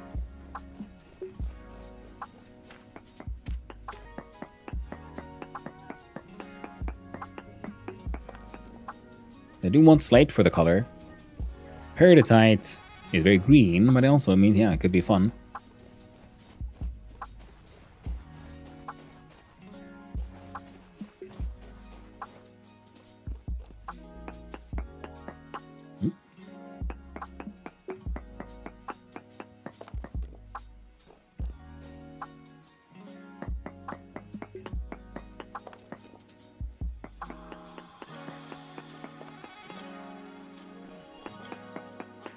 Alright, and let's see how this goes.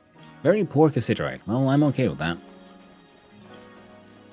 I mostly want the rock itself, and then, you know, green glass.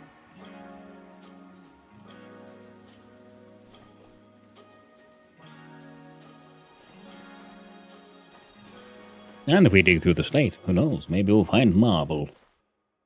It's not impossible, just unlikely.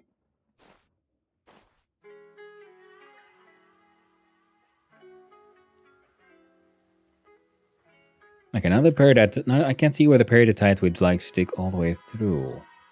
And there it looks like it's just slate and granite.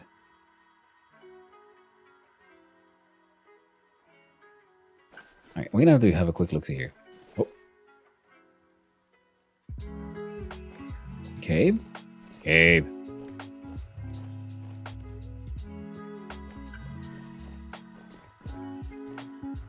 Oh, hell yeah.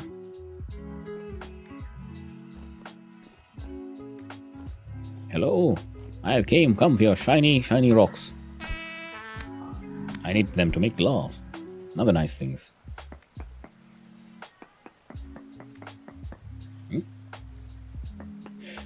Alright, we'll do this.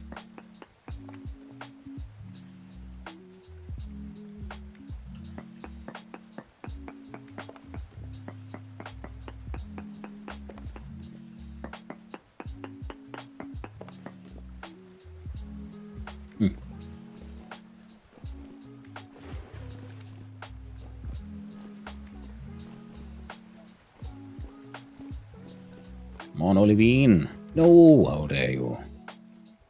Don't you dare deny me.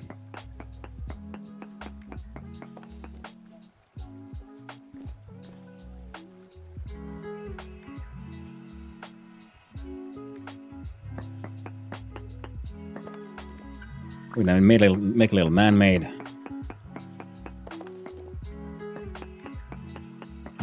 Artificial bit here. I'll see. 1, 2, 3, 4, 5.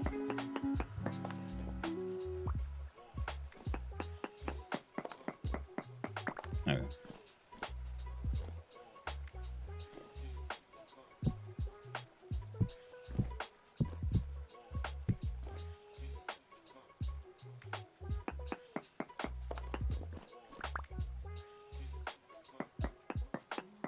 2, 3, 4, 5. I just realized I shouldn't have done it. There we go. I just remembered, wait, I'm not doing this using a water ladder. Always risky. 1, 2, 3, 4, 5, 6. 1, 2, 3.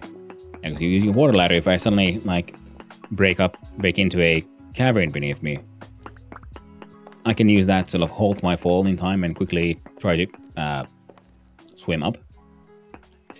3, 4, 5, 6.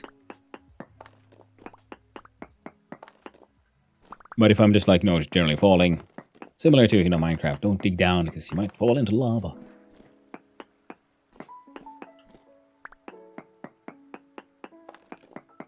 And 3, 4, 5, 6.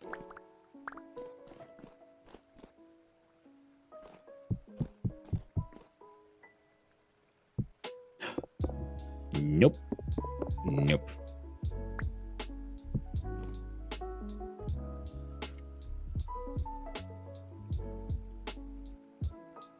Wait, I brought the plugs, but I left the hammer.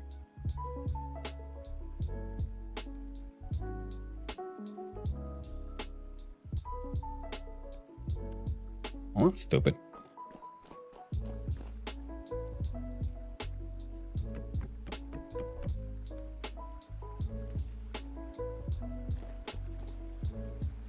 Also, better mark this spot.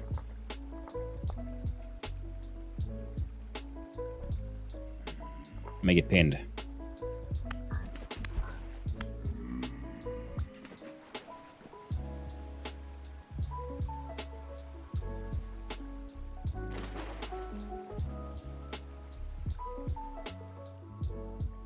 I can't remember if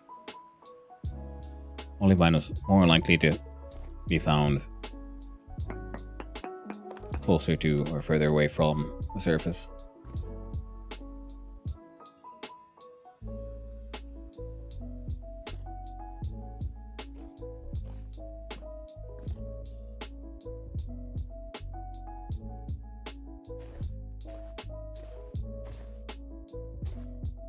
I'm a bouncy rabbit boy.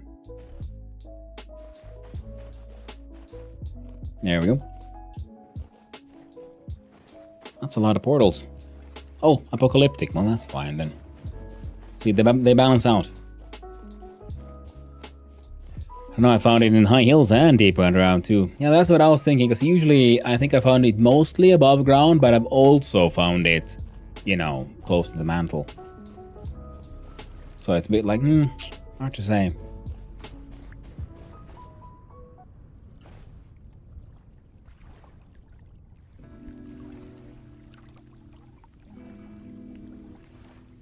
There we go.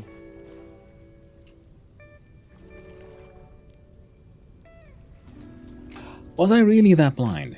That I didn't see that I had it number 0 all this time? Or had I thrown it out using Q and I picked it up? I feel like I surely wasn't quite that blind. I must have thrown out my hammer, so I'm glad I found it.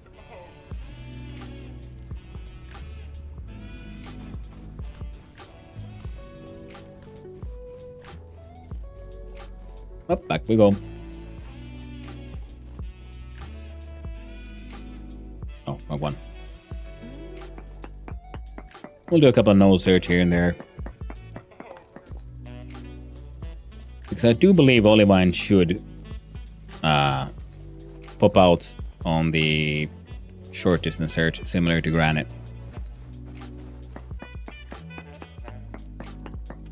It's very fitting music for this game. It's very honky. Honk. Honk, honk.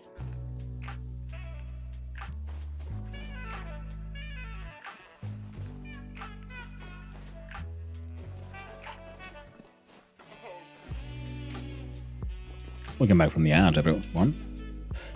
Hopefully they weren't too bad.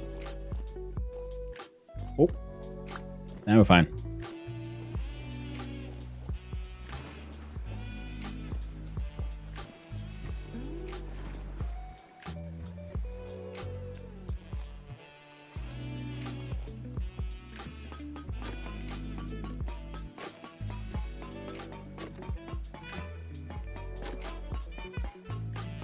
Now, if you even at this point, if you mess up, I do believe you can always pickaxe these things out.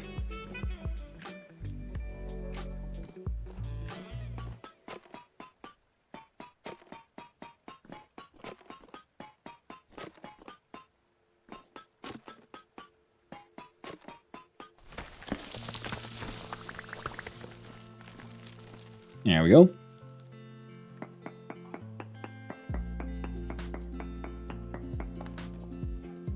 No ore node.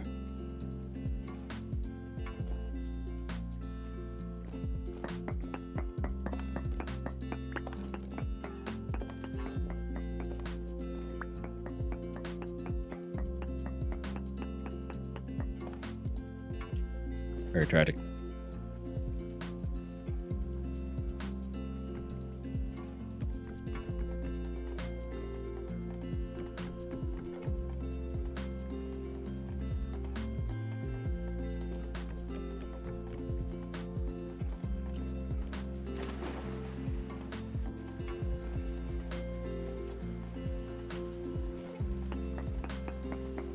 How about here? I guess you know, notice, yeah.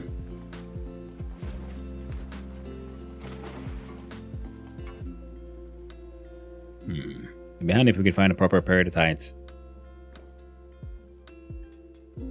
Like surface layer. Alright, we look there.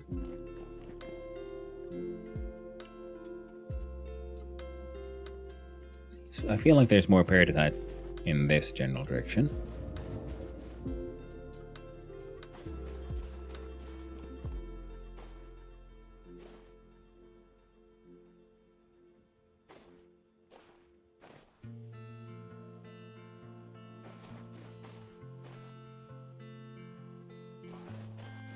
And I'm pretty sure that is just quartz.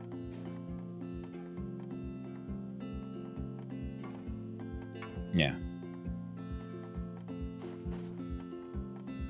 And that looks like slate directly to granite. But is the granite on top of the peridotite? If that's the case, there might be more that way. If not, then it's this way.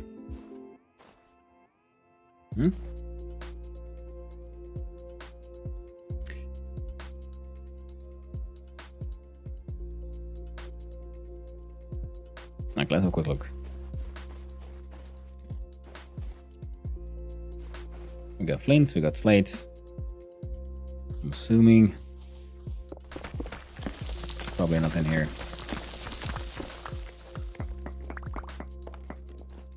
Yeah. There, we looked. Now that's some pretty cool looking terrain. Reminds me of the Chinese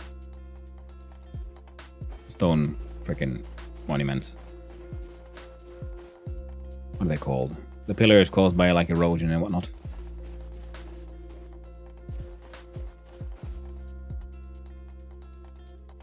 So this is a little desert area, and then we got more soil and stuff this way.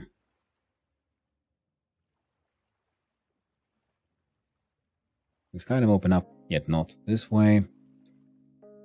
Seeing if we can quickly see any more adventure holes nearby. There's one.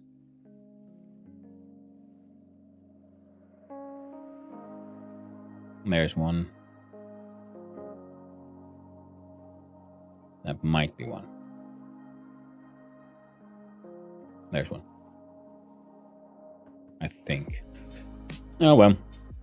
Oh shit. We have a lamp in the offhand. We have the maxed out hungries.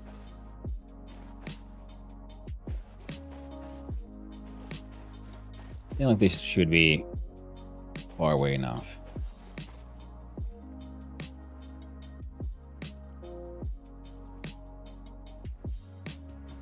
Alright, let's mine out this bad boy.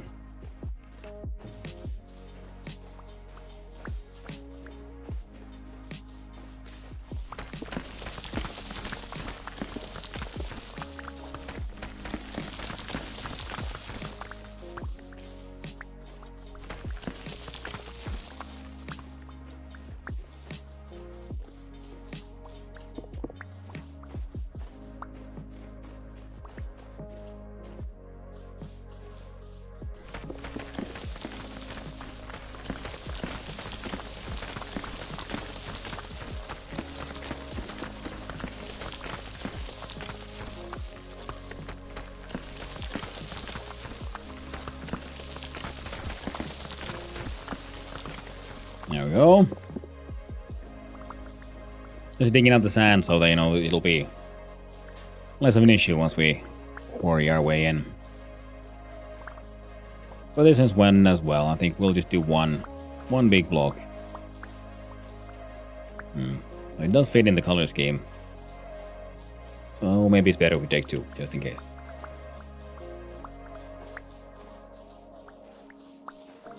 Maybe a fun trip of collecting all kinds of cool stuff.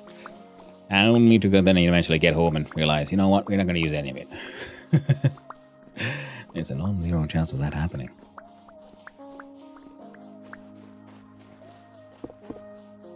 But right now,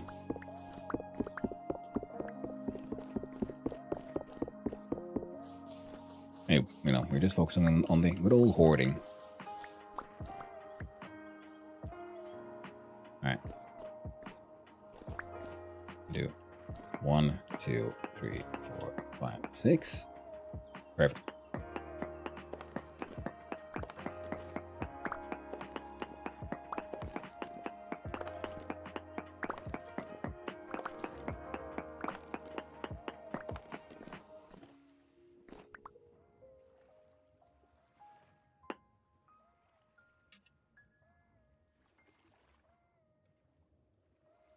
One, 2, 3, 4, 5, 6.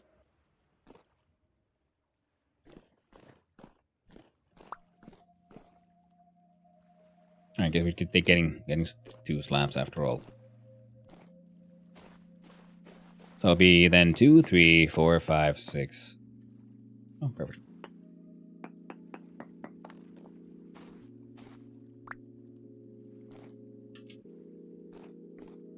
Why can't I jump?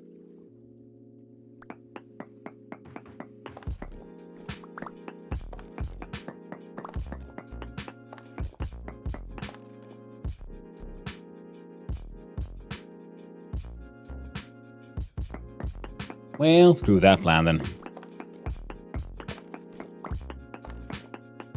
And it's time for Ooh, indeed. How you doing, Anthork? Hope you're having a good day.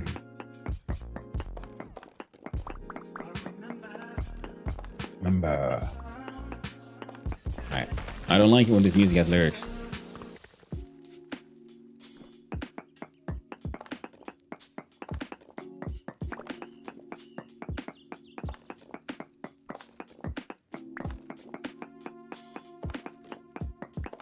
Alright. I can try to. Well, we'll grab what we can. A little bit teeny weeny tiny slab. We'll run back to where we were, because those looked like there was thicker areas of shale.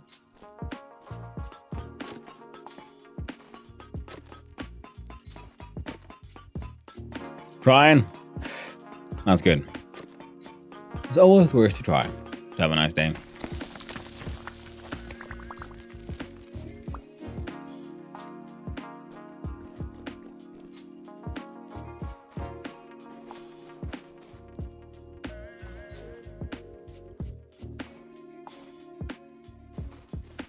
I'll go further back here.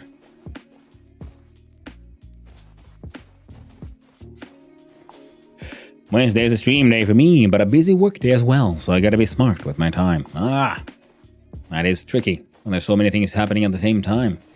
Time management is an eternal struggle for, well, at least me. But I assume I'm not the only one.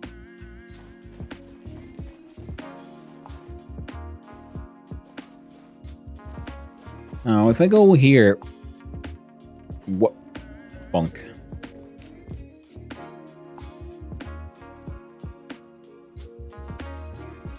There we go. No. Oh, there we go. How tall of a slate wall can we find?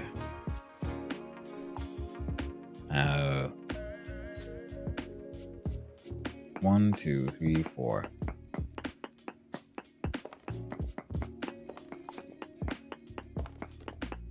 Oof, barely enough.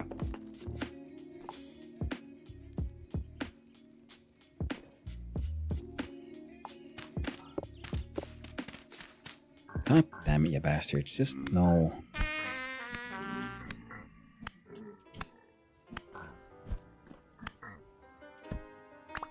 Stop it, please. Come back here, Dan. Sending you back to hell, right where you belong. You know what you did. Ah, maybe it'll be easier here.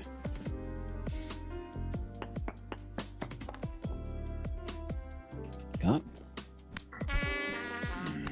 I sent away your friends. You can join them. You were supposed to be with us.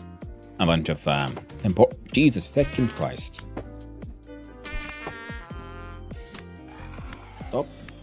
Stop it. We were supposed to bring with us some temporal gears just in case we found some teleporters. But did we do it? Nope. No, we did not. Alright, so let's try again.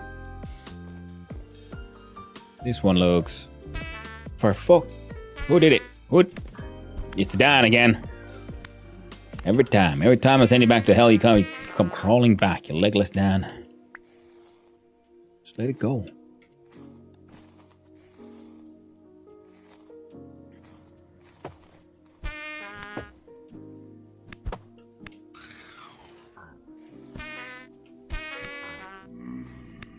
Come on. There you go. Get stabbing. Ah, it ain't easy. Trying to collect some freaking rocks. Good? Good. That's 3, 4, 5, 6.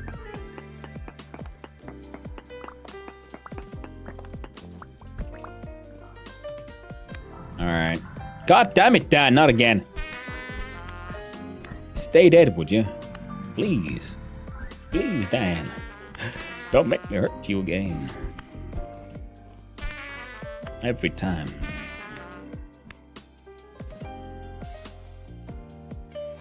I've got you. Ah. Tragic. Truly tragic.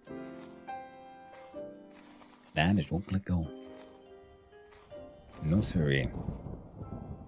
So if that goes... See if we can do the math again. 1, 2, 3, 4, 5, 6. Then we do 1, 2, 3, 4, 5.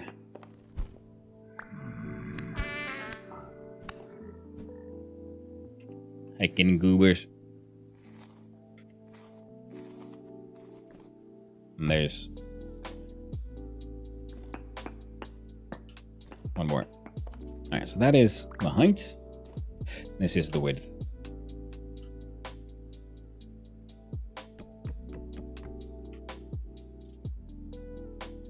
So it's... Nope! Oh. Oh! It's neat, I didn't know that.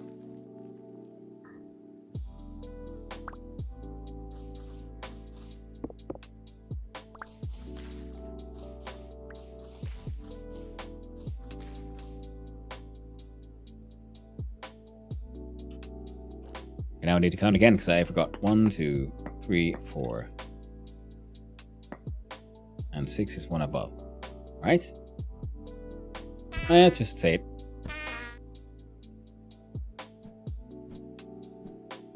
Can't fight me, I've had the high ground.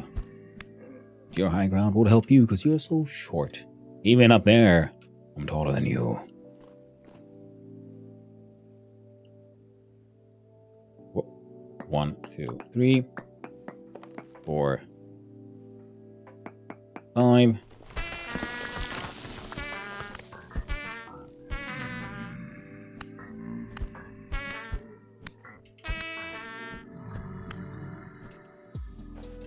Alright, you're actually starting to do damage. I don't like this.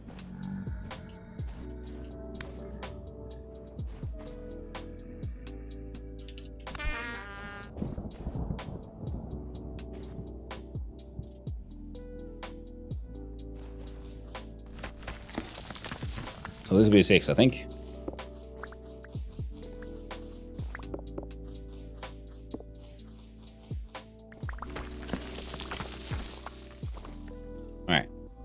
Do the math.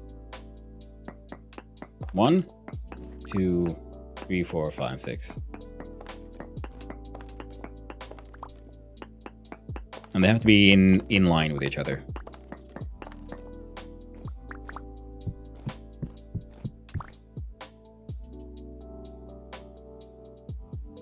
Well, would you look at that? I fucked up.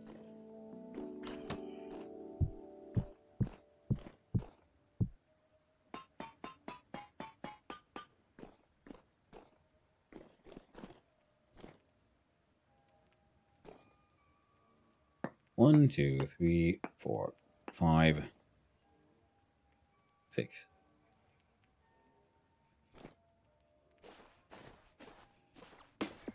One, 2, 3, 4, 5.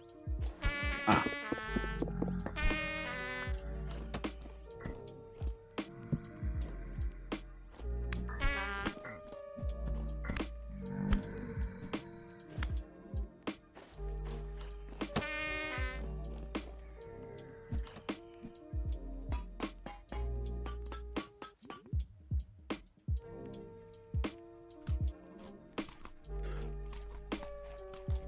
When crouch right, click on top of them to see a preview.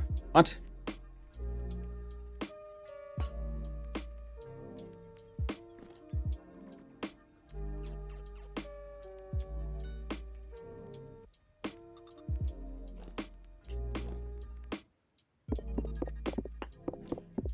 Hey there, Perk. How you doing? Hey there, Golf TT. Hope you're doing well. Thank you. That was a good use of the... What do you mean, crouch right click? Or do you see it being like, it'll give you a preview if it's doable?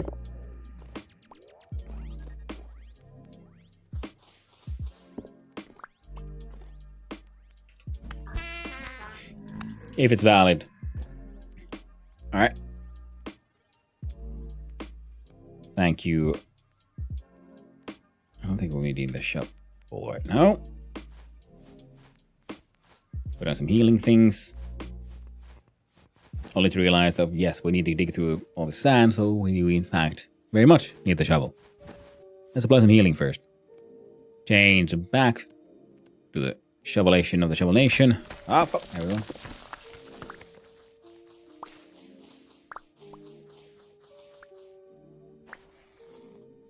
Skin the shifty shits.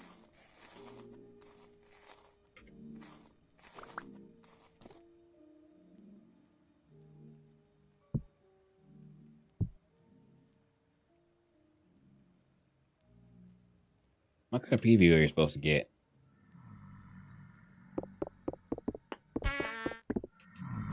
Come on. Death. Death to you. Life to me. Well, slate to me. God damn it, Dan's back again. Just no. Lieutenant Dan. Just let it go. Every time. He crawls back out of hell. He just won't let, happen in Nam, stay in Nam. He ain't got no legs.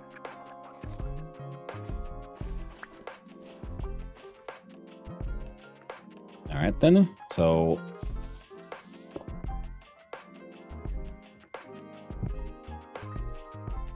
what am I supposed to...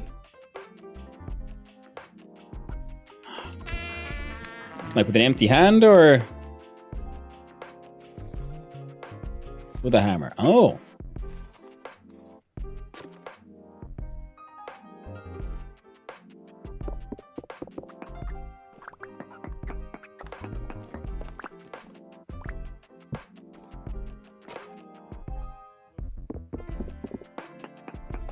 Because it was, in fact, too high.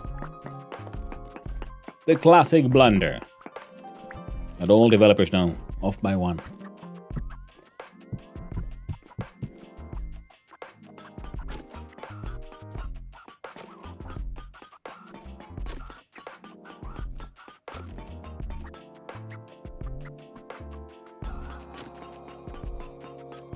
Well, I mean, that is one way of checking, that is true.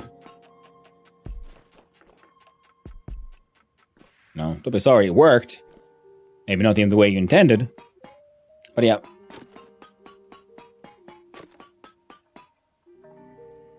Oh! It was run.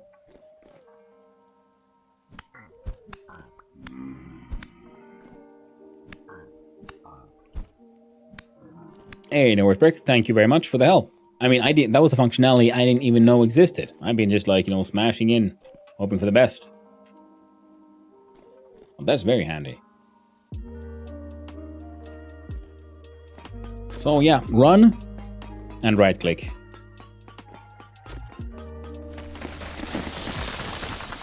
And a bunch of sand.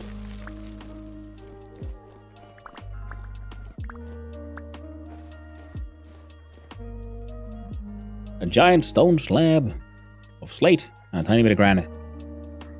Large slab of slate. Alright. Death to you. And this goes again.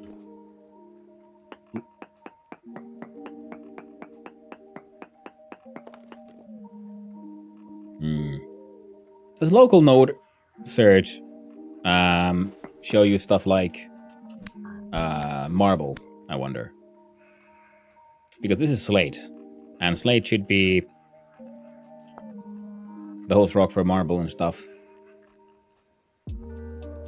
Or emeralds. Apparently. Okay. Sir? No. Please. Back to bed.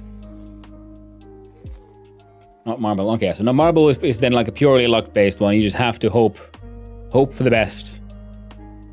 As it's a rock. That makes sense. Then again, quartz is technically a rock, just a shiny one. As are all gems, really. Shiny rocks, yo.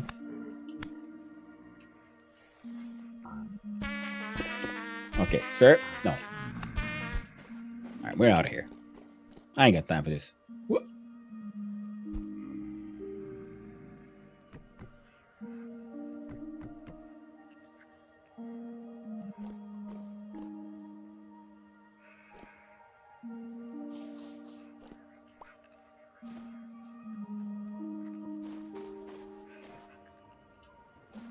Even boats will be this way. Yes.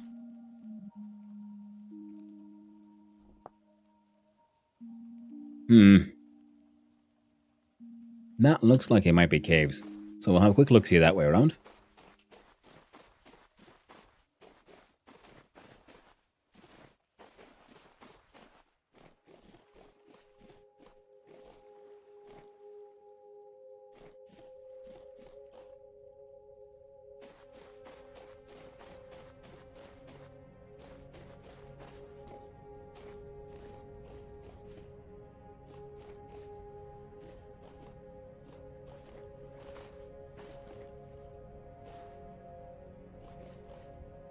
Alright. Local node search.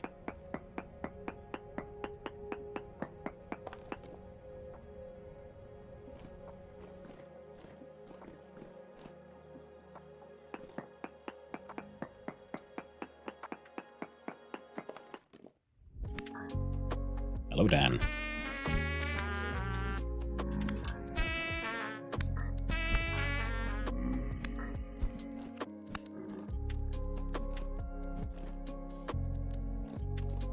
No. Ooh, goes deeper.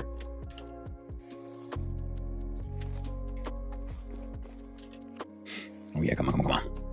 That's some goodies. Nope. Not what you? No, of course not. Y'all worthless. Worthless scum. That's what you are.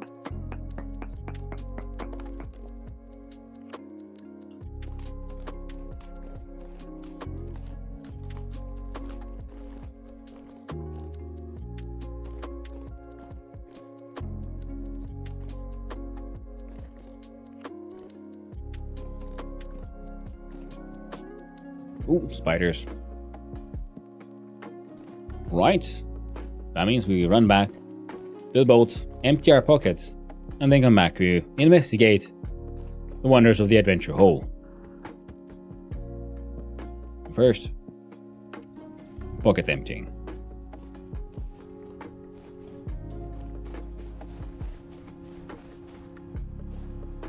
It's very tragic when you find a nice adventure hole and you find all kinds of nice loot, all nice, lovely things, and then you can't pick them up because your pockets are full of shit.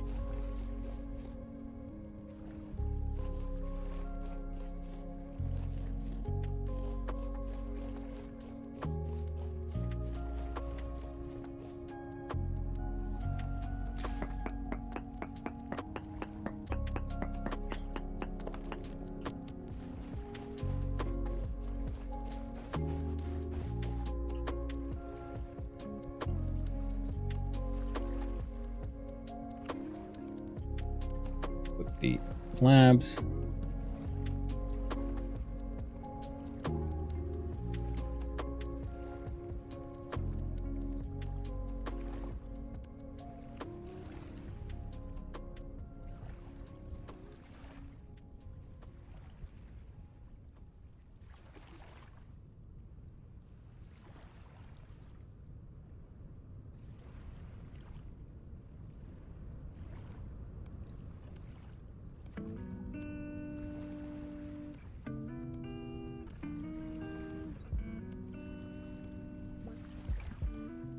There we go.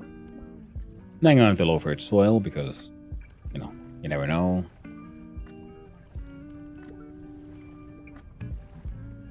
Filter plugs. Healing items. Food.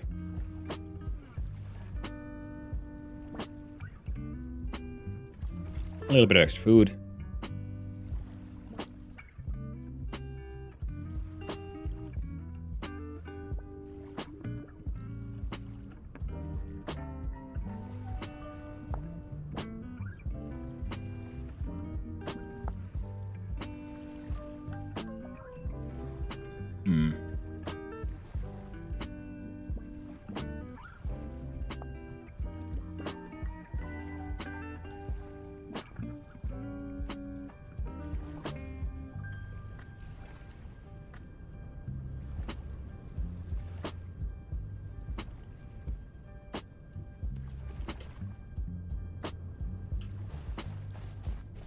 Sure, it looks like it should stand out enough. We ain't got no sticks.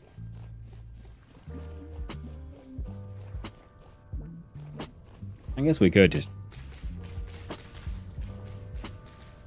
I need like, well, a few.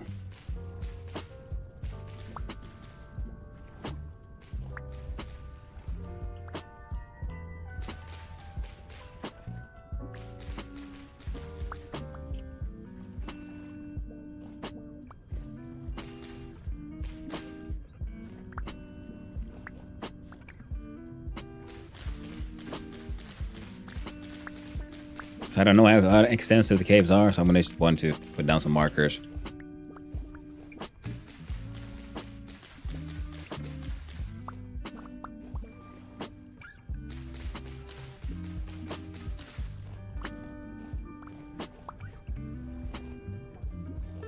Which means we need to make a certain tool. We did the fire starter and thought, well, might as well leave it at the boat then, eh?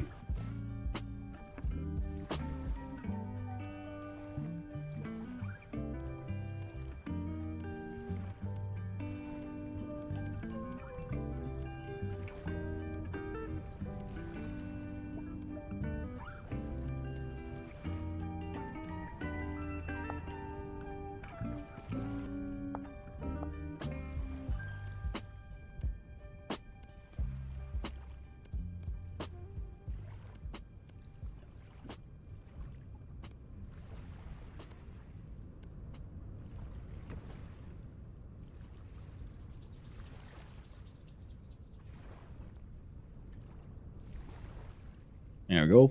Igniting them torches. We see the number going down. Come on, come on. We got this.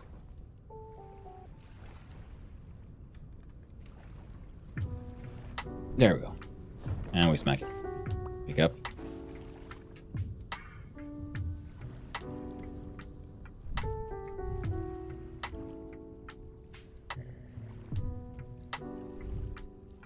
There we go.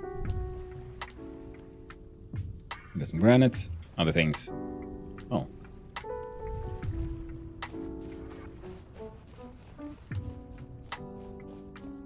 There we go. Random maple placed, and off we go. Back to grand adventure deep in the holes under the ground.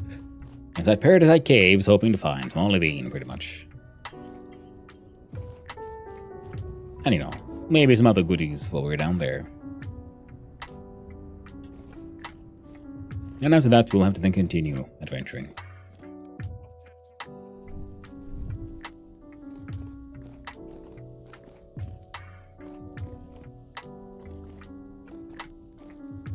Now we do that. To mark where we come in. We got the spoods. Oh. Let's start by looking anti-spood.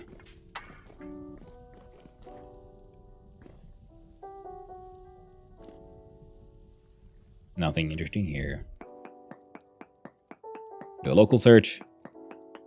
Olivine? No. I want a density search. Give me those samples. I'll feed you, Pick. Feed you all the samples you need.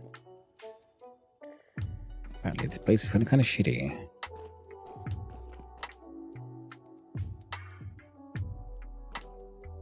Money!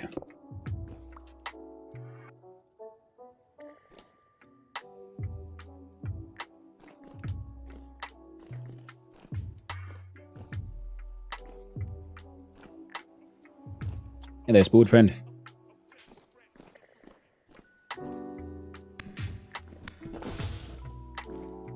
There you go.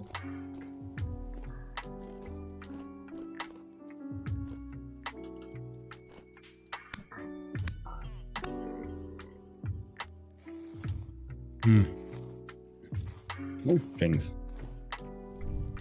Eat the bread.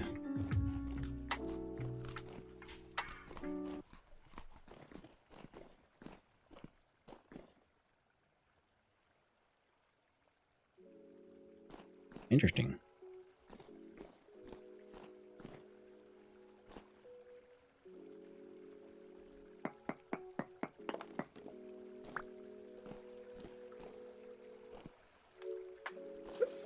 Oh. Like a proper spelunker, I find a tiny little crack, and of course I'd like force my entire body in there. Like, oh no, this will never backfire. No one's ever gotten stuck in the inside these tiny openings, right? Oh, fine. Not matter what I meant to do.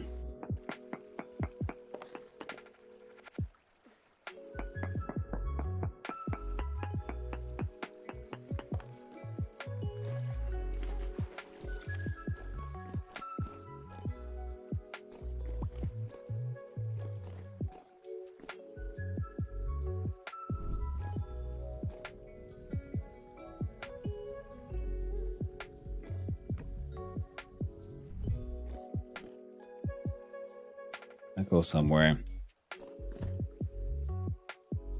It goes deeper.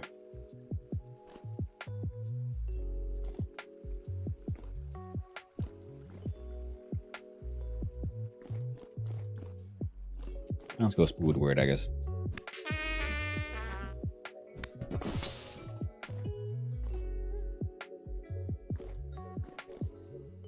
Wow. But it's very spoody.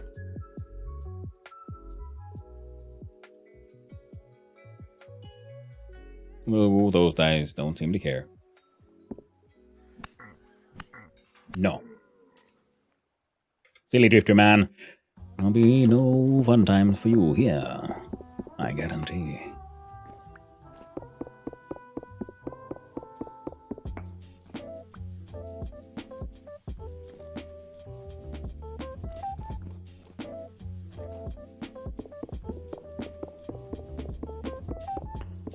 I don't like the spikes. They hurt.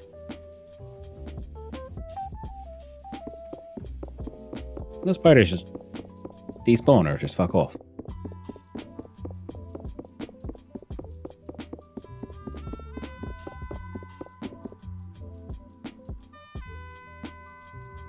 Well, there's one.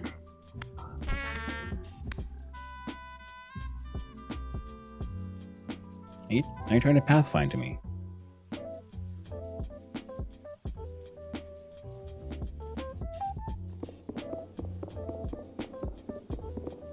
Oh, I went to sleep.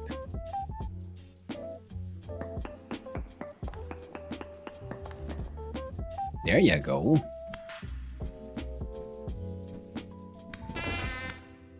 An airborne spood for a second there.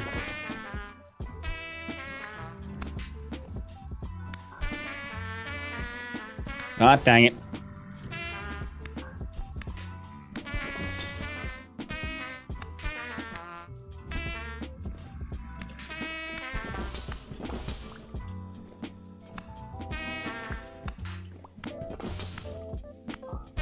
Give up, sir. Please. Thank you. Oh, the rope is nice.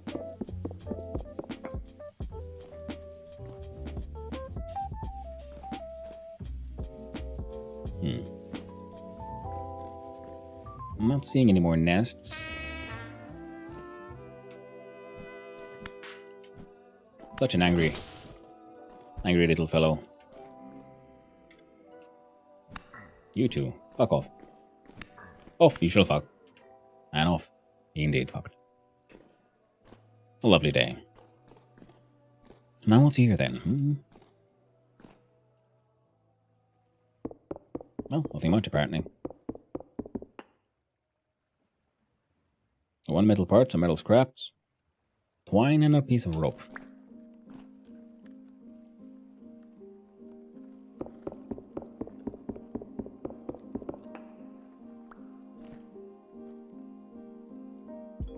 No. But I'm not seeing any more of the nests themselves. Or in, like, potentially interesting ruin. Ooh, a deep drifter. Extra poopy. Straight from the sewers. Nope.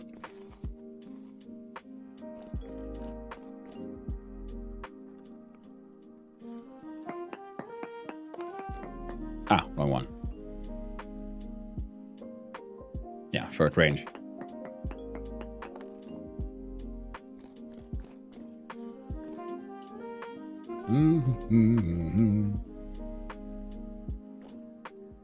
Nothing too exciting here. How about up here then?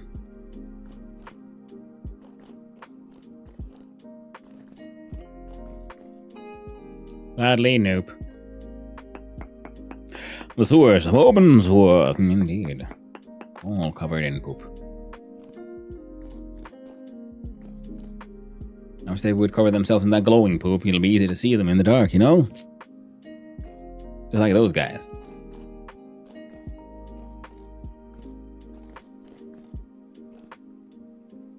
But I guess not everyone can give a glowing shit. I'll see what's up here then. Most likely nothing.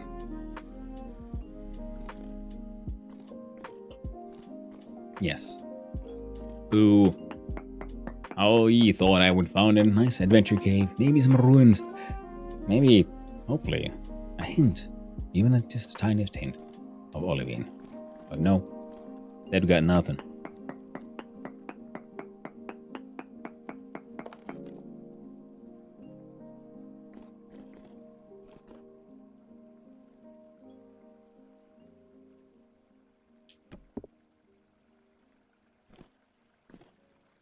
Yep.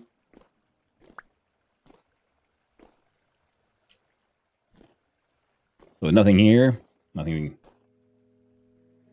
Mouse Foodward. We went there. That was a dead end.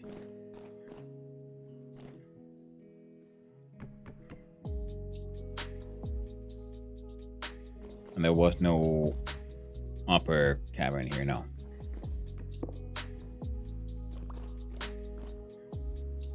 Here we go.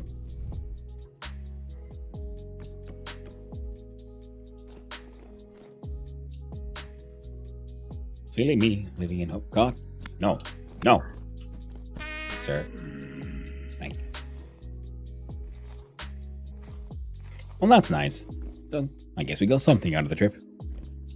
It ain't much, but it's something.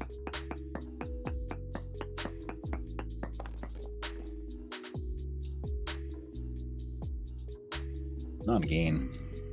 Oh, indeed, my friend. Oh, indeed. Alright.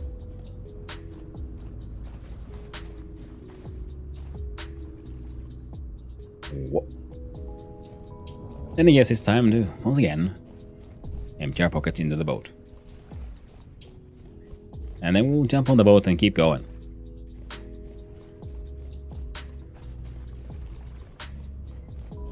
We know this is like potentially Olivina areas, but not looking too good.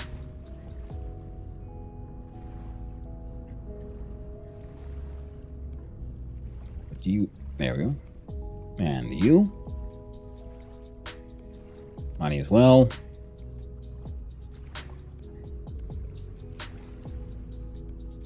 And the rope.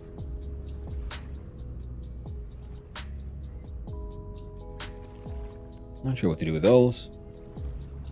Metal parts. Scrap.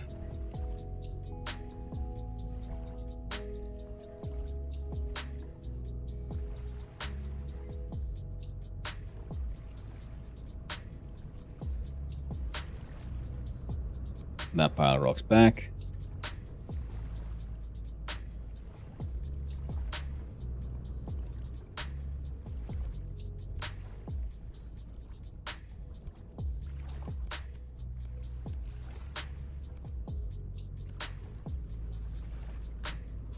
Eat some bread. And get back on our boat. And we keep going.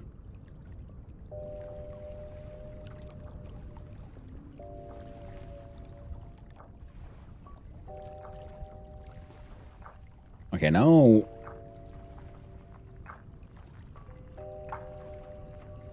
that one is now intriguing me.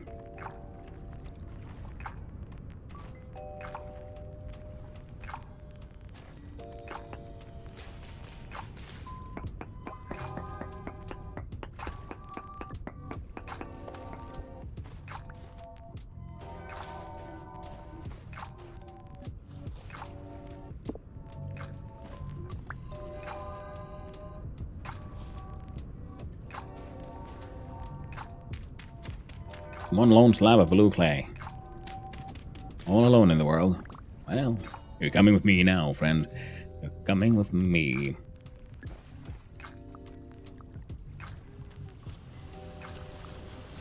And so the grand adventures continue.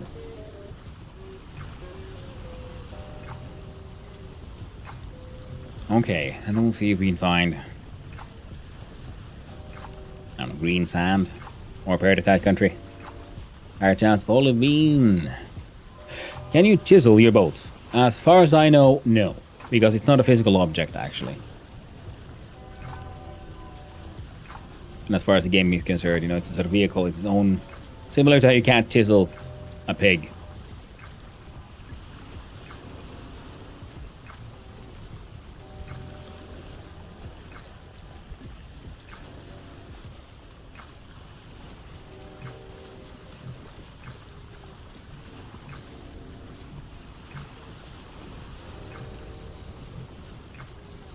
I'm thinking the boat is more of a entity from the world's point of view.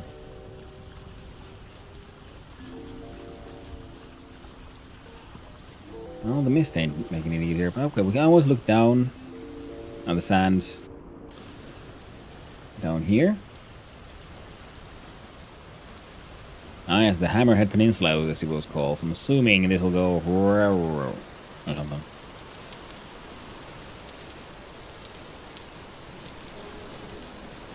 Oh.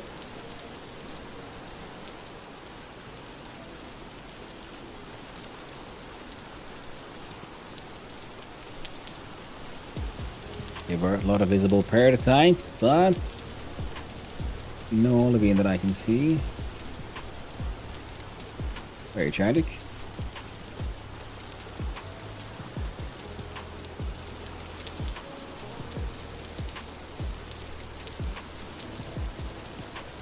Otherwise, looks like, good places for potential mining. Looking around, hoping for the best.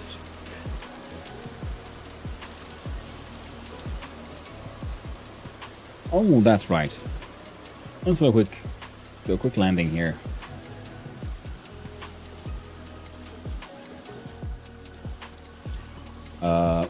Shit. Let's try again.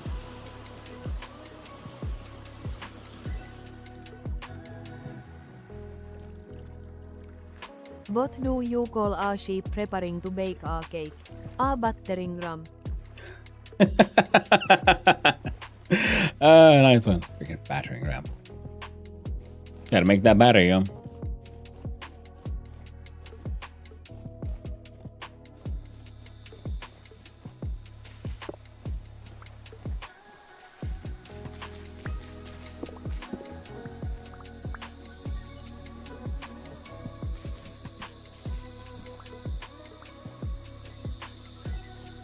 It's kind of annoying that vines, you have to cut them from the bottom up, as far as I know, to get every piece, because if you cut them from too high up, you'll still only get the one piece of vine, as far as I know.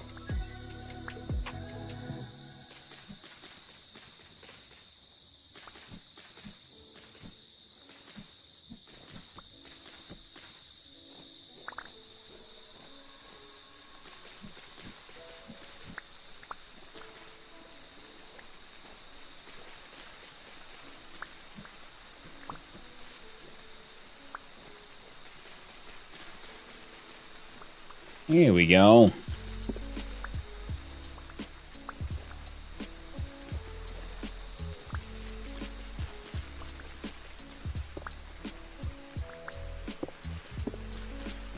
And we're gonna get a whole bunch of frickin' ropes.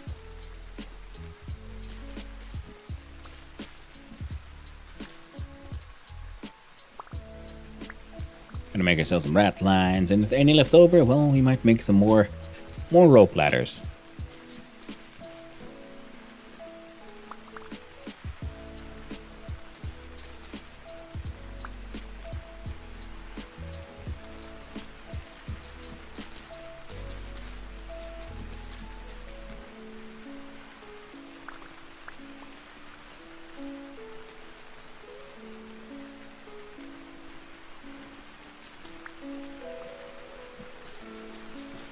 Now we're at lane 16. Takes 3.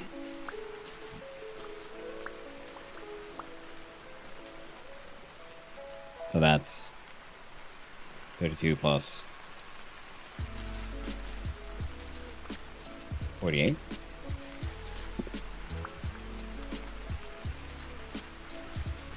Or was it 19?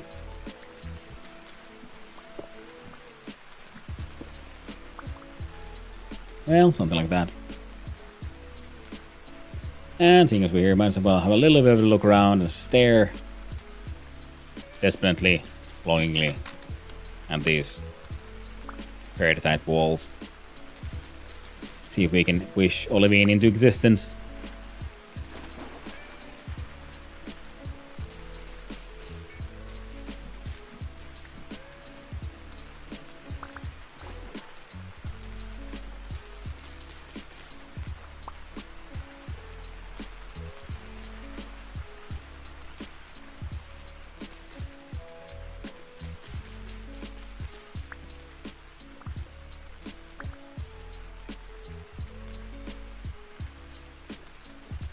Come on.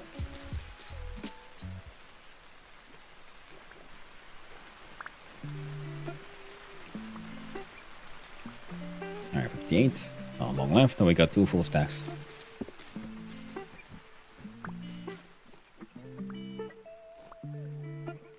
Life in the rainforest.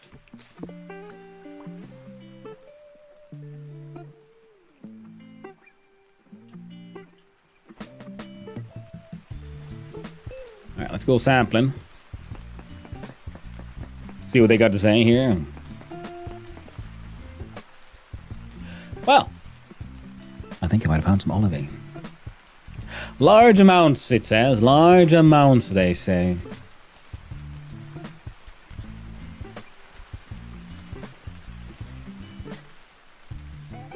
I call that a fucking win.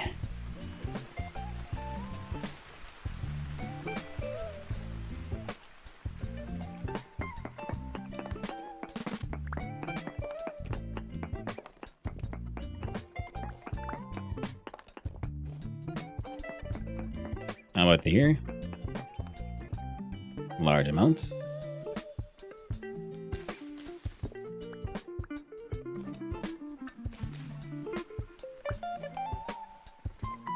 So if we look further up, we can say very large amounts, medium, trace. Now, in my experience, it has usually been a relatively large disk. That was medium.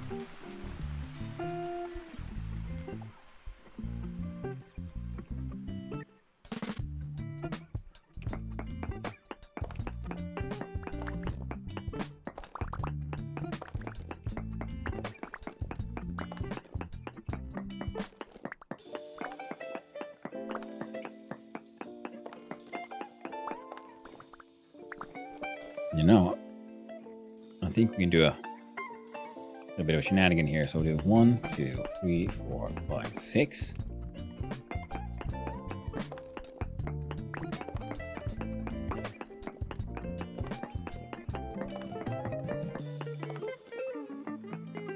Now, what do you say? Large? You say medium.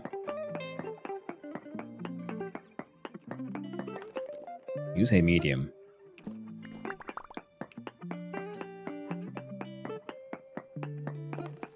You say very large.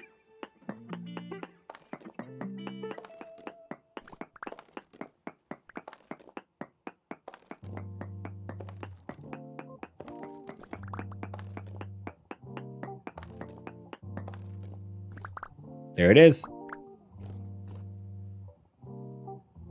Heckin' winning. Oh, it's empty. Excellent. I got a special bag just for this. First we eat our celebratory sandwich. Or dry bread. Depending on really how you look at it. But, yeah, we go back up, pick up pickaxe and everything.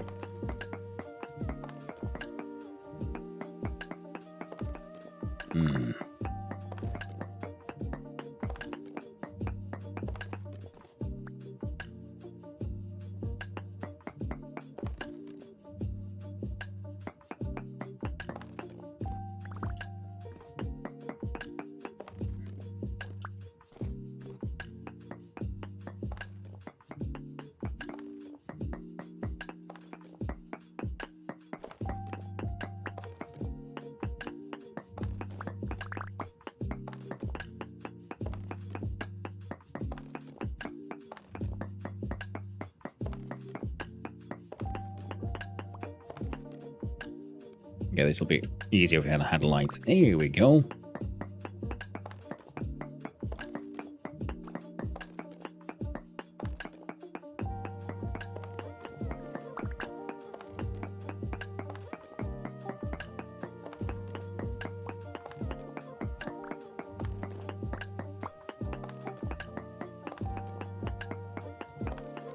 Oh yeah. And most likely we'll end up with far more than we'll ever use. Well, that's fine. Because some of them will go for the refractory bricks, and some for making green glass.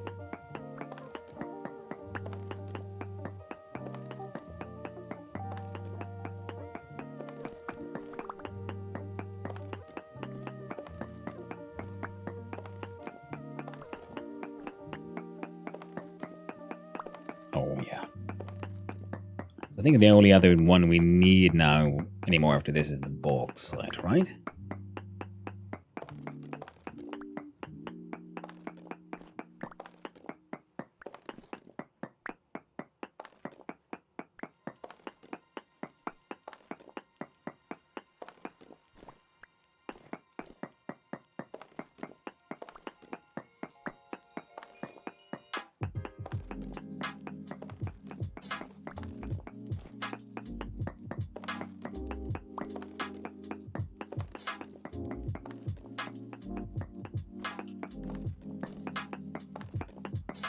I'm gonna have such fucking fancy windows.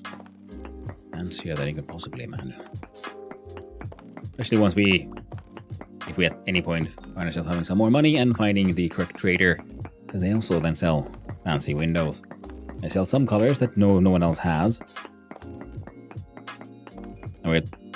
As in, there are some colored windows that you can only buy from traders. Or well, glass blocks, but you know.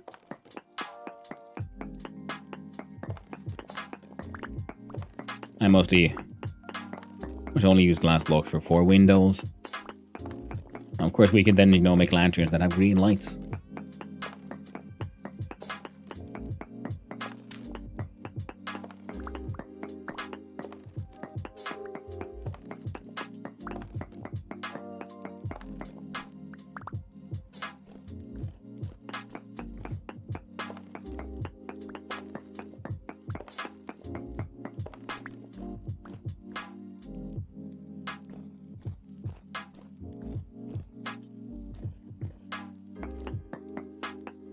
All right.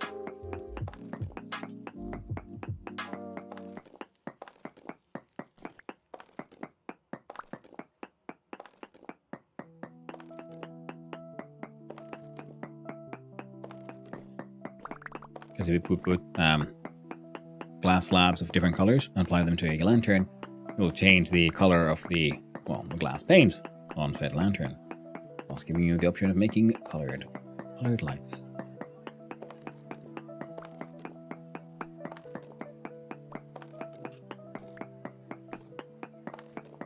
Now I do also have a bunch of nickel and my copper, so I can make copper nickel things. And one of the things we can currently make, I do believe, is the Jonas palette, which would allow us to chisel forth pretty much our entirely own lighting systems. And that one would be fun to experiment with as well.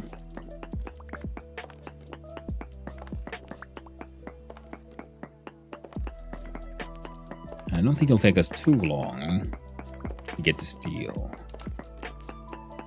No, yes it will. It'll take us fucking forever.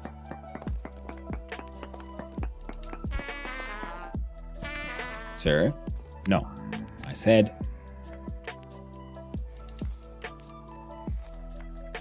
Shame. They would never listen. Shame.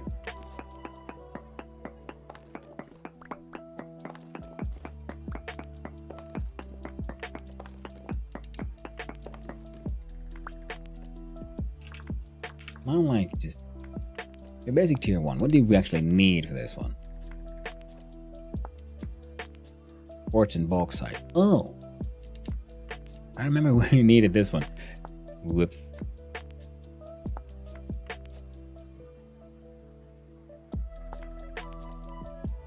Okay, so we can like at least jump into tier 2s immediately. The tier 3 is the fanciest one, I believe. And that one wants illuminate. Oh yeah, so we can do this one because, well, we have a bunch of quartz. We just need to crush it. We can, I know where to find bauxite, just sail north and its entire biome built of nothing but bauxite. And especially with the quarry mod, we can bring a bunch of that home. And then just smoosh it there.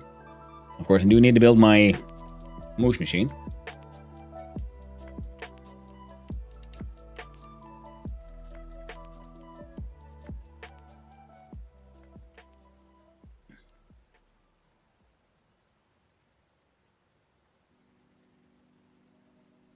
I guess we could make tier 2s immediately. Maybe we could use the same ones also for the beehive kiln.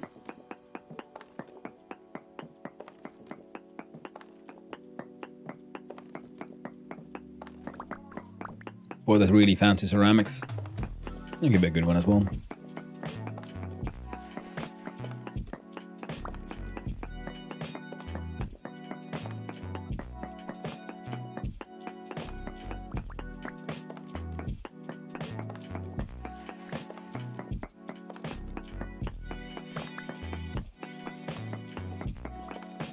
This really does seem to be a rather large deposit of holy beans. So, oof! Wow, We've gone through the entire pickaxe already. Barely gotten anywhere. Dang. I'm glad I made a backup. Very, very glad I made a backup of all my tools. Backups of my tools before I came here.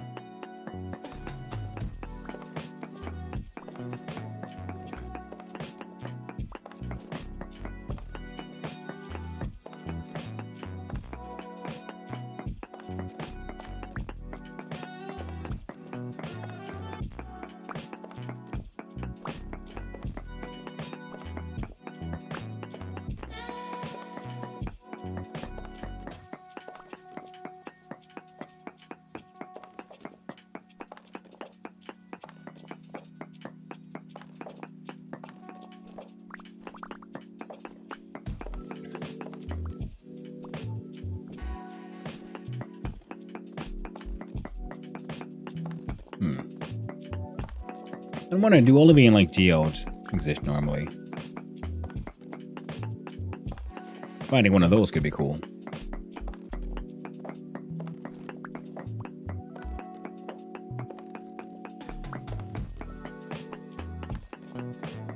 I don't think even if the deposit would be large, I don't think this is high enough. I think it needs like a height of like 3 or so. I don't really know. What are the rules of geode?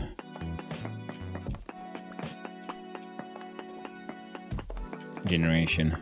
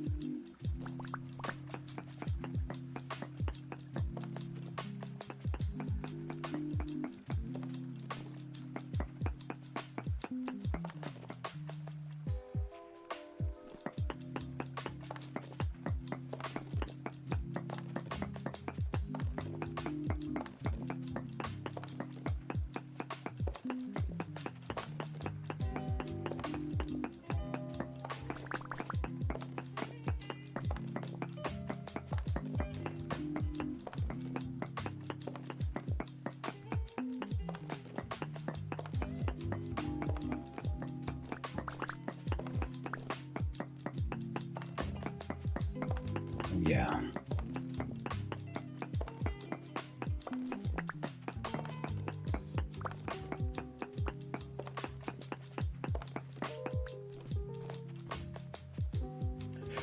What can you use olivine for?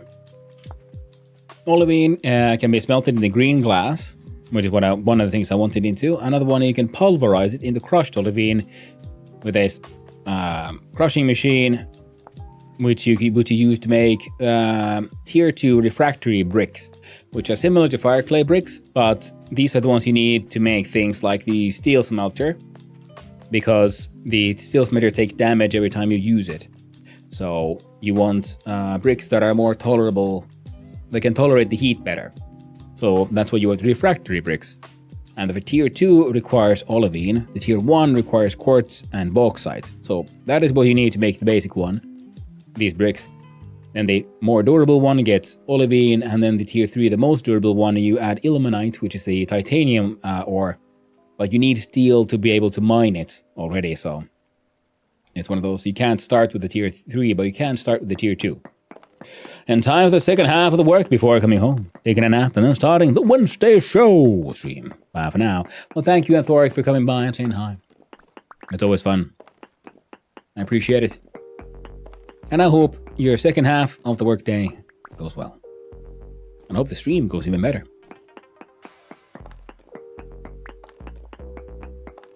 Oh yeah. Some mildly dancing music. Oh, god damn it. We're mining. We're listening to the wrong music. Give me a quick sec. I'm going to alt time out and hope I don't die. So we're going to pause that one. Open up this one.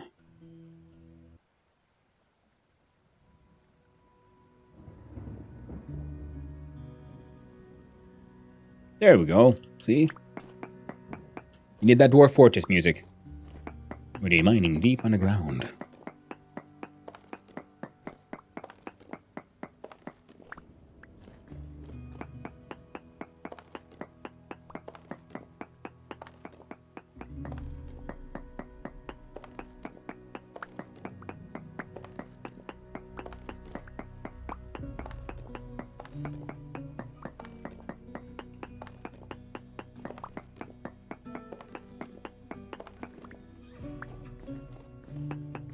Yeah, well, I have a lot of ore. Iron ore I need to smelt. So that'll be a whole project. I go to have my help hammers. Then again, if we get our freaking windmills even better, we'd add a third hellhammer,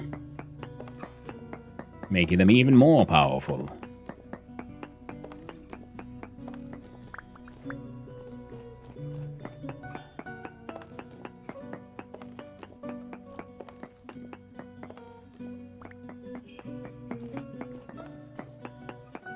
Because we need all those iron ingots to be prepared first, so we can then cook them further into our steel ingots, and then we can make our steel tools.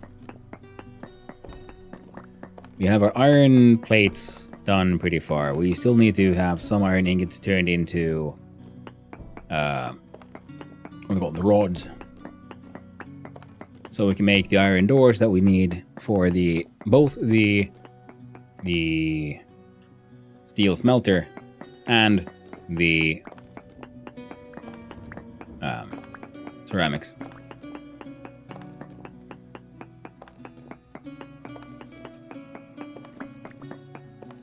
The beehive kiln.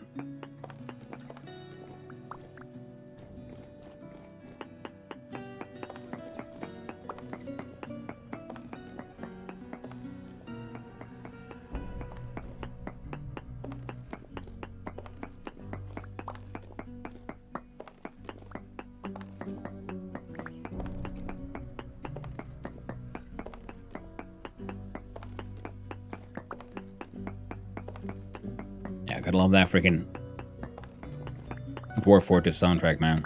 Amazing stuff. Fantastic stuff. Oh, yeah. The green gold. Now I just wish I could find gems like amethyst and things, but I do believe many of them are found as inside quartz, inside geodes. So if I go mining for more quartz, I might get lucky. I mean, I'm gonna have to go through mining through the quartz anyway to get my hands on more gold and silver.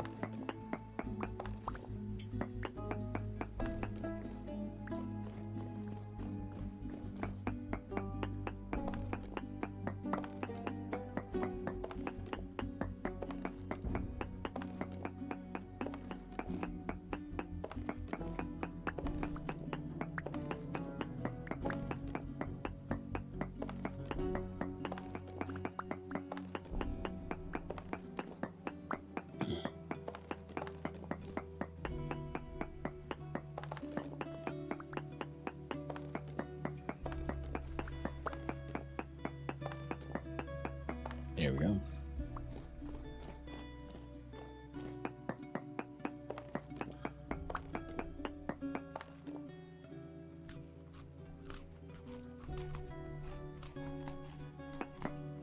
There we go.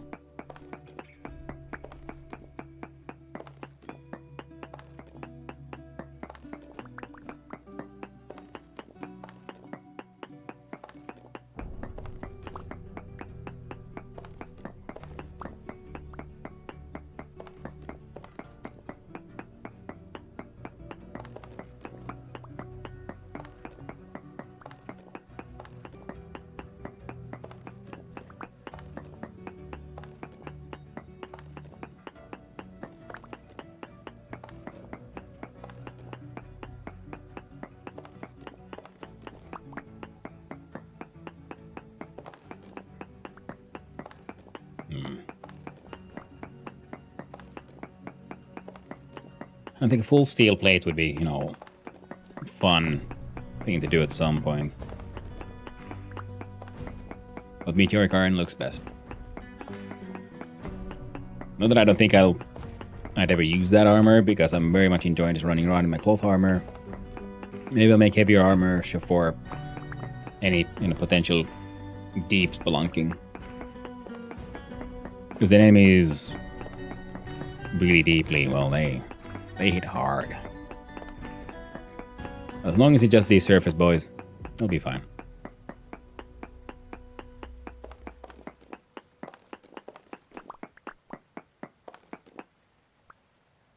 Oh shit, the entire mining bag is almost full already. Well, still got things we can throw away.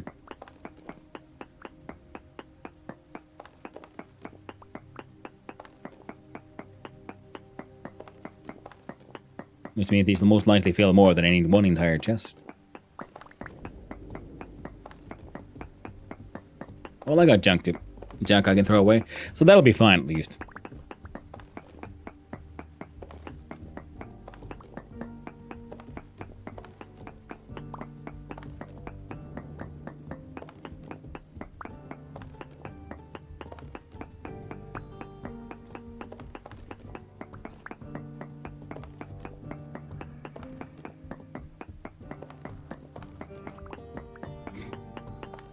Damn, okay, are we finally reaching an end here? No. Oh, then you're going into a separate layer? Damn.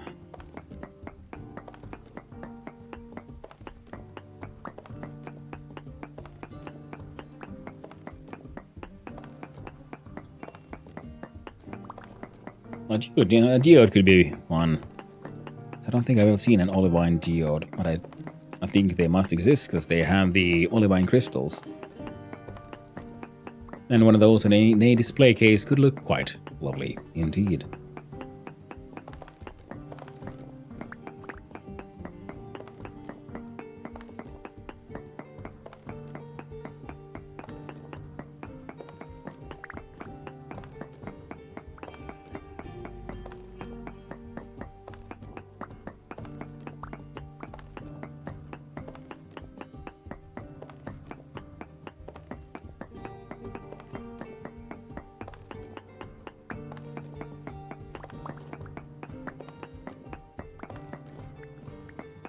And I guess one of the greatest values of a find like this is that at least I don't have to go look for olivine ever again.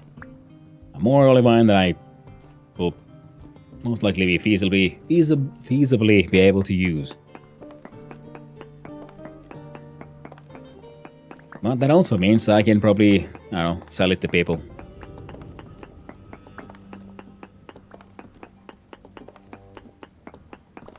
Get my crushers going and I could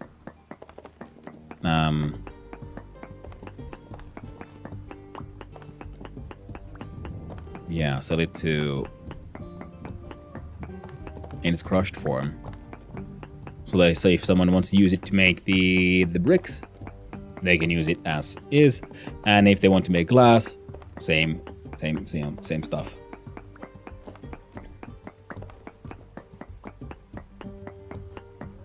Oh yeah, come on.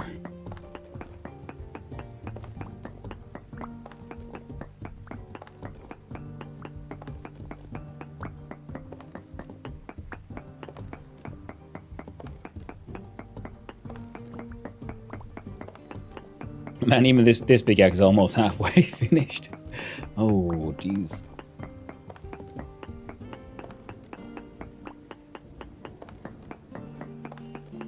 I'm just like following the vein here.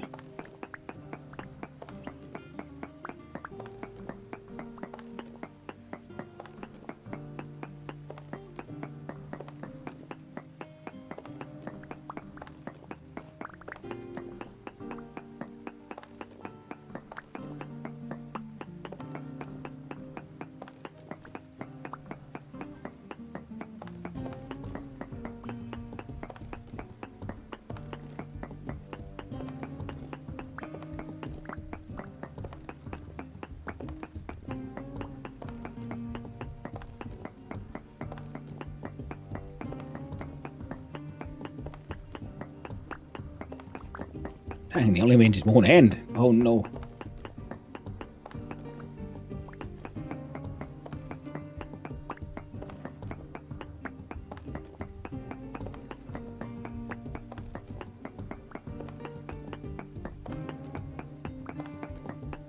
So I know that we can use, say, amethyst to make purple glass.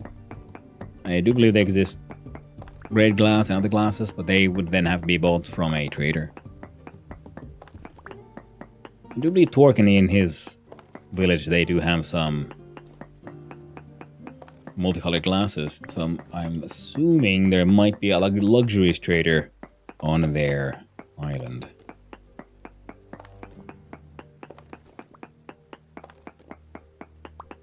Jeez, I need to get my hands on cogs.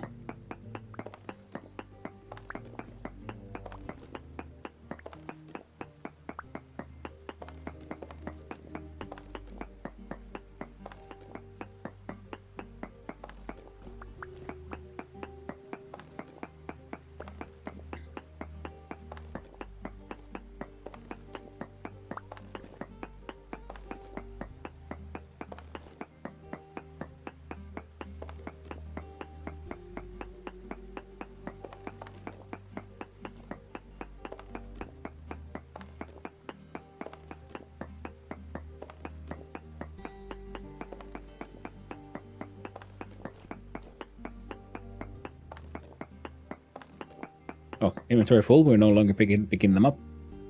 I'm gonna throw away the flight stone, the granite,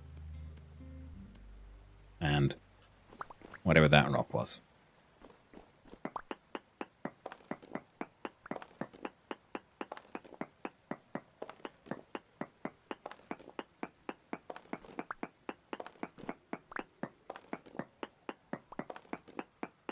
Cut. No. The only thing, it just keeps going.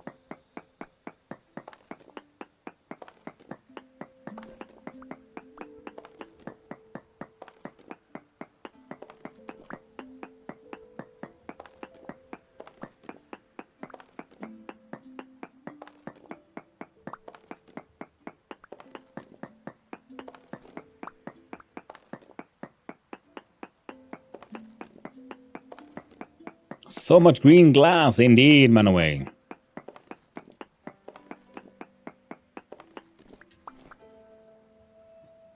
There's so much.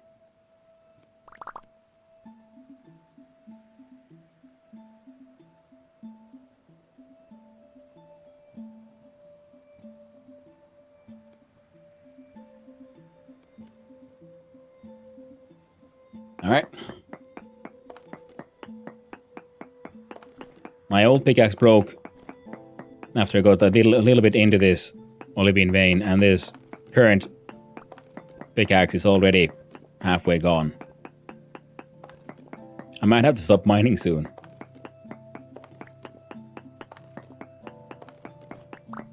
Just give up, you know. I couldn't have it all. I tried. I really tried. But in the end, I ran out of space.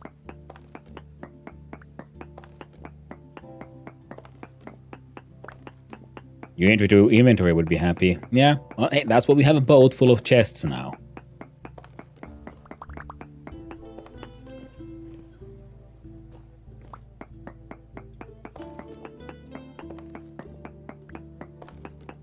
I'm also kind of like just digging deeper, sort of hoping to find, like, strike a geode. Because this is a very large olivine deposit.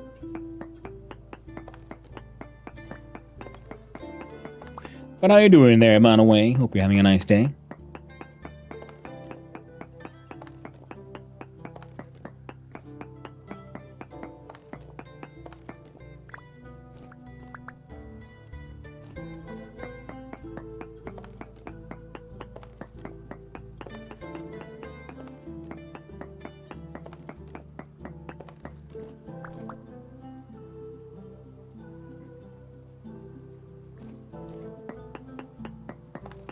Hooked on DDO again. Ooh.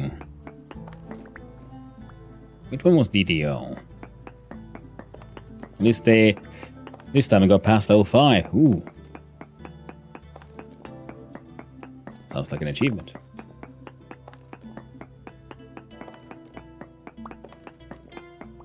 I'm very bad with acronyms. Could you help me out?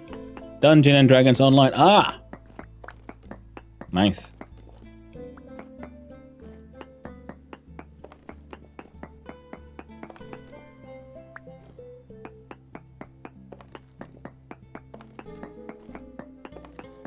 The only D&D I played is tabletop. Well, and Baldur's Gates, you know. But they don't count. They're computer games.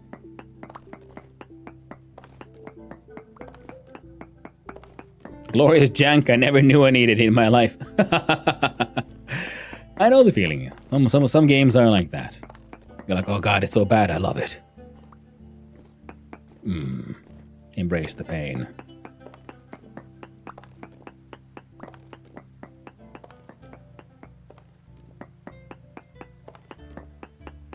Well, it's based on 3.5. They had to make some changes for it to really work real-time gaming. Yeah, I imagine they would. It's so bad, it's good. Exactly, Carpathes. It is a genre of its own. Please? No. Are you trying to come to evict me? I can still fit a few crystals. See, the locals trying to come and like remind me, like, please, sir, please go home, please go home. No more mining, please.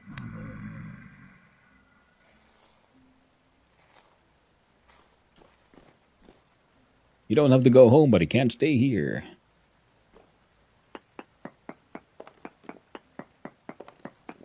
Man to that, I say. Screw you guys. I do what I want. And what I won't is to mine. We need them green glasses. Far greener than you can possibly imagine. It's not bad, it's janky. There's a difference. I mean, yes, there's a difference. But I would still put them inside a similar category. Because sometimes it's like My Summer Car, you know? Janky ass fucking game. Super fun though. Embrace the jank.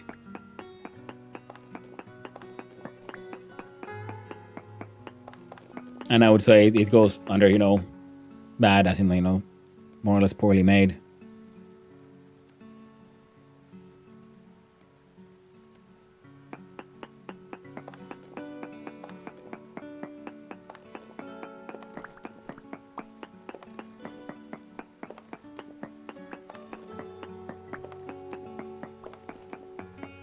Oh yeah.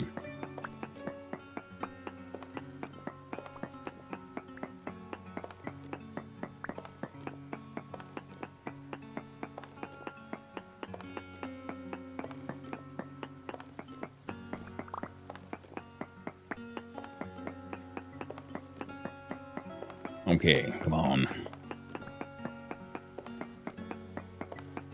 A few design decisions I can only shake my head at. But it is what it is. Mm-hmm.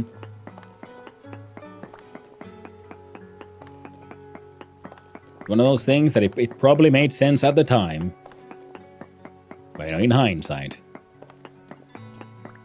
they shouldn't have done that. Kind of thing. Oh, would you look at that? If I eat this bread, I free up some inventory space. We can get even more olivine. Hell yeah. That's green. Much green. All of the green.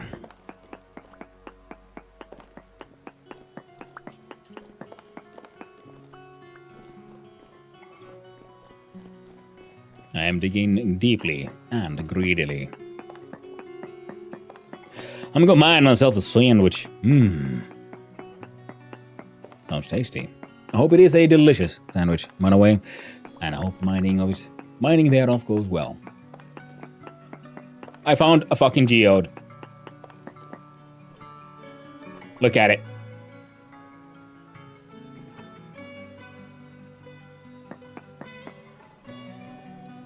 Behold at my wonders and weep. No, not you. Not you. Not you either.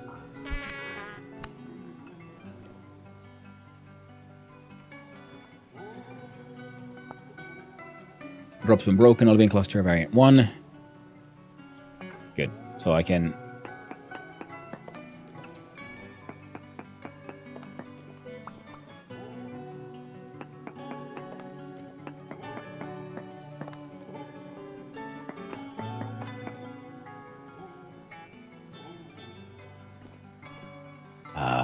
yes.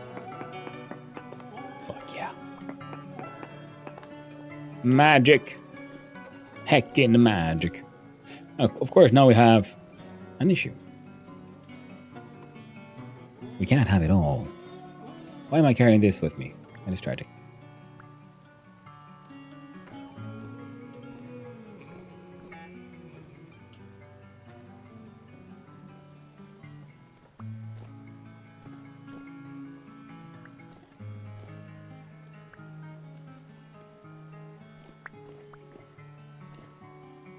The nicest room. It's radiating. It is truly radiant.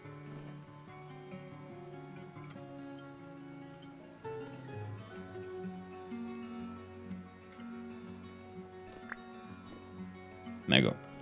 And now we're just Olivine.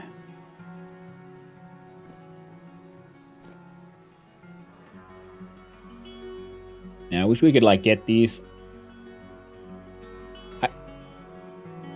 Wait.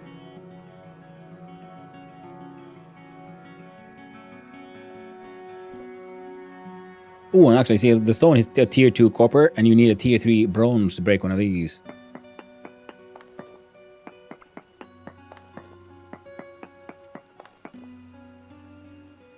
You wouldn't have to come with your green. Oh, no, it's just an Olivine block.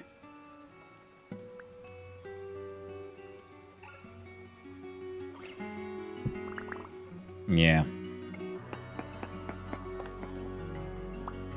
I was hoping to find one of these for the clusters, because I was thinking they would look pretty goddamn cool. Sir? No. No. No.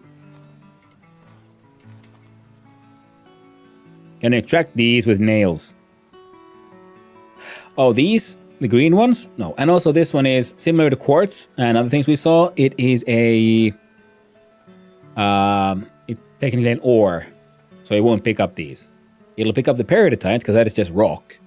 But olivine is technically an ore. Because you pick it up, see it doesn't give the stones, it gives the similar to quartz a crystalline drop.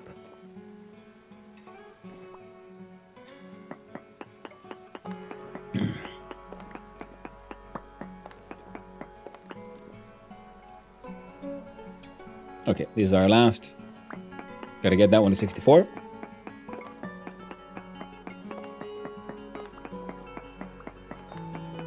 And then we have everything we can from here.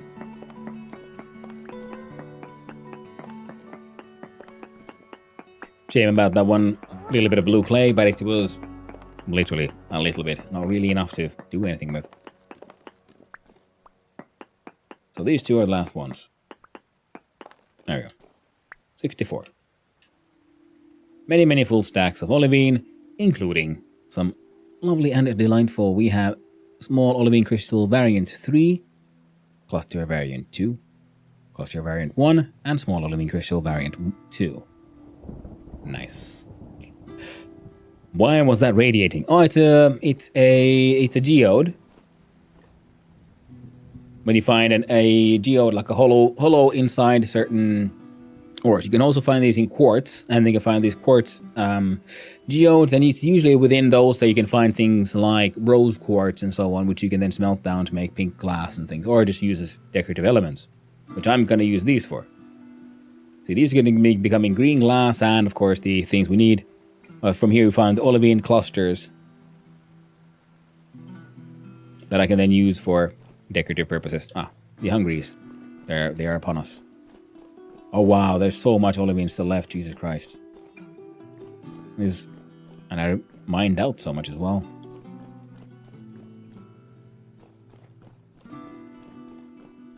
Wow. Jesus Christ. How do we get out of here? There we go. It's this big. The area I've been mining out. We'll move this one.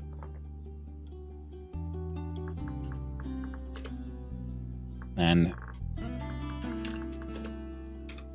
olivine ore. There we go.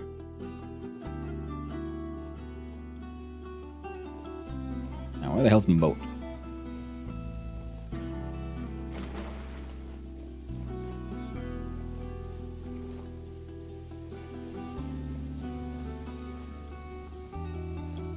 There we go.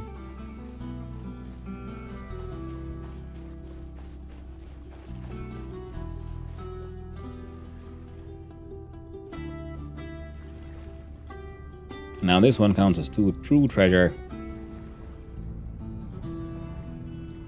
One chest full. Second chest. A bit. And then the geodes.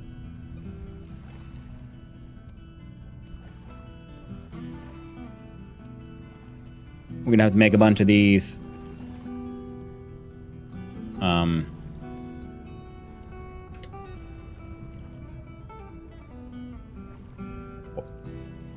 What are they called now? Apocalyptic. Yeah, well, looks like there's holes everywhere. Thankfully, instability is not a thing, so they won't be spawning anything during the day. What is that slot down there in the right corner? It is from a mod that allows us to delete things. I don't want to delete anything I have. So you can also use it temporarily to hold one item. But if you put another item in there, well, there's something here. The previous one will not be then, traded out. It'll be just deleted. It's one of the quality of life mods that we have from Casual. It's an understandable one because he usually puts a similar one for the Valheim runs just to make it easier for people to get rid of stuff.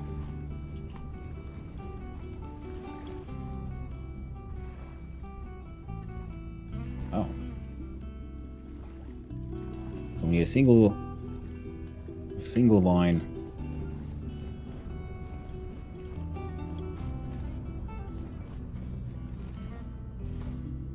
So every stack needs a +1 pretty much.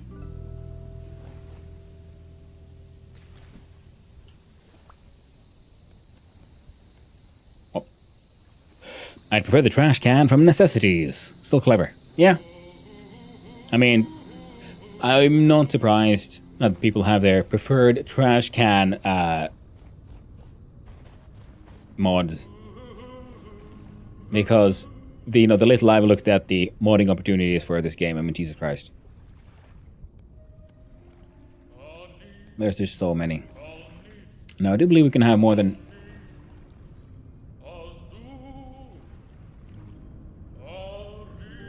Yeah, we can have 2 sets of rat lines, I believe, yeah?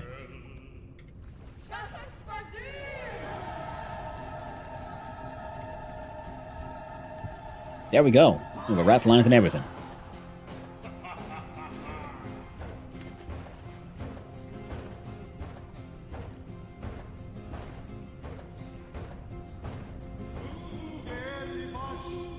And essentially it's just a seat because you can hang out here.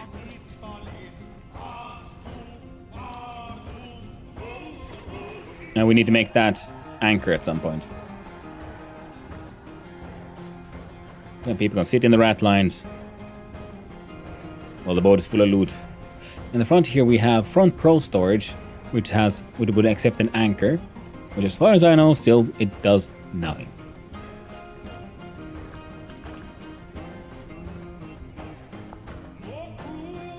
The only thing that able to place in spot, however, it currently has no use. We'll need a bunch of...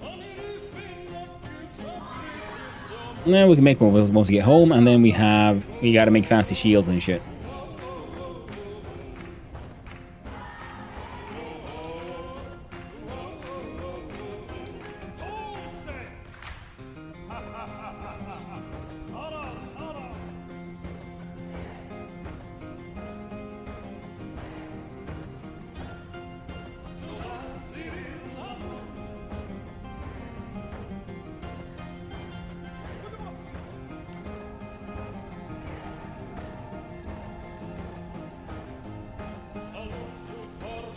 For the soundtrack, yep. It felt fitting when I was deep underground, digging deeply and hungrily with all that olivine.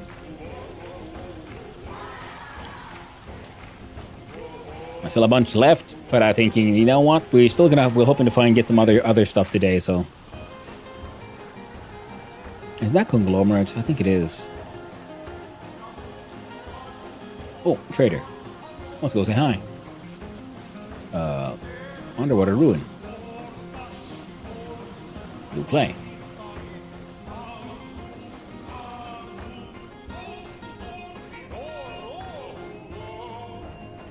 Not too deep and not too hungry. That is very true. It didn't go too much.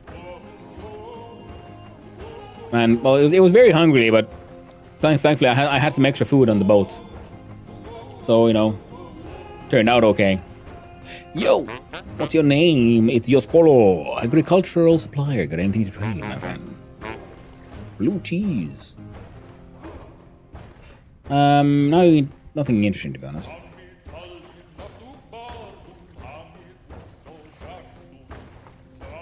This looks decent for an agri-trader.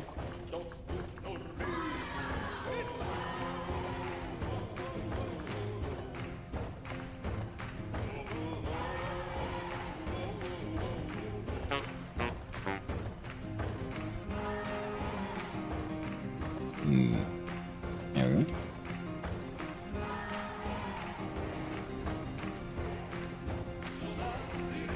Yeah, that's conglomerates.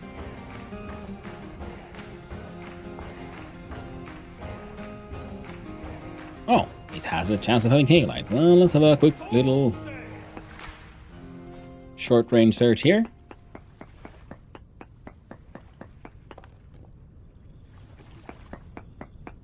Long-range one.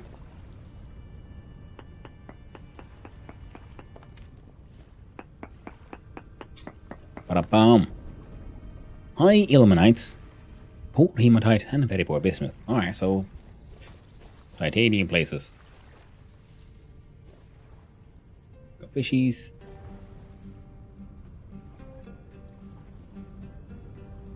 I'm gonna make a hole here.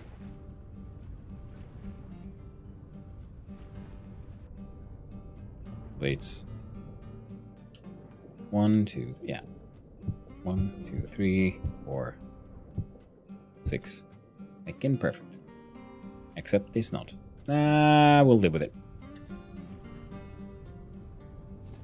Right. Alright.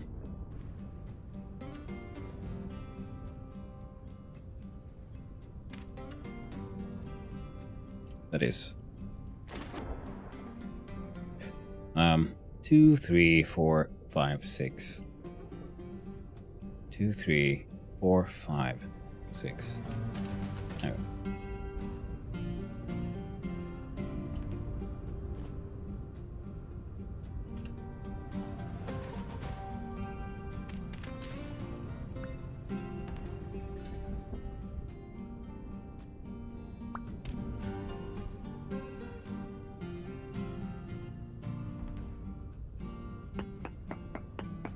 Two,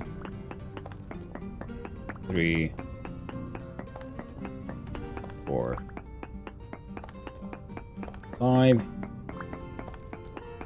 6.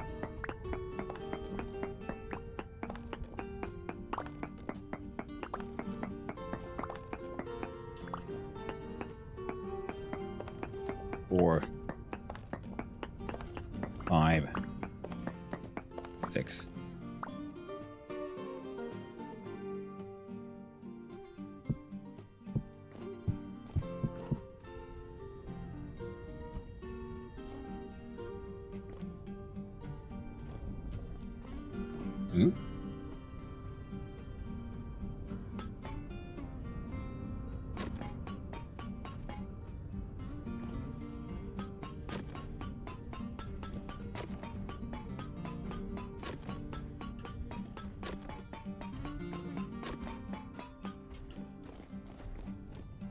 So we have a lot of what we need for some of the like diamond blocks. We still need to find phyllite. the plan was to find ebony. We found all kinds of other stuff, so we might have skipped the whole ebony part, though.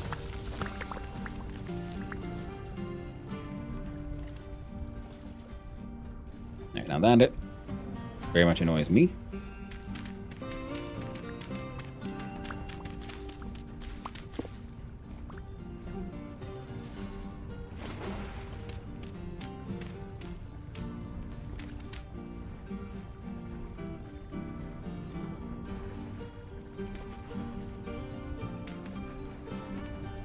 As well. 3 more.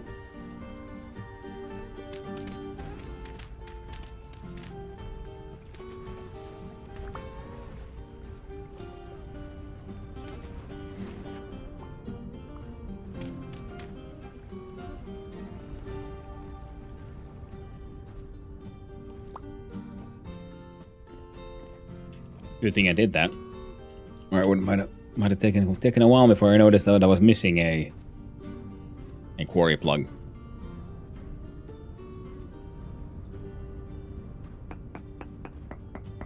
Missing a plug. Ah, thanks, Manaway.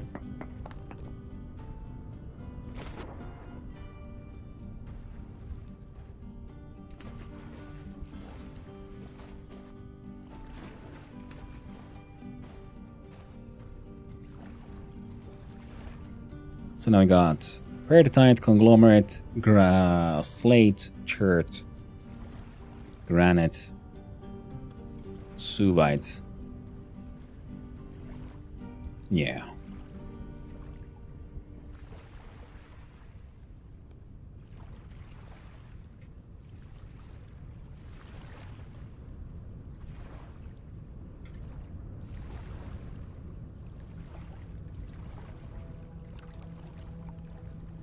Need basalt and obsidian. Well, good thing that is exactly where I built my house. It's on a basalt biome, so we have basalt.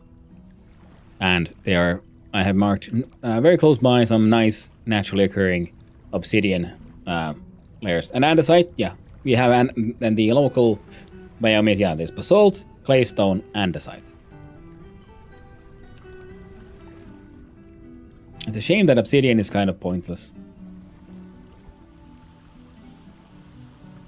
Other than for napping, and then of course for chiseling. It is beautiful, but that can't really be used for anything.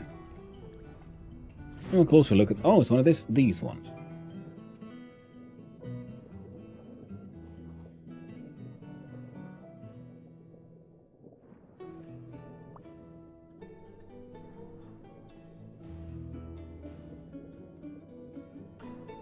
I can't remember. Do these have treasure? I guess it might.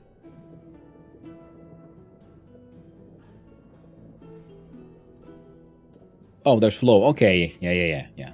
They have treasure, but it has been claimed. Obsidians are great for pretty. Exactly. For that, I agree. Just wish, like, it had to be, you could make more things out of it. But for chiseling, it's wonderful. So it's what I made the shades for my torque stone.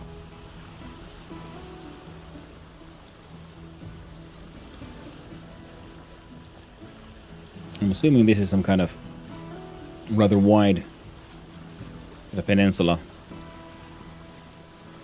More adventure holes. Now if we continue then on our way back and we went this way, we get to Torque's area, and in general here I believe is a lot more bauxite.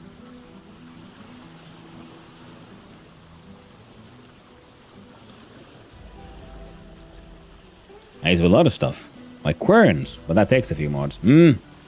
Yeah. I just like it for, like I said, chiseling. I very much enjoy the, the black with the purple speckles. It's lovely. Pretty querns. It also be very dangerous querns. Seeing it's a glass, it grinds. You'd end up with ground glass in your flour, and that is not very healthy. For your insides or your teeth.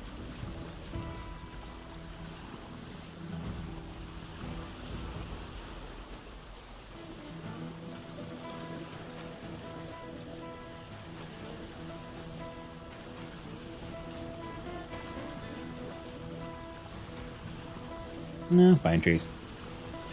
Volcanic glass flower. Mm-hmm. Who needs that enamel? Who needs teeth? Local delicacy.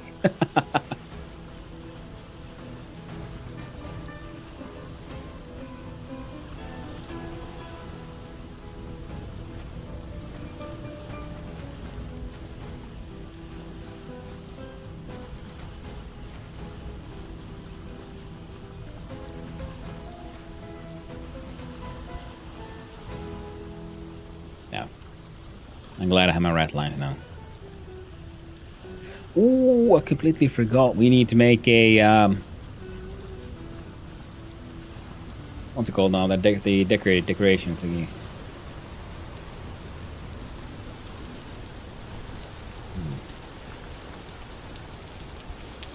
A figurehead.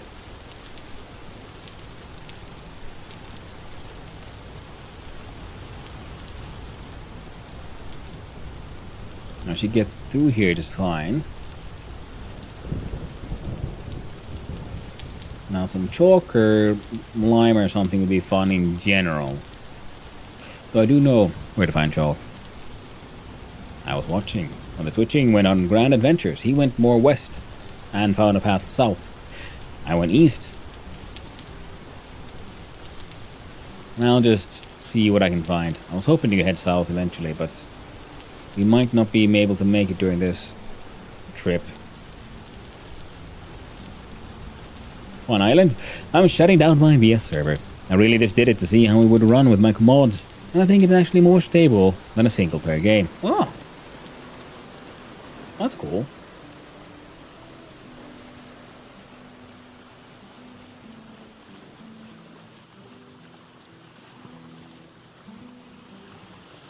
At least we've... I'm assuming once we go through here, we'll find our way down south.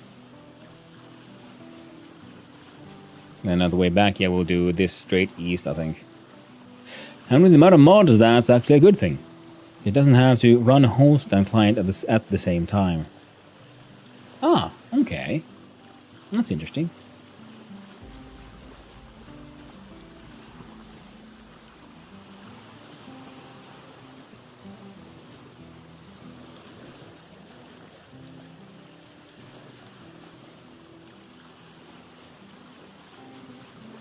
I guess that makes sense. I don't really know. I don't really know how the whole hosting architecture usually works.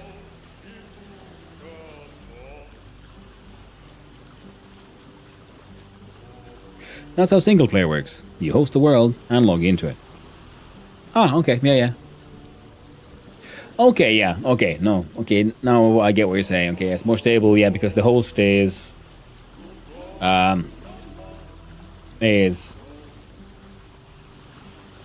running all the mods pretty much. And then on client side, you're just entering a game, maybe have some of your mods of your own.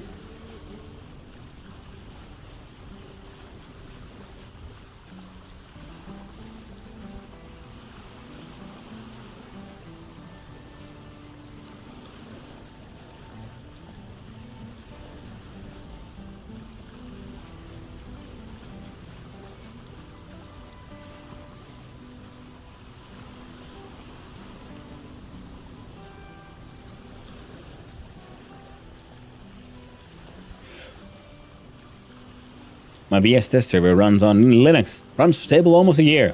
I have played on it more than 30 minutes. Nice. What is that? Oh, it's just dirt and desert. I can still save my server if I find people to play with, or I reignite my VS passion. Oh, the DDO. Meh. Well, you know, these vibes, they come and they go. Sometimes you got a feeling for one game, sometimes you got more feeling for another.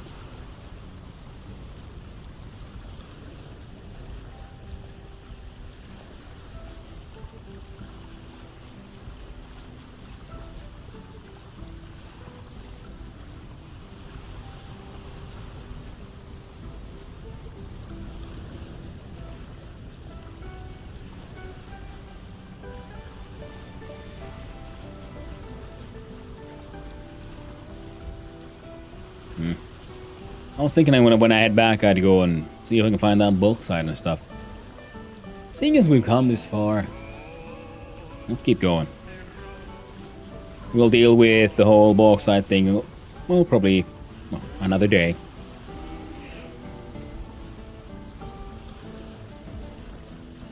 They'll still think you should try it. That's on you though, no pressure. But peer pressure is best pressure. That's what they say. I think quite like the pressure of your peers. Make you drink all those beers. James told me you found pretty things. I found a geode. I found a lot of olivine, like ridiculous amounts, and inside an olivine geode. So I got fancy green crystals now.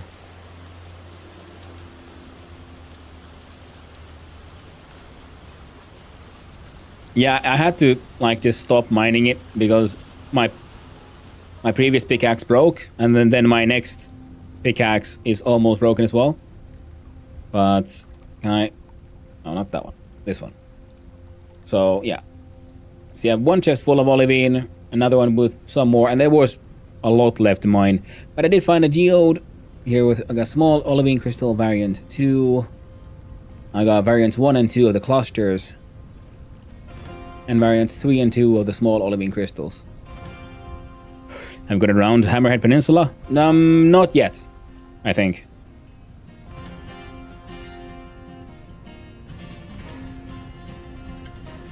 You see, I've gotten this far. This is where I found the olivine. I stopped here to pick up some vines to make my rat lines, and then I found a massive olivine one. So, going this way.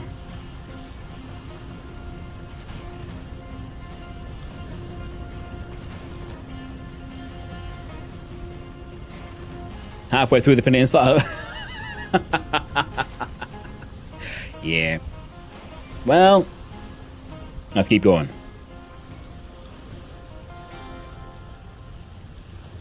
We got the food.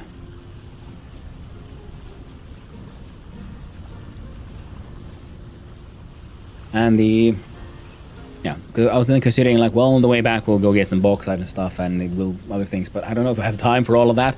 So instead, we're gonna be just heading on south and see what we can find. That continent is very wide. Ooh, it's chunky boy, chunky conti, continenti, incontinent.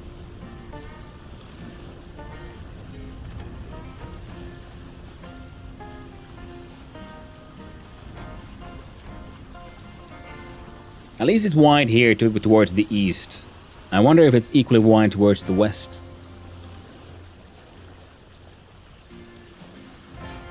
Oh, so this would be the end of the Hammerhead Peninsula then.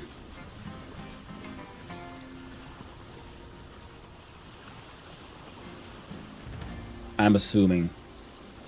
Yeah, alright. Now, the name of completion, we're gonna have to then follow the coast there a little to the west as well.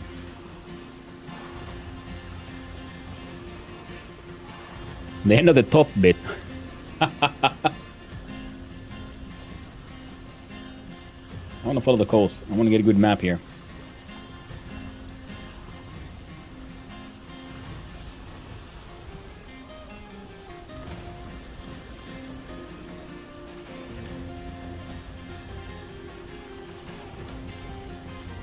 I don't think we'll crash into anything like this. Except maybe those trees down there. Unlikely. Now what am I about to hit here? Oh, tiny bit of sand. Maybe a boulder.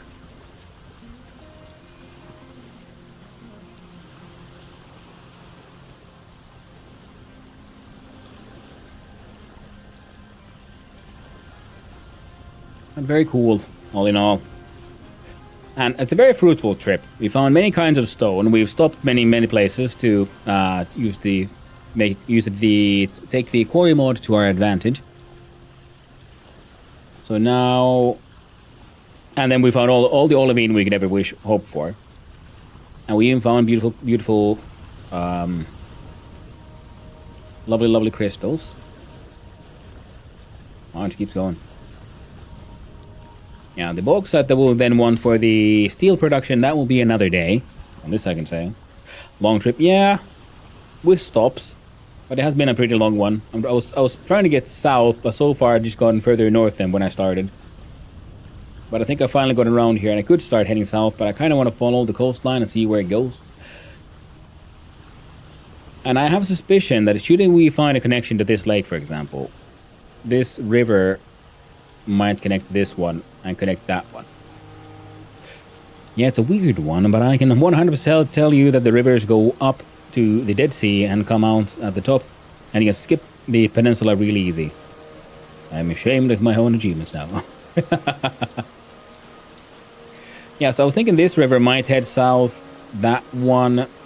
I'm assuming this would be then the Dead Sea stuck inside, and this river looks like it should connect this way.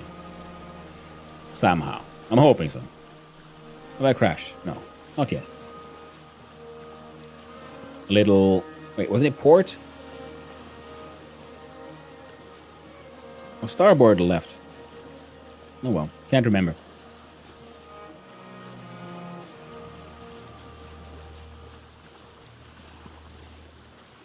I like that one.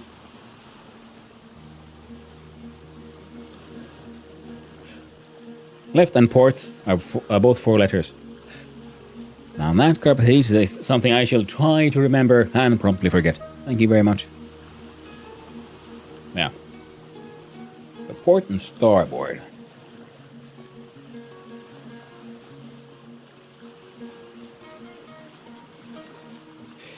Dead Sea is close to you right now. And it's your base, so the lake under your base might be a lake. Yeah, okay. Good to know. Somewhere. Desert fun times. Oh, if only I could see what the fuck it is. Maybe we...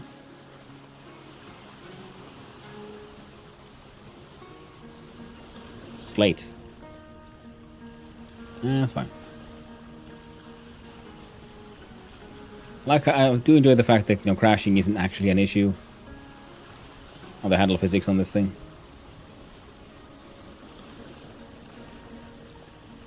So, Slate Desert. Could be worth it for looking for more interesting things like, James called it the Dead Sea because it's actually an ocean and not a lake, which is interesting. Okay. In what way? What's the difference there?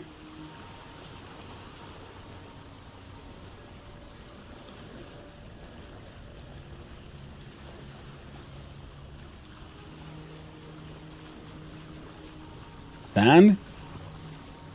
I'm pretty sure salt water. Ah! Yeah, it looks like the Dead Sea IRL and it's salt water. Okay, that's very cool. Very neat. So the Dead Sea would be this one. Or somewhere here is my guess. And using these rivers to connect would be the way to go. So you can avoid all of that. Unless you want to come here and mine. See, I was mining. This is where I entered and I started mining. And then at some point I was here and I was... See, this is a marker from inside. And so it's a large batch of olivine I found. Finally reached the end of the peninsula. Ah, lovely.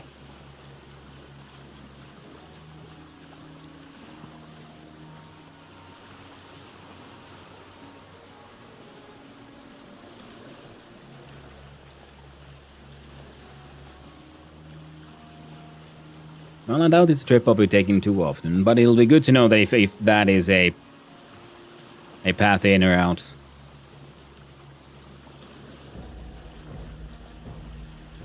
Kind of looks like a hammerhead. Yeah, I see it. Or like an animal. You know, it has the chunky back bit and then the sharper front. Went slightly close to that one. Ah, more bold cypress. Who gives a shit?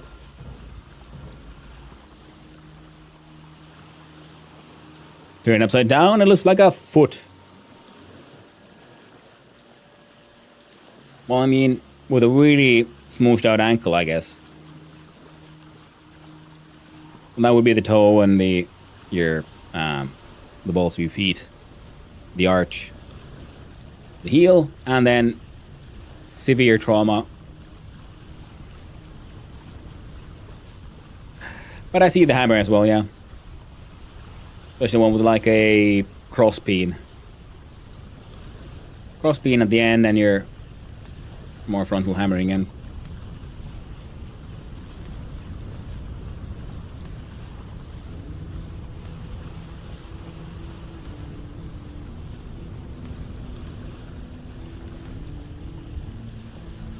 Gotta get closer. What time is it in game? Jesus. It's gonna take a while before we get some sun.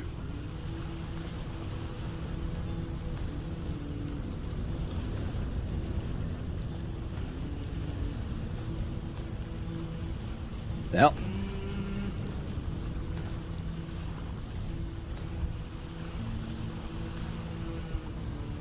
Saw you.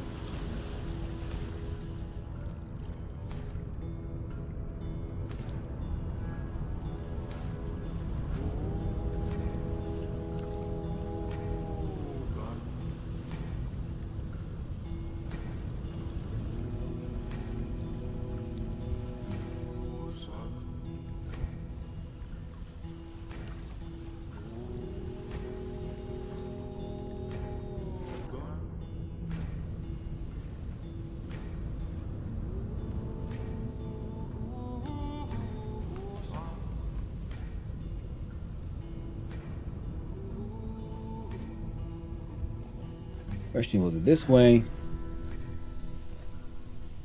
There we go.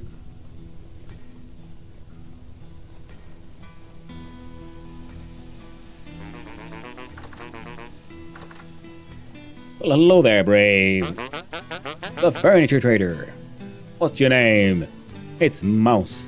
You got anything to trade, Mouse? Nice iron fences. Oh, and sleek doors. Now we gotta get our hands on some of these sleek doors eventually. Paintings, cows, and hunters in forest could be fun. The sleek doors you can't make on your own, you have to buy them. Now, golden treasure chest. God damn, if I had one of these, I would not sell it to you. I'll tell you that much. 9 years for a single chandelier? Nah. Oh, you'd buy those fancy glasses? I bet you would, yeah. But no, I would keep them. Well, green glass I can make.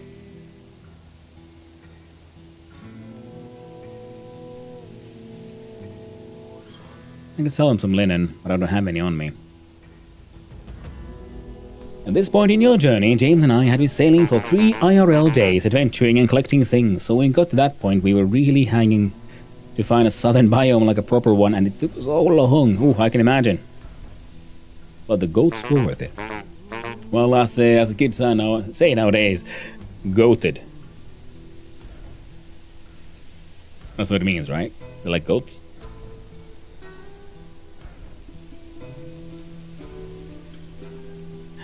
Yeah, I'm also hoping to find some more ebony, because I tried to make an ebony boat, and I would have needed, like, I don't know, a couple of logs more. And I didn't get any extra seeds from the other logs, so I'm also hunting for ebony. And that's why I made my bold cypress boat. So now I have like a dark ebony boat and a white bold cypress boat. And if I ever find purple heart, then I'm making a purple boat as well, and I'm gonna deck it out in gold. I'm gonna have the black and white, and then the Pimp My Ride, the purple one. Now, what's a good furniture color, I guess, is that looks acceptable. Or, I like purple.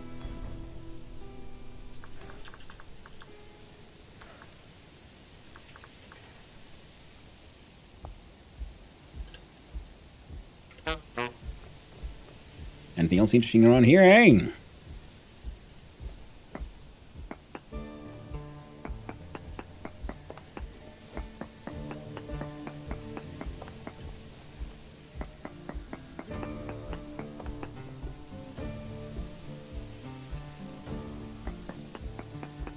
My better. Thank you.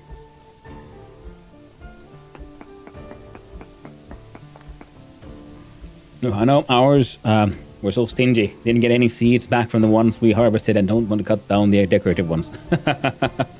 Yeah.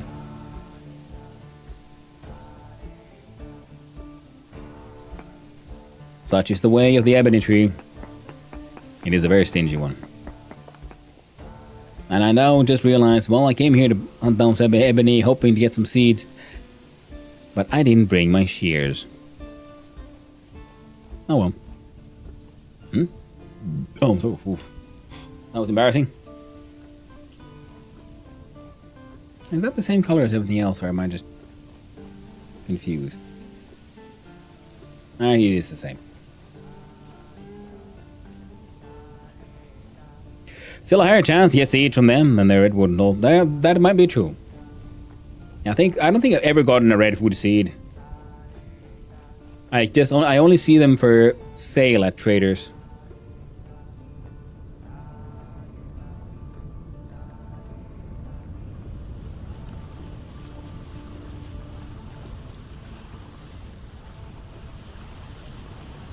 That's a big whoops. That was embarrassing.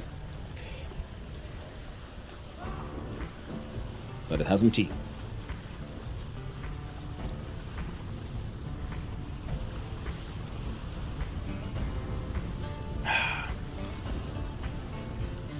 Finish that one. And then we'll have another kind of tea. Black tea with lemon.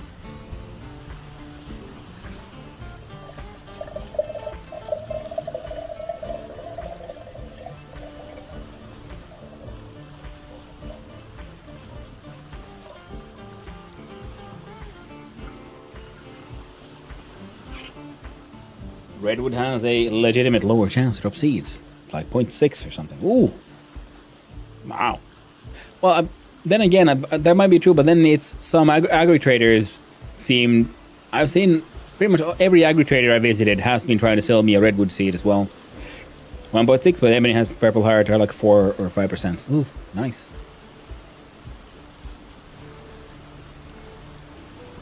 More basalt areas.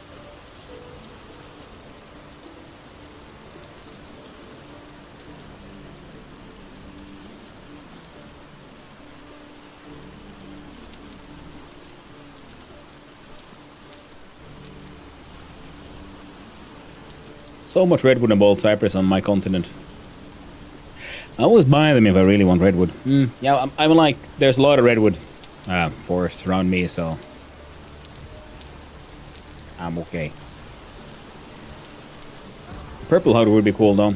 I want that purple swag boat, and after that I need to just hunt down endless amounts of gold.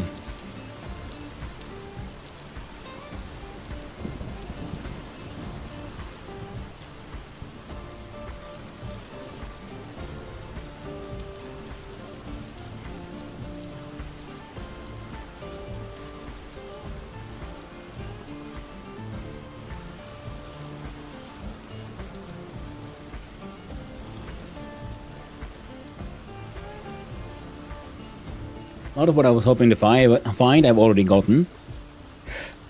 It's more for aesthetic as trees farm all. Yeah. As a tree farm. Yeah. But in that sense, yeah, it makes them. But like I said again, I have them growing close by, so I don't need them in my yard. But if you're not in a biome where they grow normally, then yeah, I see that would be. It's a sort of a statement because they are very tall. I mean, one of those growing on your front yard.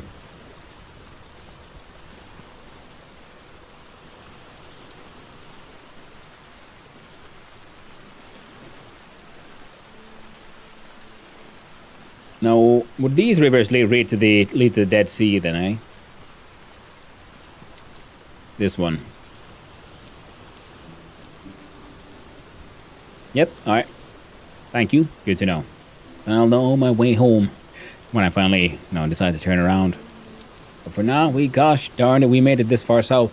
Also, Bucky, would you happen to know, can fruit trees grow inside greenhouses? Like, do they benefit from the temperature bonus? Do you know? One that goes up is deceptively skinny.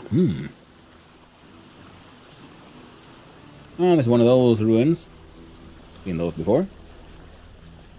I believe so. Excellent. Because I found some olives and lychee and pomegranate, but winter hits 0. Maybe hits minus 1 or 2 Celsius. where my dude has his house, and they die at that level. It doesn't stay cold long enough for the apple trees that I have to be vernalized and actually bear fruit, which is annoying. But I'll have to build a greenhouse and fill it with like olive trees. I didn't have enough peach to beat the 40%. Oh, that's tragic.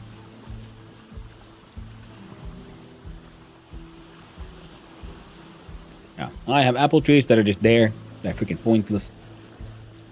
And it's funny because I find them locally around my base. It's one that I actually found it like relatively close to my base and planted it there. So it's funny that the wild ones literally can't bear fruit. But hopefully the olives and lychee will help.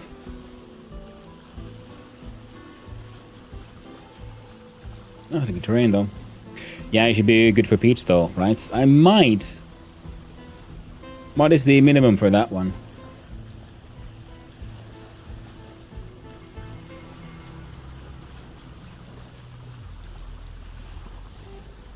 Let's do here.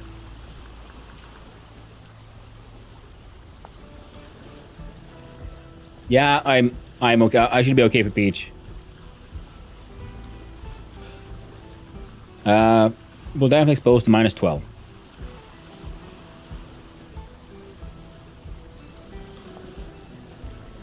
Like I found olive 7 Celsius or colder, so I might not be able to beat that. Because doesn't the greenhouse give +5? 250 hours below 5C. You get that? I think below 5C I should. Because the apples I fail because they need 250 hours below 0, which apparently we don't get. I want to see, what does not a redwood.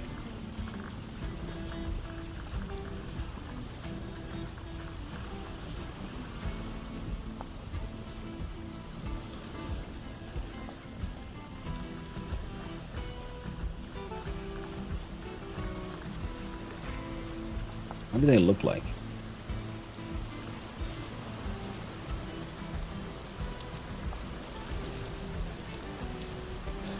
Give me a quick sec.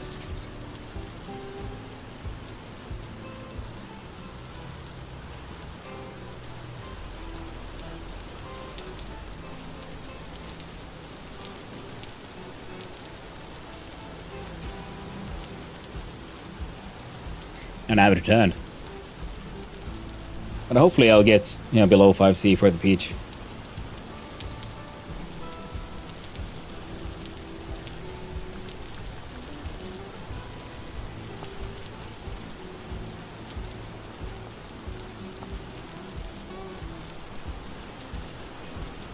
Yeah.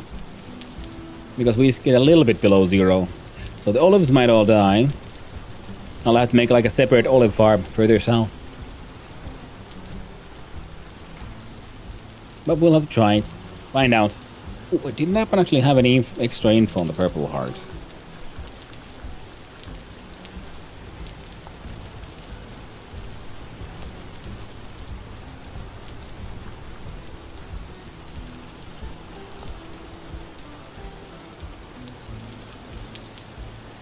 Nope.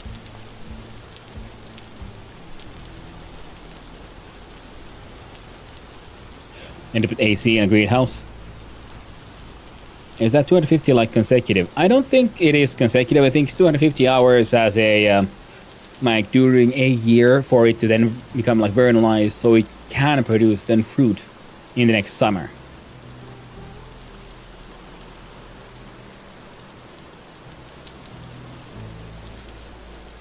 And AC in a greenhouse. Well, that would be cool if we could, but no, greenhouses only do like a solid +5 degrees Celsius, I believe. Game mechanic greenhouse, yeah. There's a +5 degree temperature boost. So my olives most likely probably won't make it. Because I might not be able to get peaches then. Yeah? Yeah, 'cause I don't think it is 250 consecutive. No. Because, it nights get colder, days get warmer kind of thing. It is like just during the winter it needs to have a minimum of 250 hours of cold, enough for it to be able to carry fruit the next summer. I don't know, Sam, I'll see how this game reacts. Oh, poorly. I'm gonna change music. Back to the chill hop tunes. Without cherries and only apples and pears, love. Nice. I got apples, but they don't, you know, like I said, they don't fruit.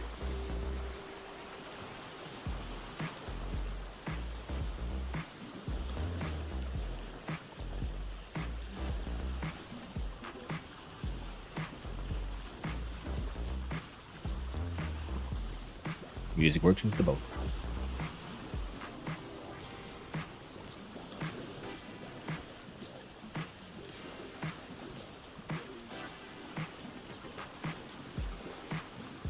I wish we could post stuff to each other alone.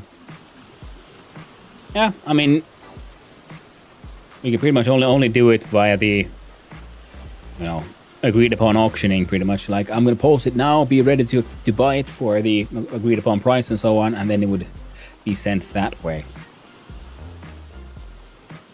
Now that I have a boat, I can carry a lot more stuff, but previously I did not have a boat, so I spent a lot of money by just making auctions and then immediately canceling the auctions, and then, you know, visiting the trader that's closer to my base, and then picking up my stuff from that guy. So the Trader Postal Network is excellent for loot hoarders, and especially because it works all throughout the game. All you need is a little bit of money. One gear per essentially stack per auction. I sent vessels home and stuff.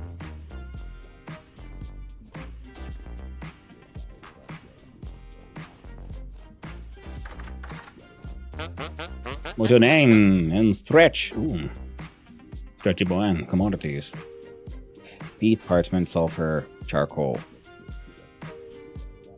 Well, I don't have money anyway. Commodities. I don't know, you're orange now.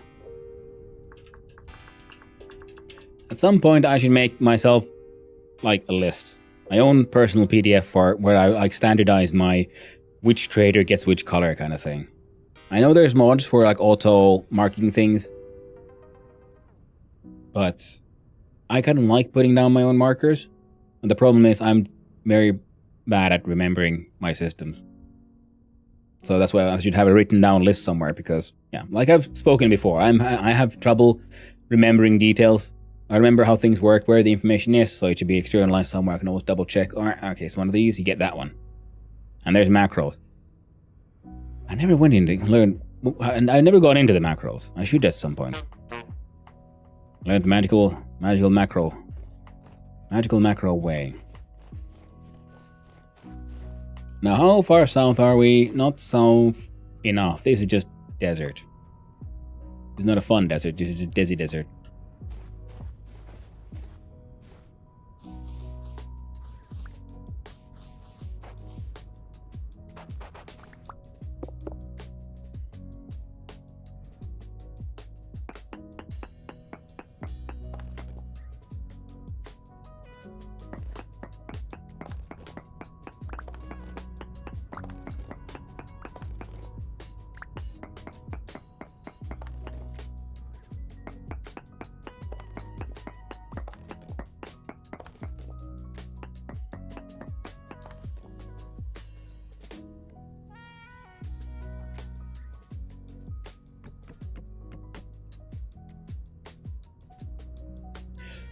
Mix my luxuries and treasures. One is gold, the other is purple. I'd probably, yeah, I imagine that it's easy to get those mixed up, because first I'm thinking, well, luxury should be purple, of course. And then like, well, that's a treasure. Well, I guess, yeah, and then treasure being, see, one confusing conglomerate sand there. Like, really confuse the shit out of people. One wrong sand.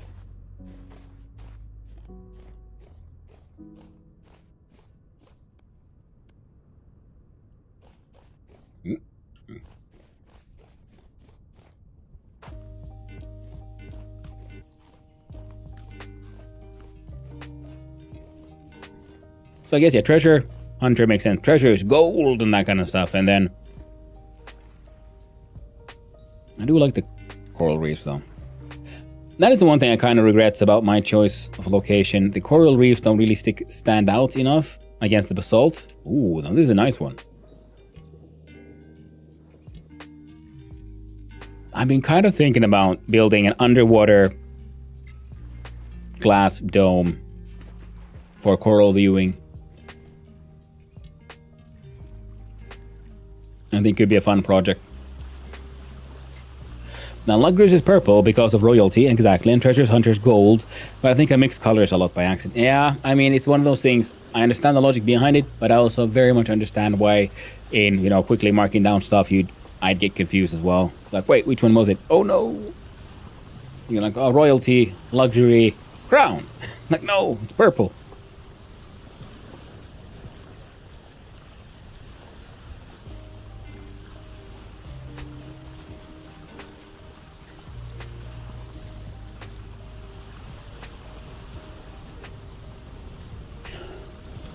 Oh. And I have so much meteoric iron, it's insane. I have a full stack of 64 bars, and I found some more when I was here adventuring, and then I got at least 22, or was it 33, like, meteoric iron blocks as entire blocks that I also saved. I was considering trying to add meteoric iron into my eventual workshop design. Maybe we'll have like a base of meteoric iron beneath the anvil to make it look all fancy.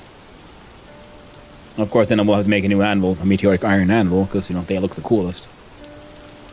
Might have to redo all the both hell hammers, because I was thinking I kind of want a third one, and then we'd have 3 meteoric iron hell hammers as well. Lovely. And I was on the crows. James and I did that. Oh, nice! Lovely. Iron anvil lore. Ooh. They all need to be meteoric iron. It is the best. White and sparkly. Thematically consistent. I just wish we could also affect the wooden parts of the hell hammers, depending on which wood we used and so on. Now, that's weird. On the map, it looks like it could be savanna type terrain, but I guess these are all bushes and not small trees.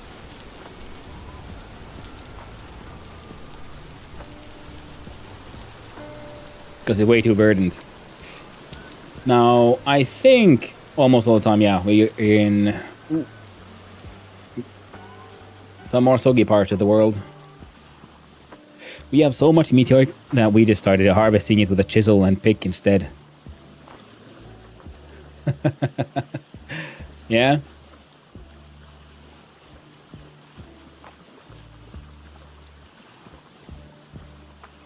I see a trader man. Person. We don't really know who they are, what they are yet.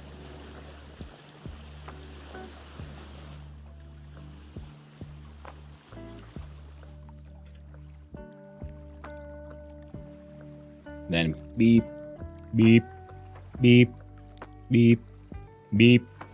There we go. Shale.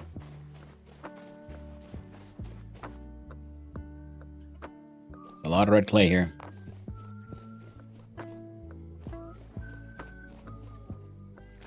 Did I have shale? I gotta look at through my block collection. What's your name? Kind of you track traveler. It is Adele. We got in his trade. The treasure hunter. Go.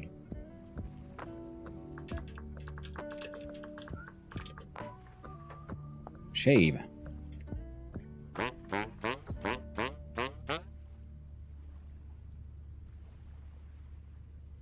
No, I don't have spelt bread either.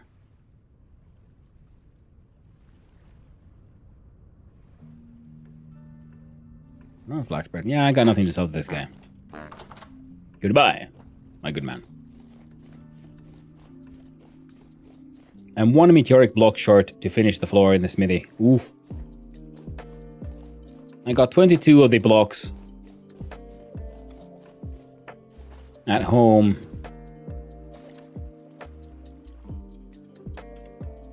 And I got 7 more on the way. On slabs, we got chert, slate, conglomerate. No, we don't have shale. All right then.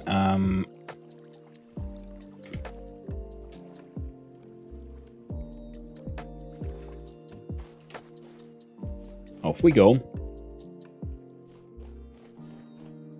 Now where's the best way to... I could just dig down, I guess.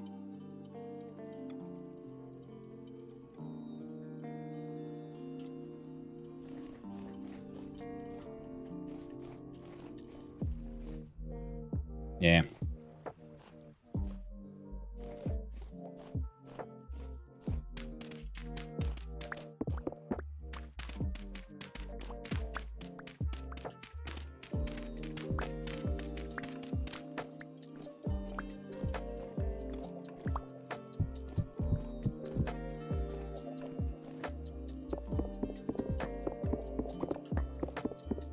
They just move around too fast. 1, 2, 3, 4, 5, and 6.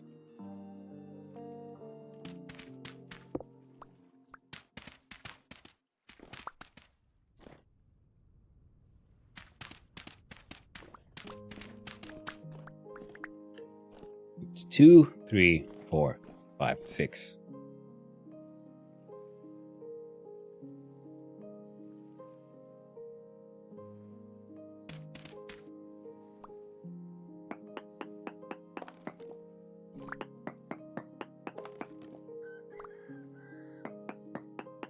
One, 2, 3, 4, 5, 6.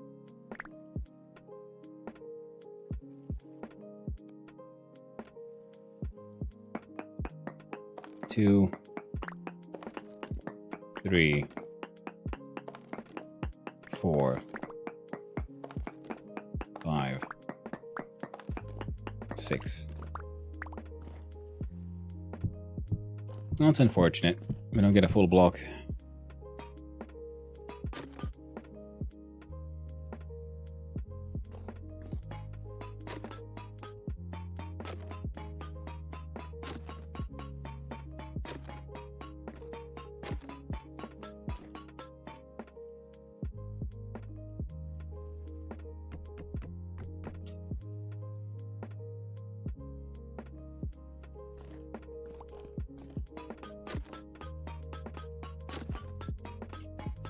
Accidentally into lignite. Ah, heckin' brown coal.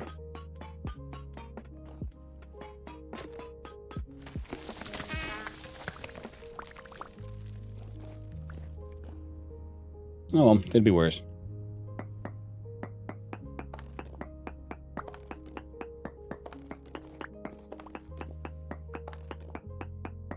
Would have preferred, black gold.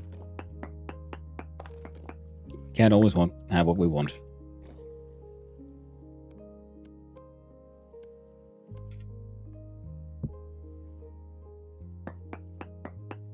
There we go.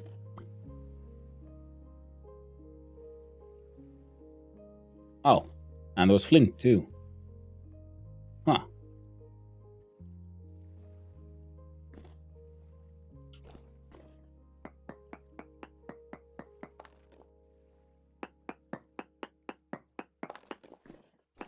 Anything else interesting around here, hey? Aye. Decent sphelerite, poor lignite, I know, man. And very poor emerald. So how about...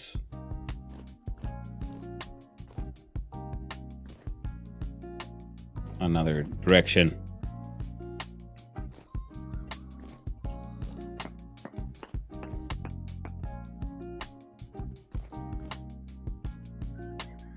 One, 2, 3, 4, 5, 6.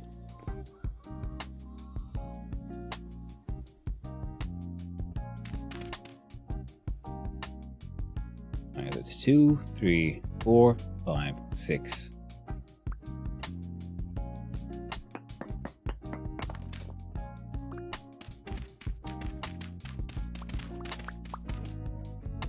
One, 2, 3, 4, 5, and 6. 2, 3, 4, 5, 6.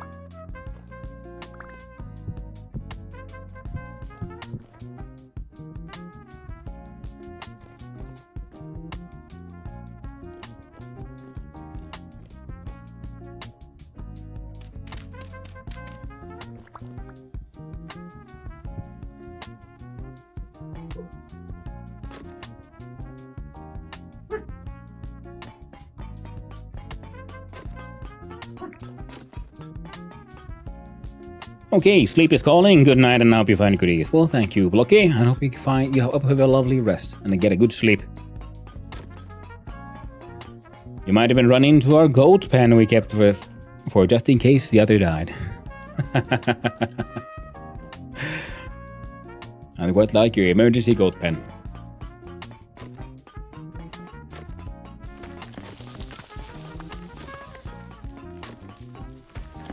Oh. That should be enough shale.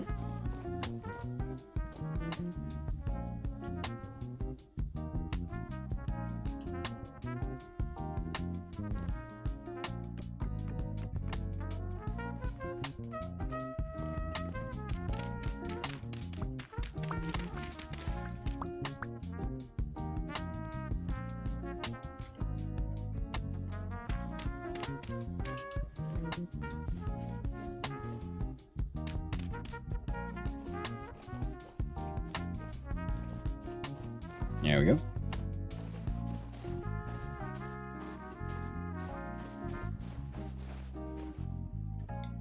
Looks like I didn't make it quite as far as I had hoped.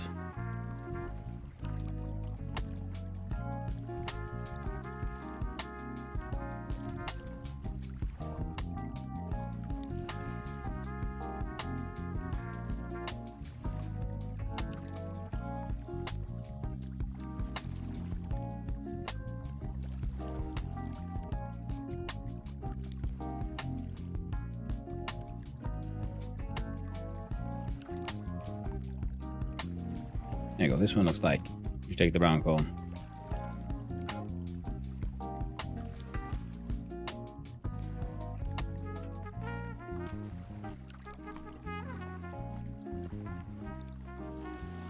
And off we go to sail some more. I'm off to get some work done. I'll keep the tab open for you. Well, thank you, Carpathes. I do appreciate it.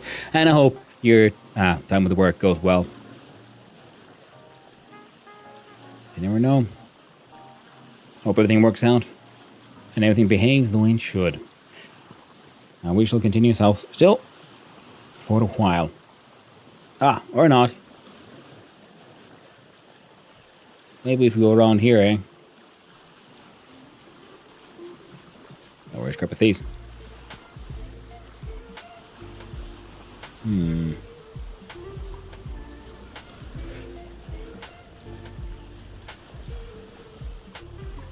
Well, if nothing else, I've had a jolly good time sailing, I'll tell you that, though. Been a fun ride. Our chests are full of goodies. Not exactly what we came to look for. We were hoping to find some olivine. And that has been already a giant victory in my book. Especially because we hit the geode.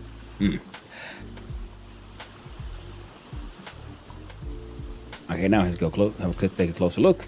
It might be nothing. Maybe, but maybe it's Maybelline. I'm pretty sure that's just granite. Yeah. Oh no, it is granite. We have a conglomerate, which is like slightly brownish, and then the shale. And sometimes the lighting and the contrast from the other stones can be a little deceptive, and then that's why I wanted to go check. Like, wait, I'm not seeing like chalk or something, am I? I would like me some chalk or limestone. Oh, goody, traders. We can go and pop in and say hi.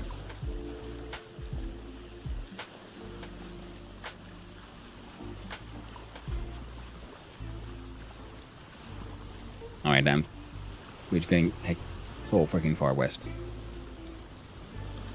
The journey west. Oh, east, sorry. I know my cardinal directions. I have seen a compass once. Trust me, bro. I have read words. Oh, what's your name? It's Mouse. Another one. Love Furniture Trader. Also has all kinds of hoodies.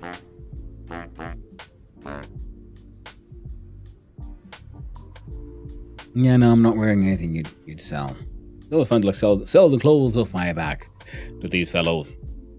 But no, it is not to be. Now this is Mouse, the furniture, and I was thinking on lightish. So this building, this is furniture. Ooh. Trader.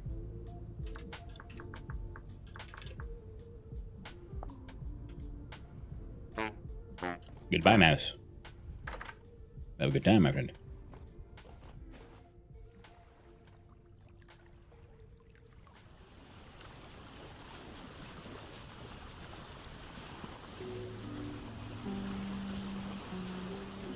Ah. And it's back to navigating by instruments. Staring at that map.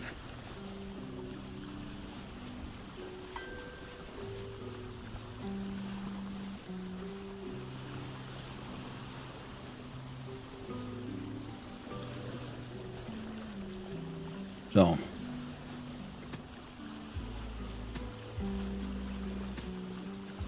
Yeah, doing good, dude. And I can't see any trees. All I see is sand and soil.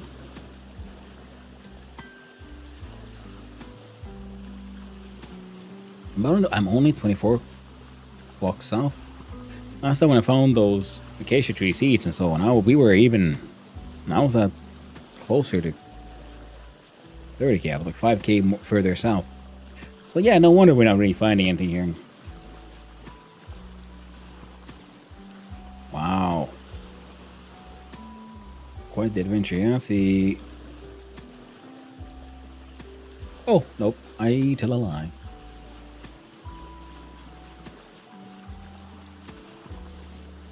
But I found like very stunted growth acacias where I got the seeds from. So I'm pretty sure I need to go even further south. Closer to, I do believe Torque himself went to closer to 40k to get there. But he was further west.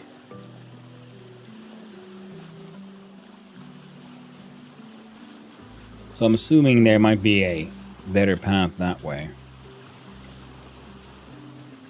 Either that or he went through the rivers.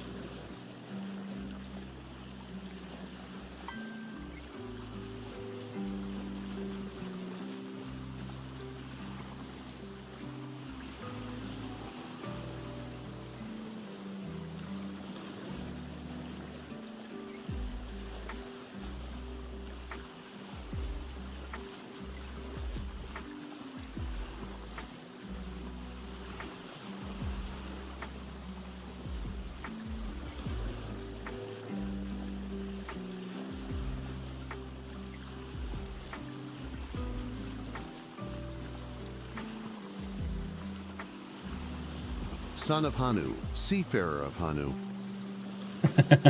Yeah, the Raggy. It is true. The captain of Hanu.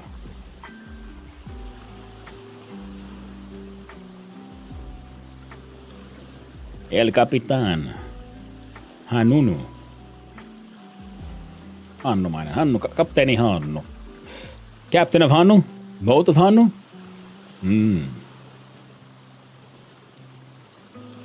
That is true. We can put labels on the boats. You can just sign your name. I guess we'll have to call this one the Boat of Hanu. It'll be Boat of Hanu 1, Boat of Hanu 2, and then eventually, if all works out, Boat of Hanu 3. You have to now. It is true. You must. The pact is sealed. It is the Boat of Hanu. Legal obligation. Yep. There's video evidence of a oral contract being made.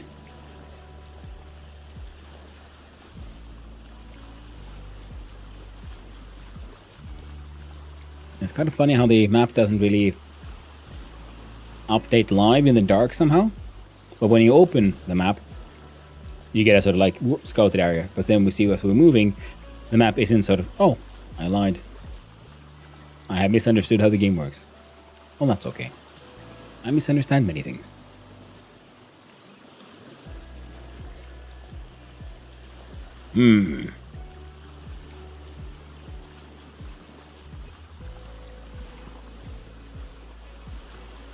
Well, that looks like obvious trader. But is it? It is, yes. Let's go say hi. Full speed ahead.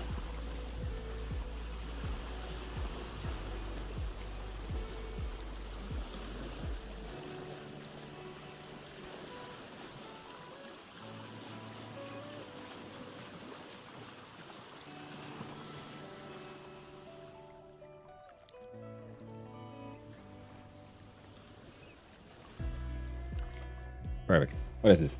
Granite sand. Well, hello there. What's your name? Alphonse. The luxurious merchant. Lovely. Ooh, and he would sail colored glass. But I don't need the green one. We can make that ourselves now. I would appreciate the blue one. He would buy a gold ingot for 5 years. You cheap bastard. It's an entire freaking bar of gold. I'll give you 5 gears for it. He would buy one of the Chthonic for 7 gears. We do have 2 of those. None of them with us. Ah, rough diamond. Sadly, we didn't get any diamonds when we were mining. For 9 years, we could buy some Omok pieces.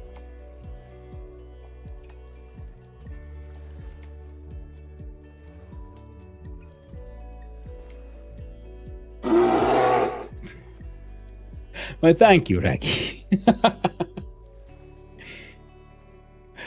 Oh, gave me a frighten. Age of Lord Book Orange. Rough Peridot. Sadly, we didn't get any of those either.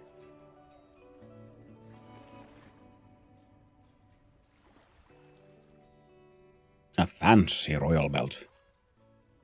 Oh, he'd buy these. Right, I forgot. Well, I'm looking at what he'd buy. Oh, well. Then we map.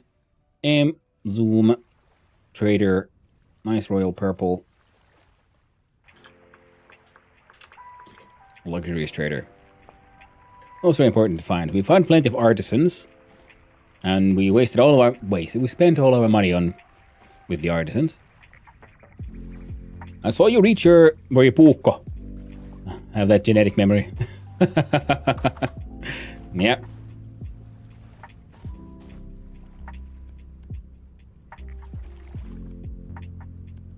I have a puukko not too far away from me. Well, that's mostly because I store my tools in the same room. And one of them is a knife I made. That might be an impact crater, but I don't know if I can be bothered to check it out. Oh. Always gotta have it nearby. It's true. My Mora. As many call it. Actually, one of the most common puukko labels being a Swedish one called Mora. Which then, pronounced in a Finnish way, becomes Mora. When do we get Son of Hannu, Knife Maker of Hannu stream?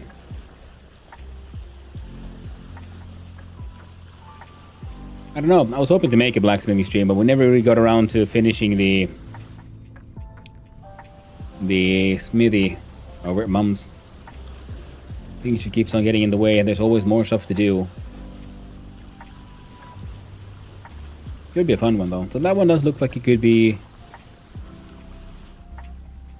And now I'm intrigued. Let's go have a look. This is a small looky. No, we can't. I must resist. Otherwise we'll be, because what if we do find iron, then I will have to grab it all up anyway. Will it be good? Yeah, I mean, it might be fun. I hope you'd enjoy it. I had to then figure out how to set it all up, get some cameras there. Run it. Well, actually, would it be easier to run it through the mobile or a laptop? I don't know if I have a laptop that can handle all of those things. It'll be a much more simplistic stream in many ways. But it would be handy if I could have then like one of my, like let's say this screen which I have my chat on, because it you know, turns 90 degrees, and have that one there in a corner so I could actually see chat as well. Alright. Let's go slightly closer to the coast so we have a chance of maybe seeing some trees.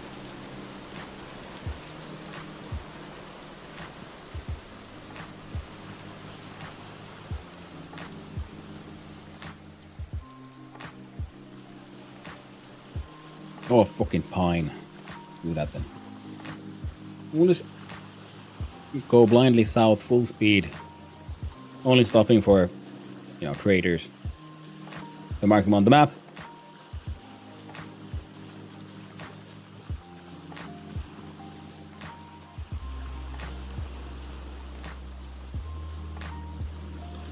But we have to get pretty far south for the Horpor biome changes to come into effect.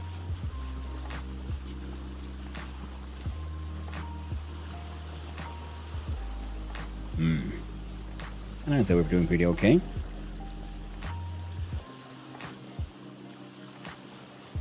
We have food.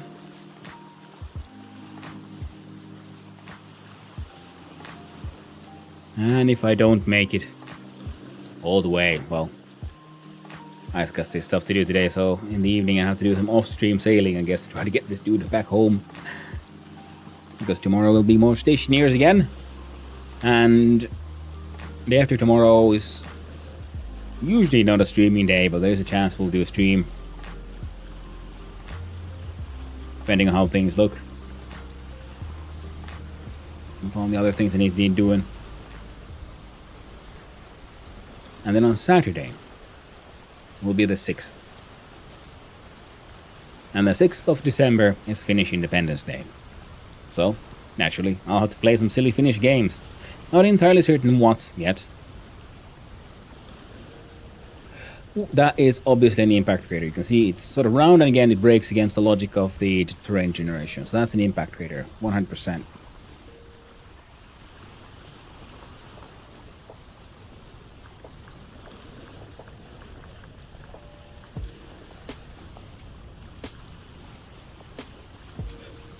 So what kind of silly Finnish games are you thinking of? Well, I mean, that's the thing, because I'm not entirely certain yet.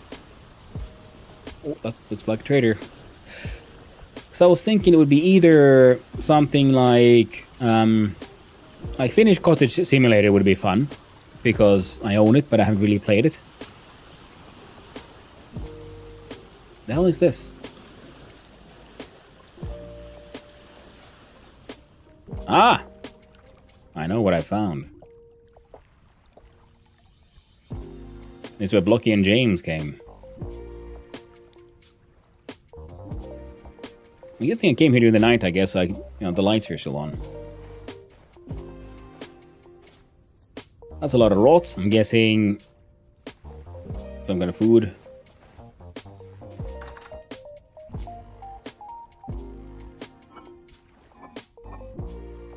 Ooh, pumpkin seeds. Background jugs, iron meteoric piece.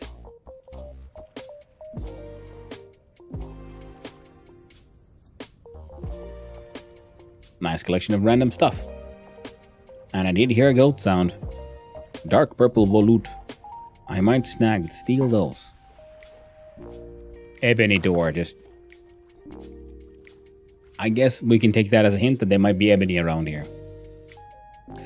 And the other one is, of course, the other Finnish classic of My Summer Car. And, well, we've been playing a lot of Obunsur. And what else do we have? Sort of known Finnish. Noita is always good, in my opinion. And what else might we consider? Well, there is a small chance that My Winter Car would have a demo or something posted on Independence Day. But I don't know if I want to jump on that one, because a lot of people will be doing that one. I'm thinking that, yeah, that's sort of what I've been hearing the rumors are saying like, okay, he might be. There's something gonna happen soon. And you know, what's a better day for that for a game like that? To have a drop.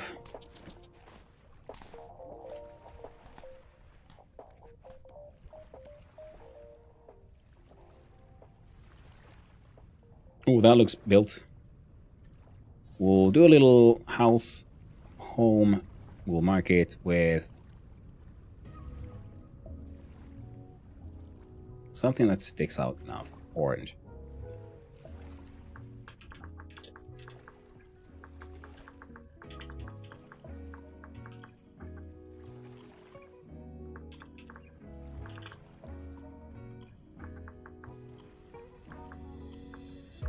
Block in James Goat Station.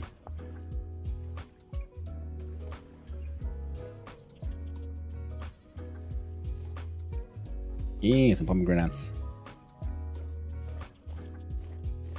Hey, look at them goats.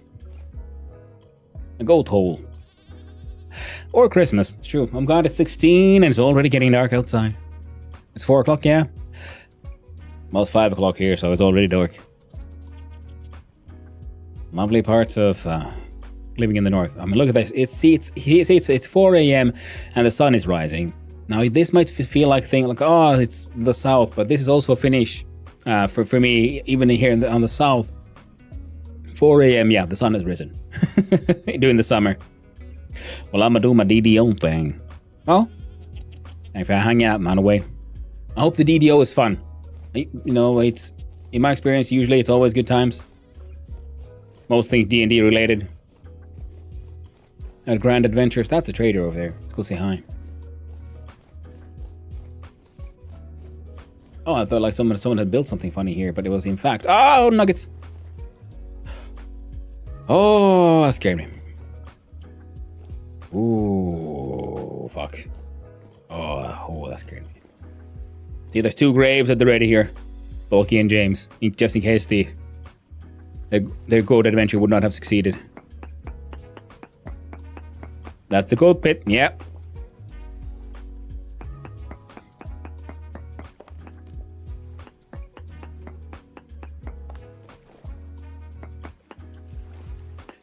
That's what I assumed. 0 traces of ore. Wow. Ooh, adventure hole. Well, I'm pretty sure you guys must have. It is impossible for a treasure location to exist anywhere near where Blocky has been and not be discovered by her. It is just statistically impossible. And if the treasure does not exist, it will come into existence purely by proximity to Blocky, pretty much. It's just how it works, man. I don't make the rules. It's just how it works. Oh, and then there's a cracked vessel over here, just completely untouched. My god, it had black coal in it. Neat. So black, so cool.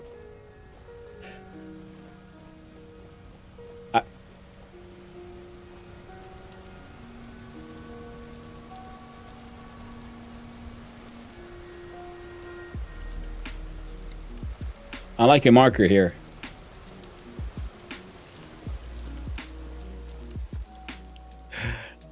What kind of strange markers? Oh yeah, see?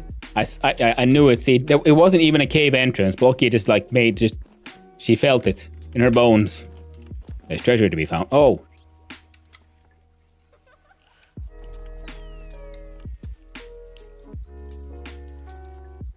Well now. We'll mark this one green.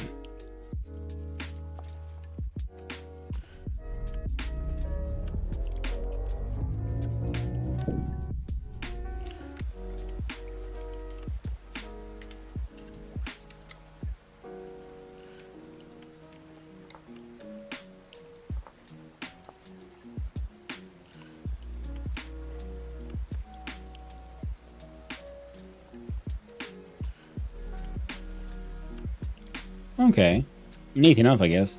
You could build a tunnel here and make a water elevator from here. That looks like a ruin. That's a meteoric impact. That could be another meteorite impact. There's another goat pit on that island. On this one? No. Nice. And with the marker here, it shouldn't be too hard to find. So I'm guessing this is a water elevator all the way up to... what's it called now? The ocean.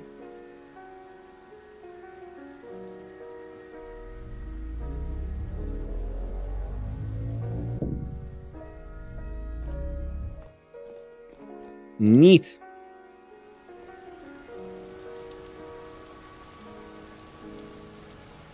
Ooh, acacia trees. Lovely. Ooh, and the trader, yeah. And the mysterious floating vine. We don't talk about that one. Hello! What's your name? Zenis. Treasure hunter man. Oh, he'll sell me one of those. Well, I don't need him. We'll buy... or 4 gears, 1 backpack.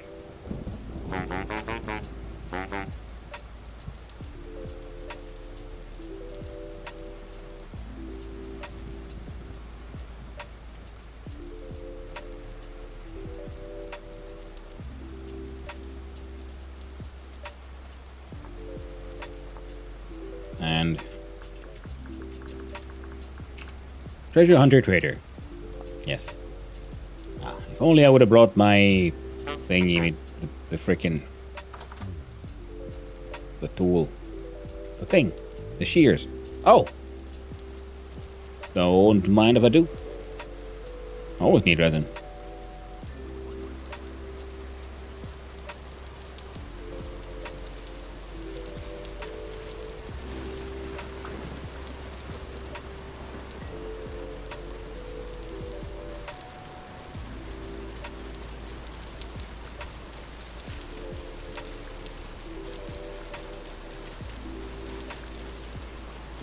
If nothing else, I can use the papyrus to make slightly different looking steps.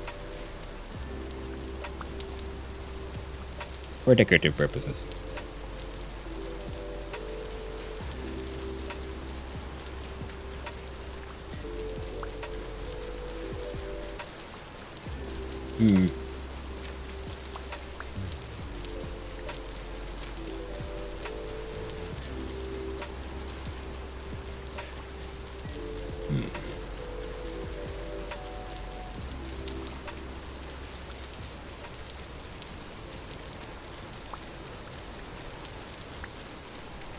Now, if this is the change in the where acacia trees are growing properly, I do believe acacia trees and ebony are both at the same sort of southern longitude, I believe, yeah.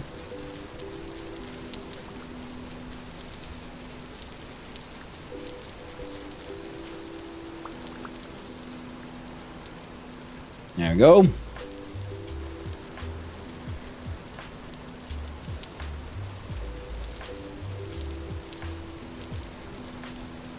Which means that my last running adventure to the south, I gave up just a little too early, I guess.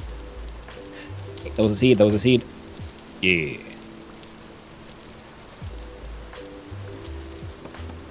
Might as well chop it down. Feels bad. We leave it up there.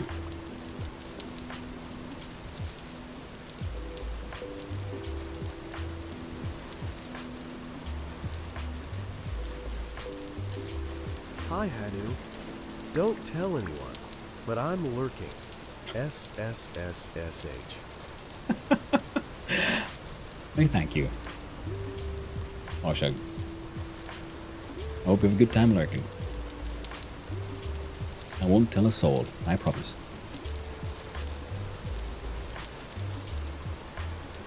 Fucking pine. Hey!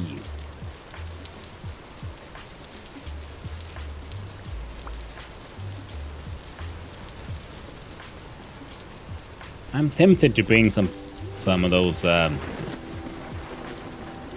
termites with me. Just because I do believe I can. Those big ones. The smaller ones, when you break, you get your termites out. and the entire thing is broken. But I believe you can disassemble the large ones.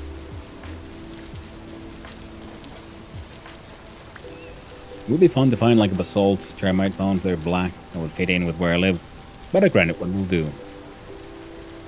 Because it's still being sort of grey would fit with the sort of, I don't know, color grayscale of a black biome.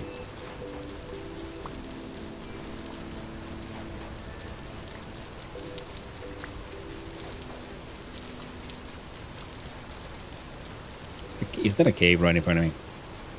Kind of looks like it. Yes, it is.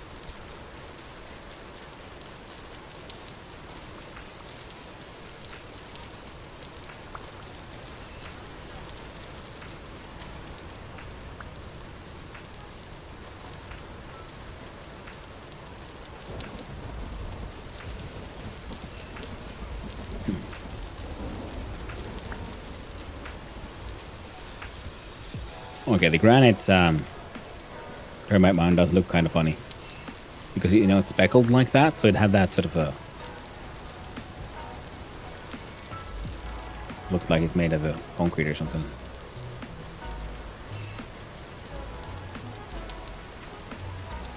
Now...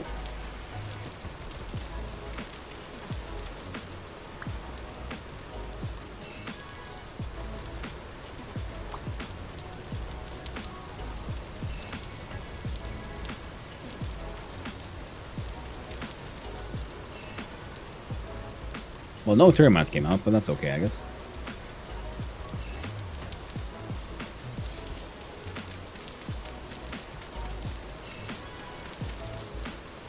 Right, it's a soil. So that way then, the mound gave termites.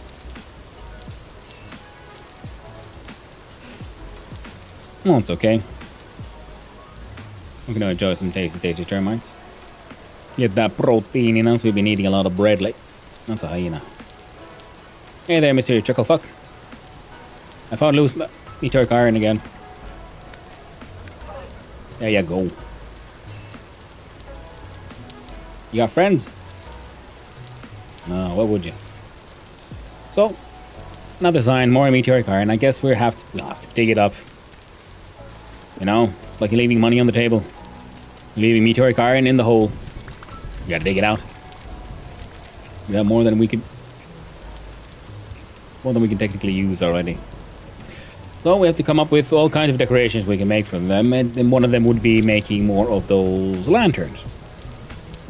I was thinking, if nothing else, I can make meteoric iron lanterns and bring them, if I ever make it, to the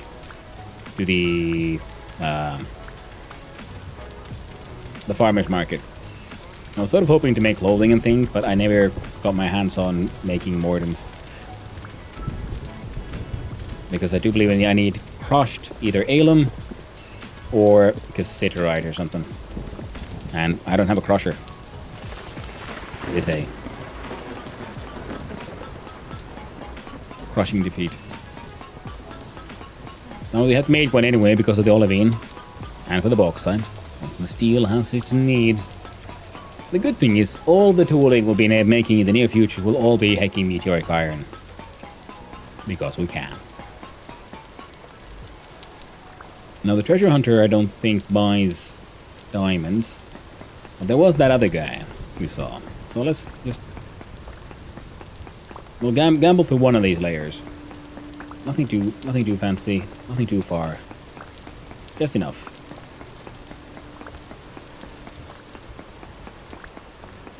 See, it was totally part of the same layer.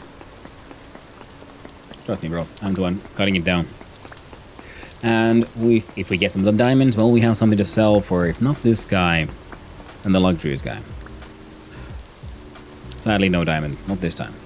One more layer of gamba. One more layer of gamba. You got me convinced, chat. You did this. We're doing it. We're absolutely doing it.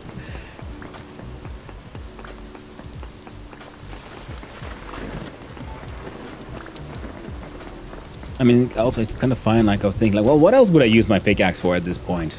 I mean, what I really need now is the freaking bauxite. And even there, I'd mostly use the pickaxe to just dig around and use the plugs.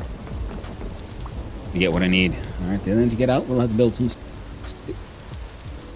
stairs. There's...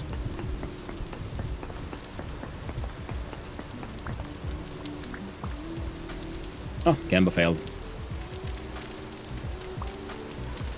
No diamonds. This time. Alright. Right, let's get the... No, I didn't. I didn't mail hyena. Oh, the fact is always handy.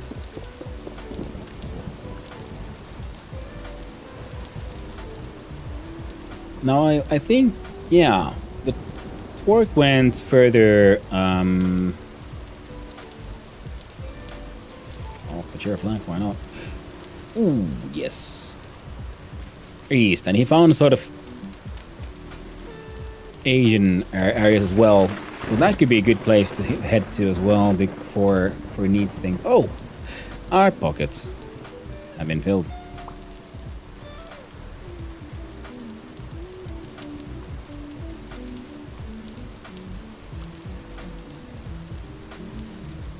Hey,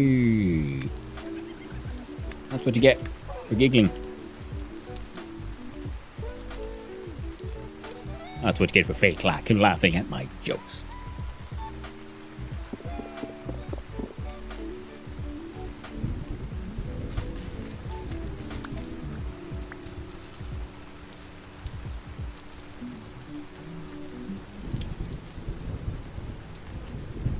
I don't really need the bushmeat now, do I?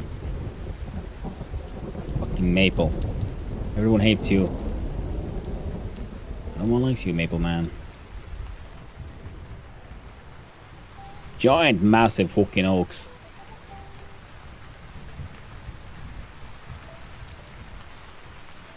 Rainfall is uncommon, and yet here it is, thundering upon me. So acacias are more desert bound. Where the hell did we find ebony? No one likes cassava. Or do they? Let's find out.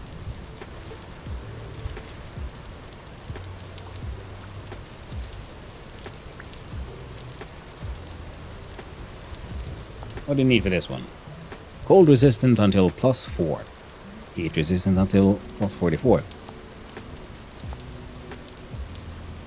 And the uses cassava as useful vegetable. You can add it to as a starchy vegetable to meal or dry and ground to make flour. The cassava plant tolerates most warm climates and yields a good quantity of the crop. Raw cassava is toxic, however. Can't use barrel. Source cassava must be peeled with a knife. Cassava may be added meal. Vegetables peeled must be used a few hours or less will start to dry out.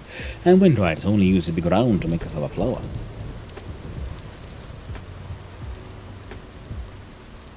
I must resist all the adventure holes.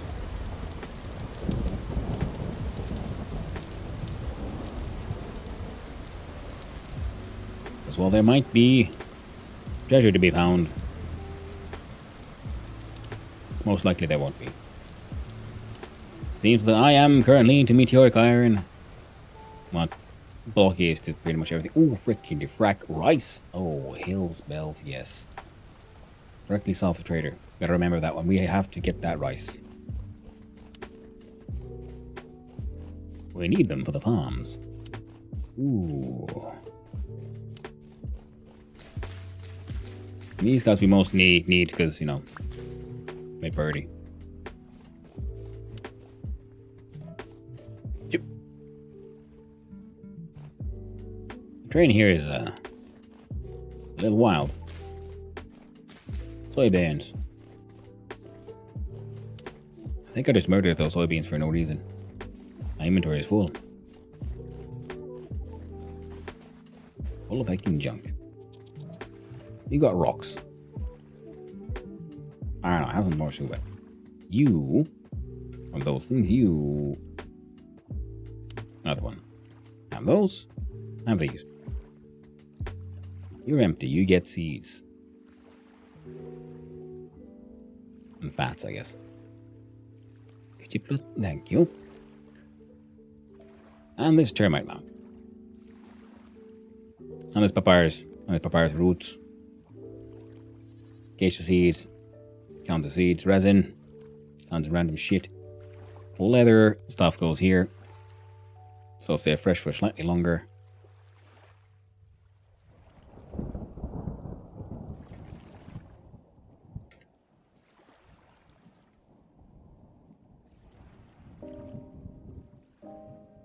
No.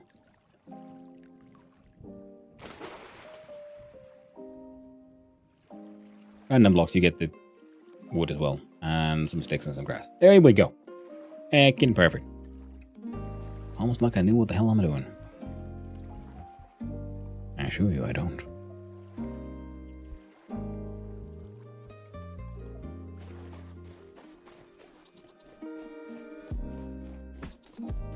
Any illusion?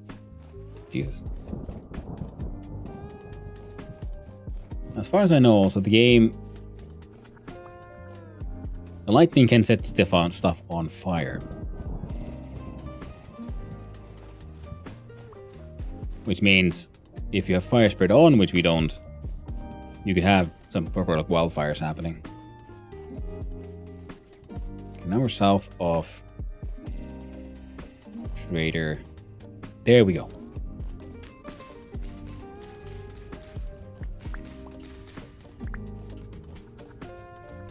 Now, what do you want this one? Because apparently this one has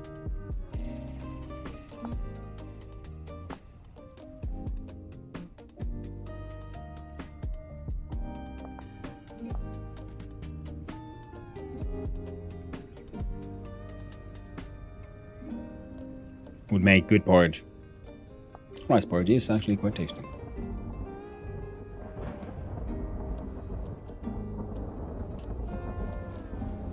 Okay then, let's keep running. Now that tree up there looks quite fancy. We have more than enough sunflowers. We don't need more.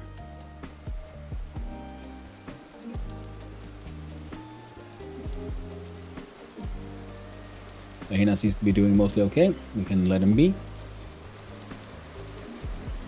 Live and live and all that.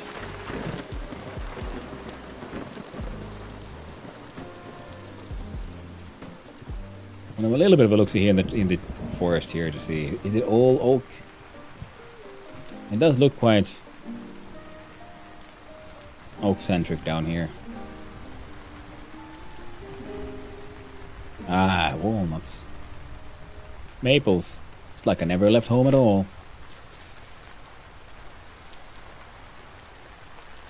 Fine. Give me nothing then.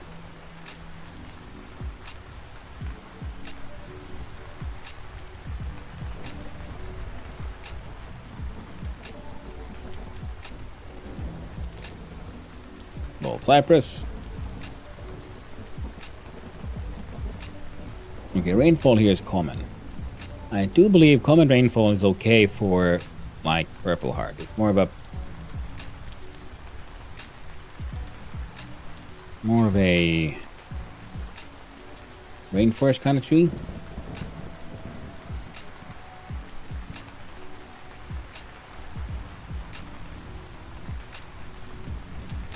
Yes, that.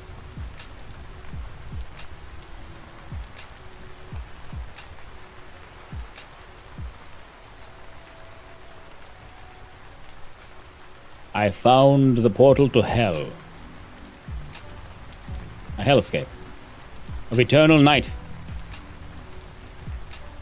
with mossy trees that do not exist.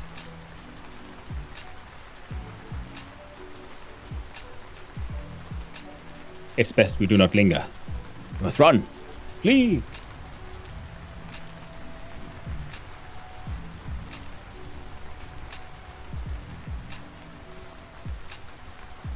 Oh yeah, see, there's a square of dead vegetation. Kinda neat. Most likely, yeah, then they'll just a map gen. Map gen. So was a fuck up. Maybe we'll find some treasure here. It's unlikely. What if we find a translocator? Well, then we just have to say, shucks. Because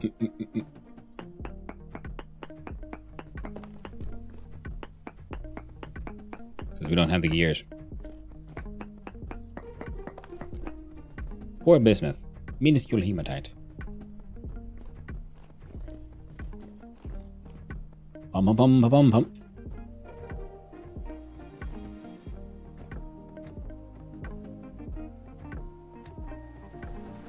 Wonderful adventures, adventure music. And a ruin.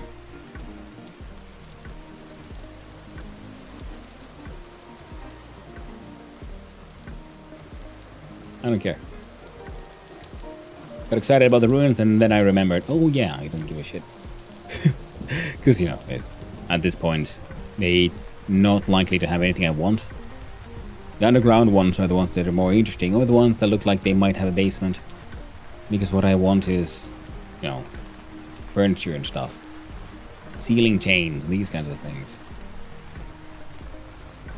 Beams. Death hole.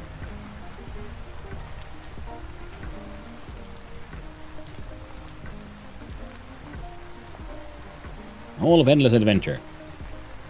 At least once. One adventure.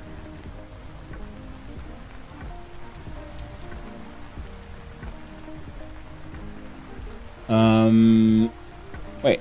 I wonder, when you use a healing item, it affects you with healing over time, yes? So, can your health go into the negatives? As in, can you fall down?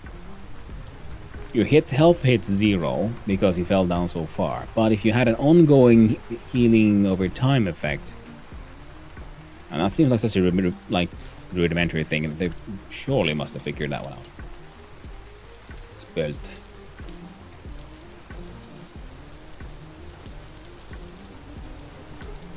Kuolenutte. What the? Cornflower House. Show you a cornhole, yo. I'll steal your flowers. Psychedelic birdie. Stone flax, that was the spelt.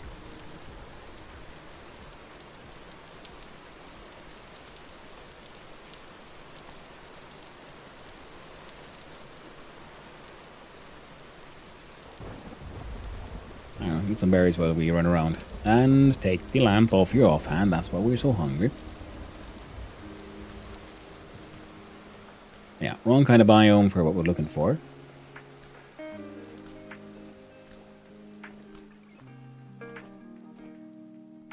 One of the annoying things is because ebony is in many ways similar to oak, if I remember correctly.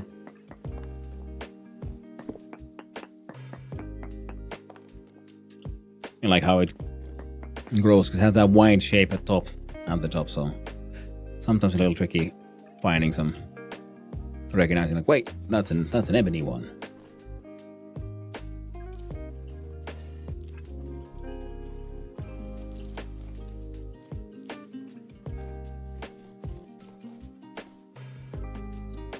Alright, very adventurous terrain. Deep caves full of deep adventure. I think that's all. That's oak and then versus walnut. I do quite like walnut myself, but it also is a little, I don't know, nasty, as they say. Been there, done that kind of thing.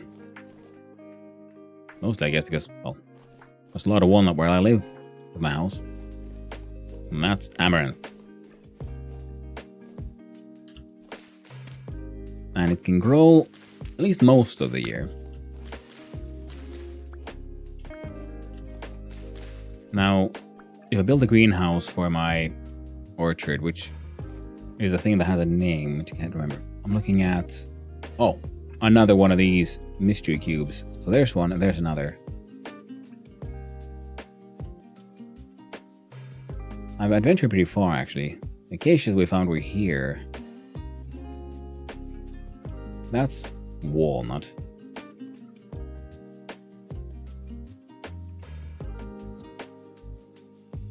That's walnut country. Wall to wall nuts. These nuts. Termite country again. More steep hellholes. And fucking pine. Why is it always pine? Go somewhere and you think like, oh, finally something different. Nope, it's pine.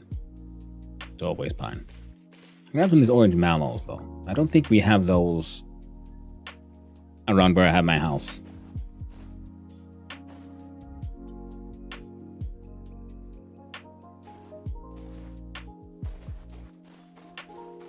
All that add that to the general collection of loot I'm bringing with me.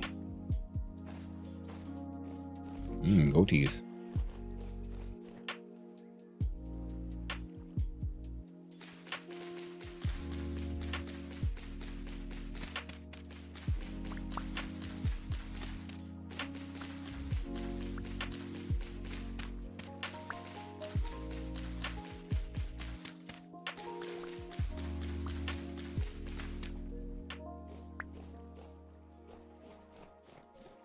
Might as well start harvesting interesting looking plants. And that is shit I got already. Now we got more African antelope dudes. A couple of these here orange mallows again.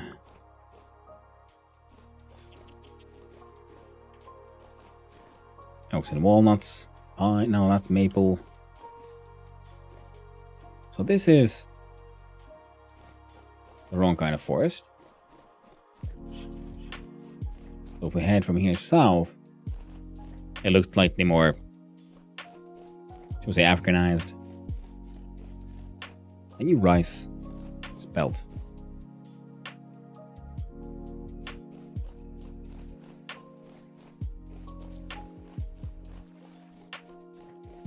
The yellow ones are woad. Making maple. It's all too moist around here.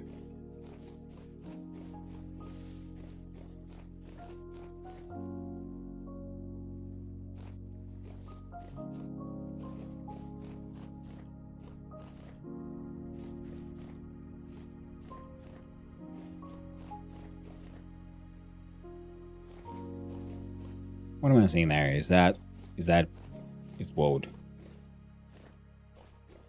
No one cares about your woad.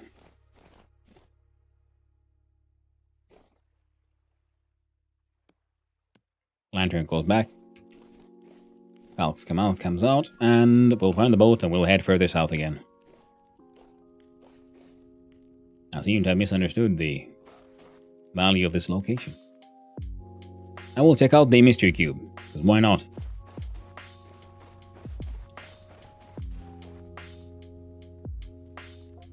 It seems incredibly ominous.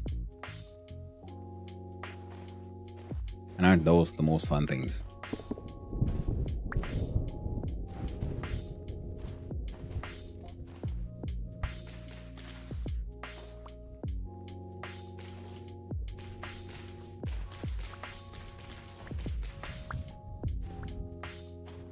We're going to be making some flower pots, so might as well put some cacti in there as well.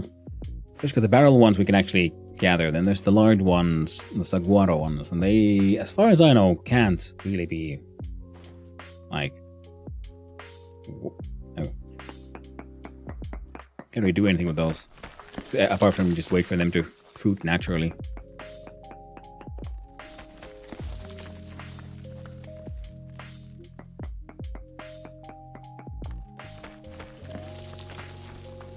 Poor bismuth and minuscule amounts of hematite.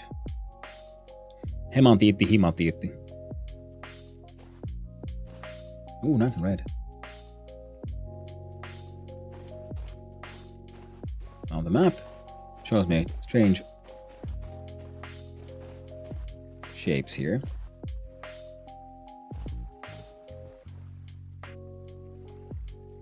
Oh, there is water there. I'm like, looks like there should be water there. Like these guys, see? You know, I'm like, can I,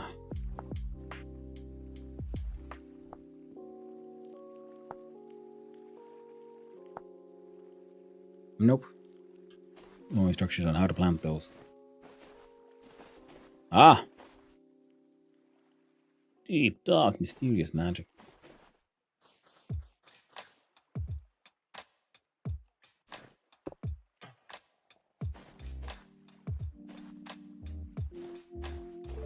The horrors.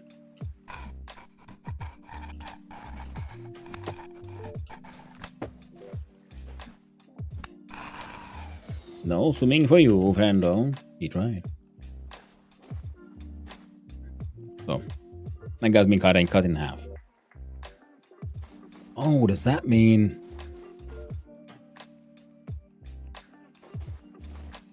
Oh, would you look at that. Dark magics.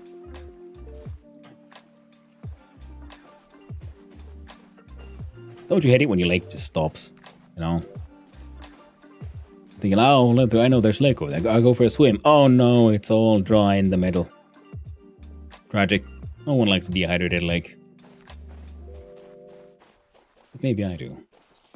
There's a, I don't know, small, minuscule amounts of theoretical... Jesus Christ, that thing scared me. You stupid shivering shit. There, come on, there you go. Bastard. It ain't easy, this. Alright, and then we go and take a local sampling.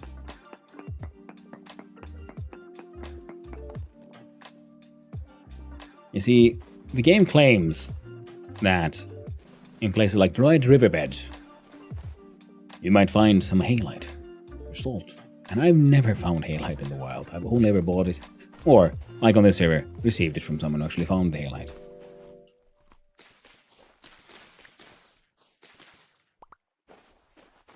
I need my flowers for my decorations, you know.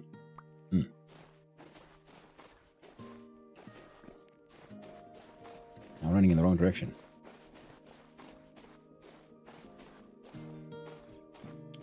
If I dig out the... No, see, you try to cut down a cactus, it is simply unmade. No replanting those things. I might have gone too far north. Oh, not at all. Then back to the east we go.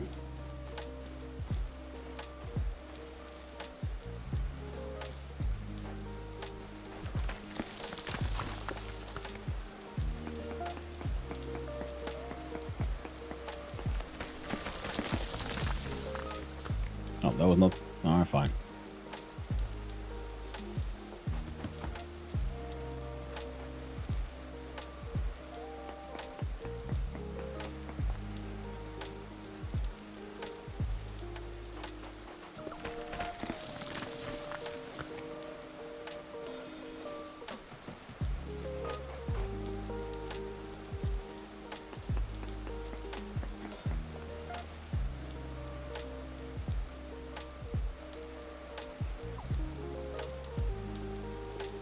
Shall we go to the store, hate other people, and buy food? Yay!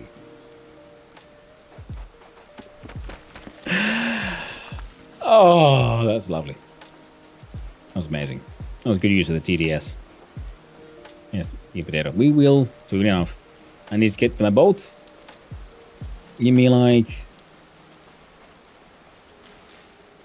I don't know, 15 minutes. And then I can raid. Now, god damn it, I was all pine. I'm in the fucking desert. Supposed to be fancy trees here. No, it's fucking pine.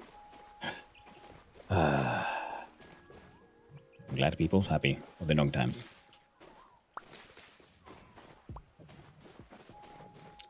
Gotta collect all the flowers we can. See, we got finding nice orange flowers. We got some blue corn flowers. And we got some cactus. Some cacti. And some just brown sedge. Which is essentially just a, well, you know, a grass. But I was thinking like, look, wood could actually work pretty well if you do a sort of a, like a row of flowers and vegetation kind of thing. Yeah, it's pine. It's always fucking pine.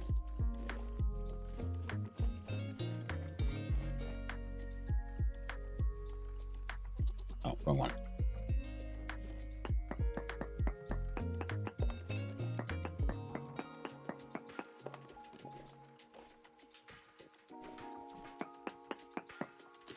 Let's do this one.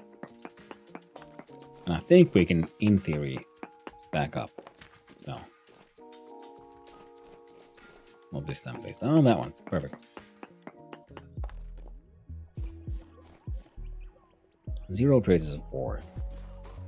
Sounds wild to me. There's usually like always something. At least that one has some minuscule hints of ore somewhere. Ooh. Goat.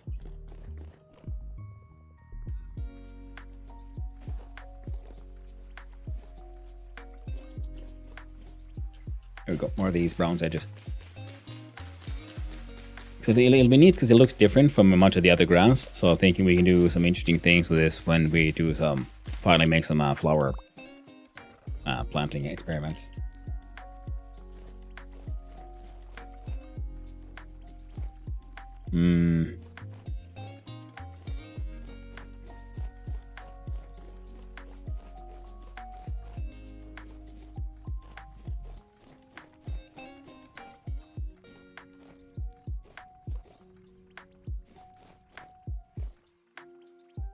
That is a giant acacia. That is a bit of death.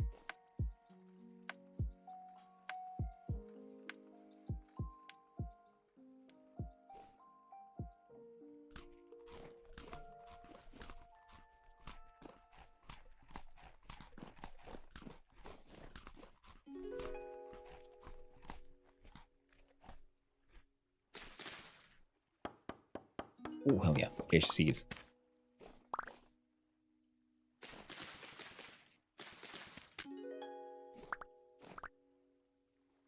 That's nice, at least. Yeah, I definitely feel like the wild versions of trees and things have a much higher chance of actually producing seeds. And these things have like literally grown into each other. Like it looks like it. That's a giant.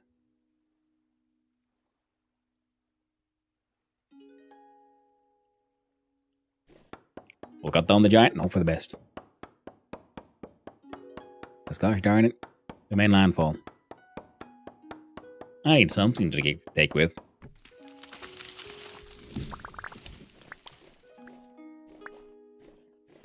Okay, excellent. We didn't mess with that one. Oh, really?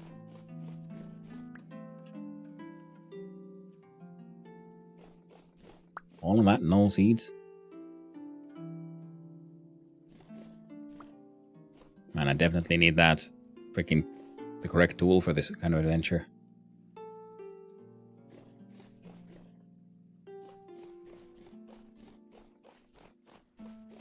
Almost back to the trader man.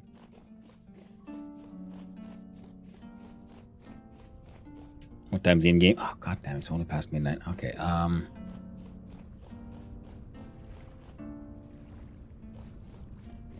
think that was just water. Suddenly like stopped, like, oh no. And it wasn't one of those death holes. Gotta try to remember the terrain here is treacherous. Many a horror is hidden away here. Much horror. No, wow. You know what I realized? I brought with me food in these crocs. I did not bring a bowl. I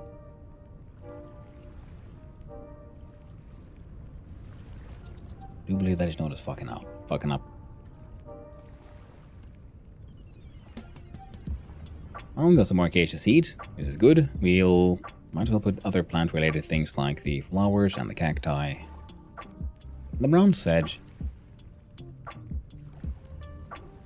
Oh, we can eat the grain, I guess. So they'll go with foodstuffs. You're pointless. You're pointless. We can use you for building things.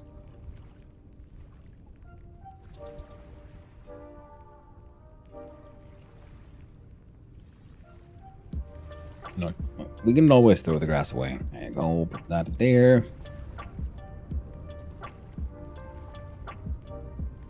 There's stand and things we can also chuck. There we go, inventory is in much better condition.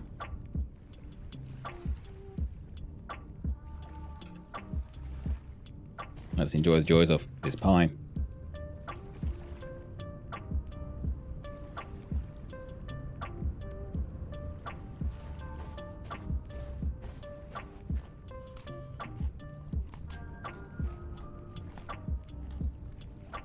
It'll be fresh for 8 days in my pockets. Probably, hopefully, a bit longer in the other one. I don't think I need more pumpkin seeds. I'm very tempted to snag those ebony boards, though. Steal that one and these.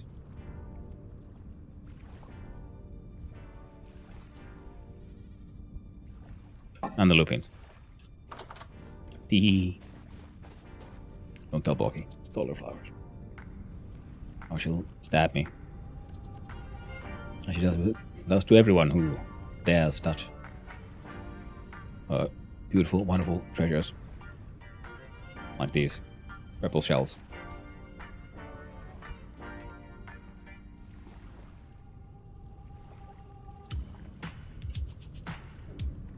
Lumps of fat go in here. With tools and things.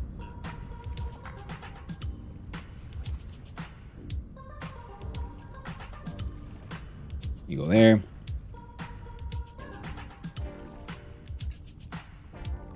Random grains. In here.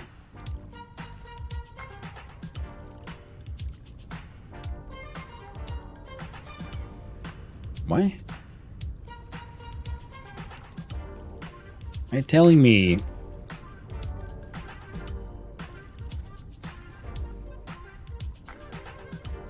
So one of these on a boat actually just does fuck all. 180 days? 180 days. Good to know.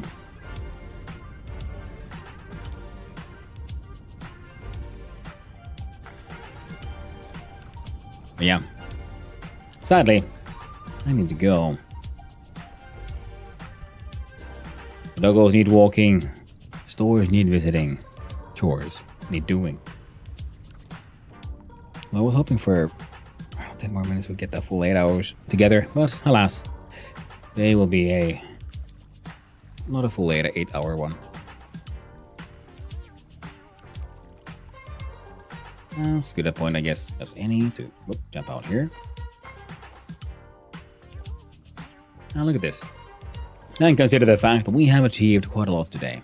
We've had a grand adventure. We found all kinds of colored stones. We found a hell of a lot of olivine. And we got lucky with a geode. As such, yeah, we need to just continue a little bit further south because we need to find at least a little bit of freaking ebony so I can just build the thing. But other than that, yeah, we're not going there. Had a fun little run around here as well. Found some deep, dark horrors, broken waters, endless shadows. Well, these are the kind of also like map gen glitches that usually only happen further away from spawn, so it's okay.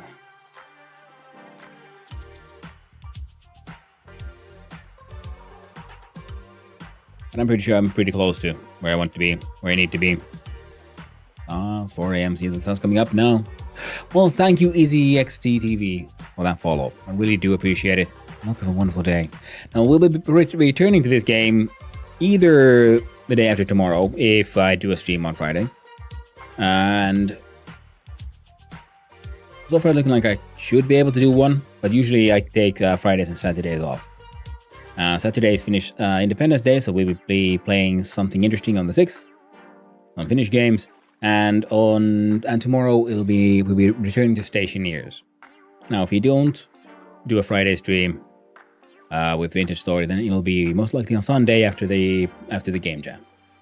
So the adventures in here in Casual Story will continue shortly in a few days, and tomorrow it'll be some more wonderful Stationeers. But until then, my friends, I'm gonna have to. What was just say? See, we have this freaking chat thing here. Yeah.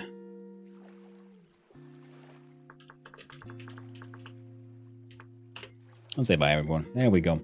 And then we disconnect for today. Got a lot done. Grand adventuring. Wait for that to load. There we go. Change the scenes. The Steam end. Steam end.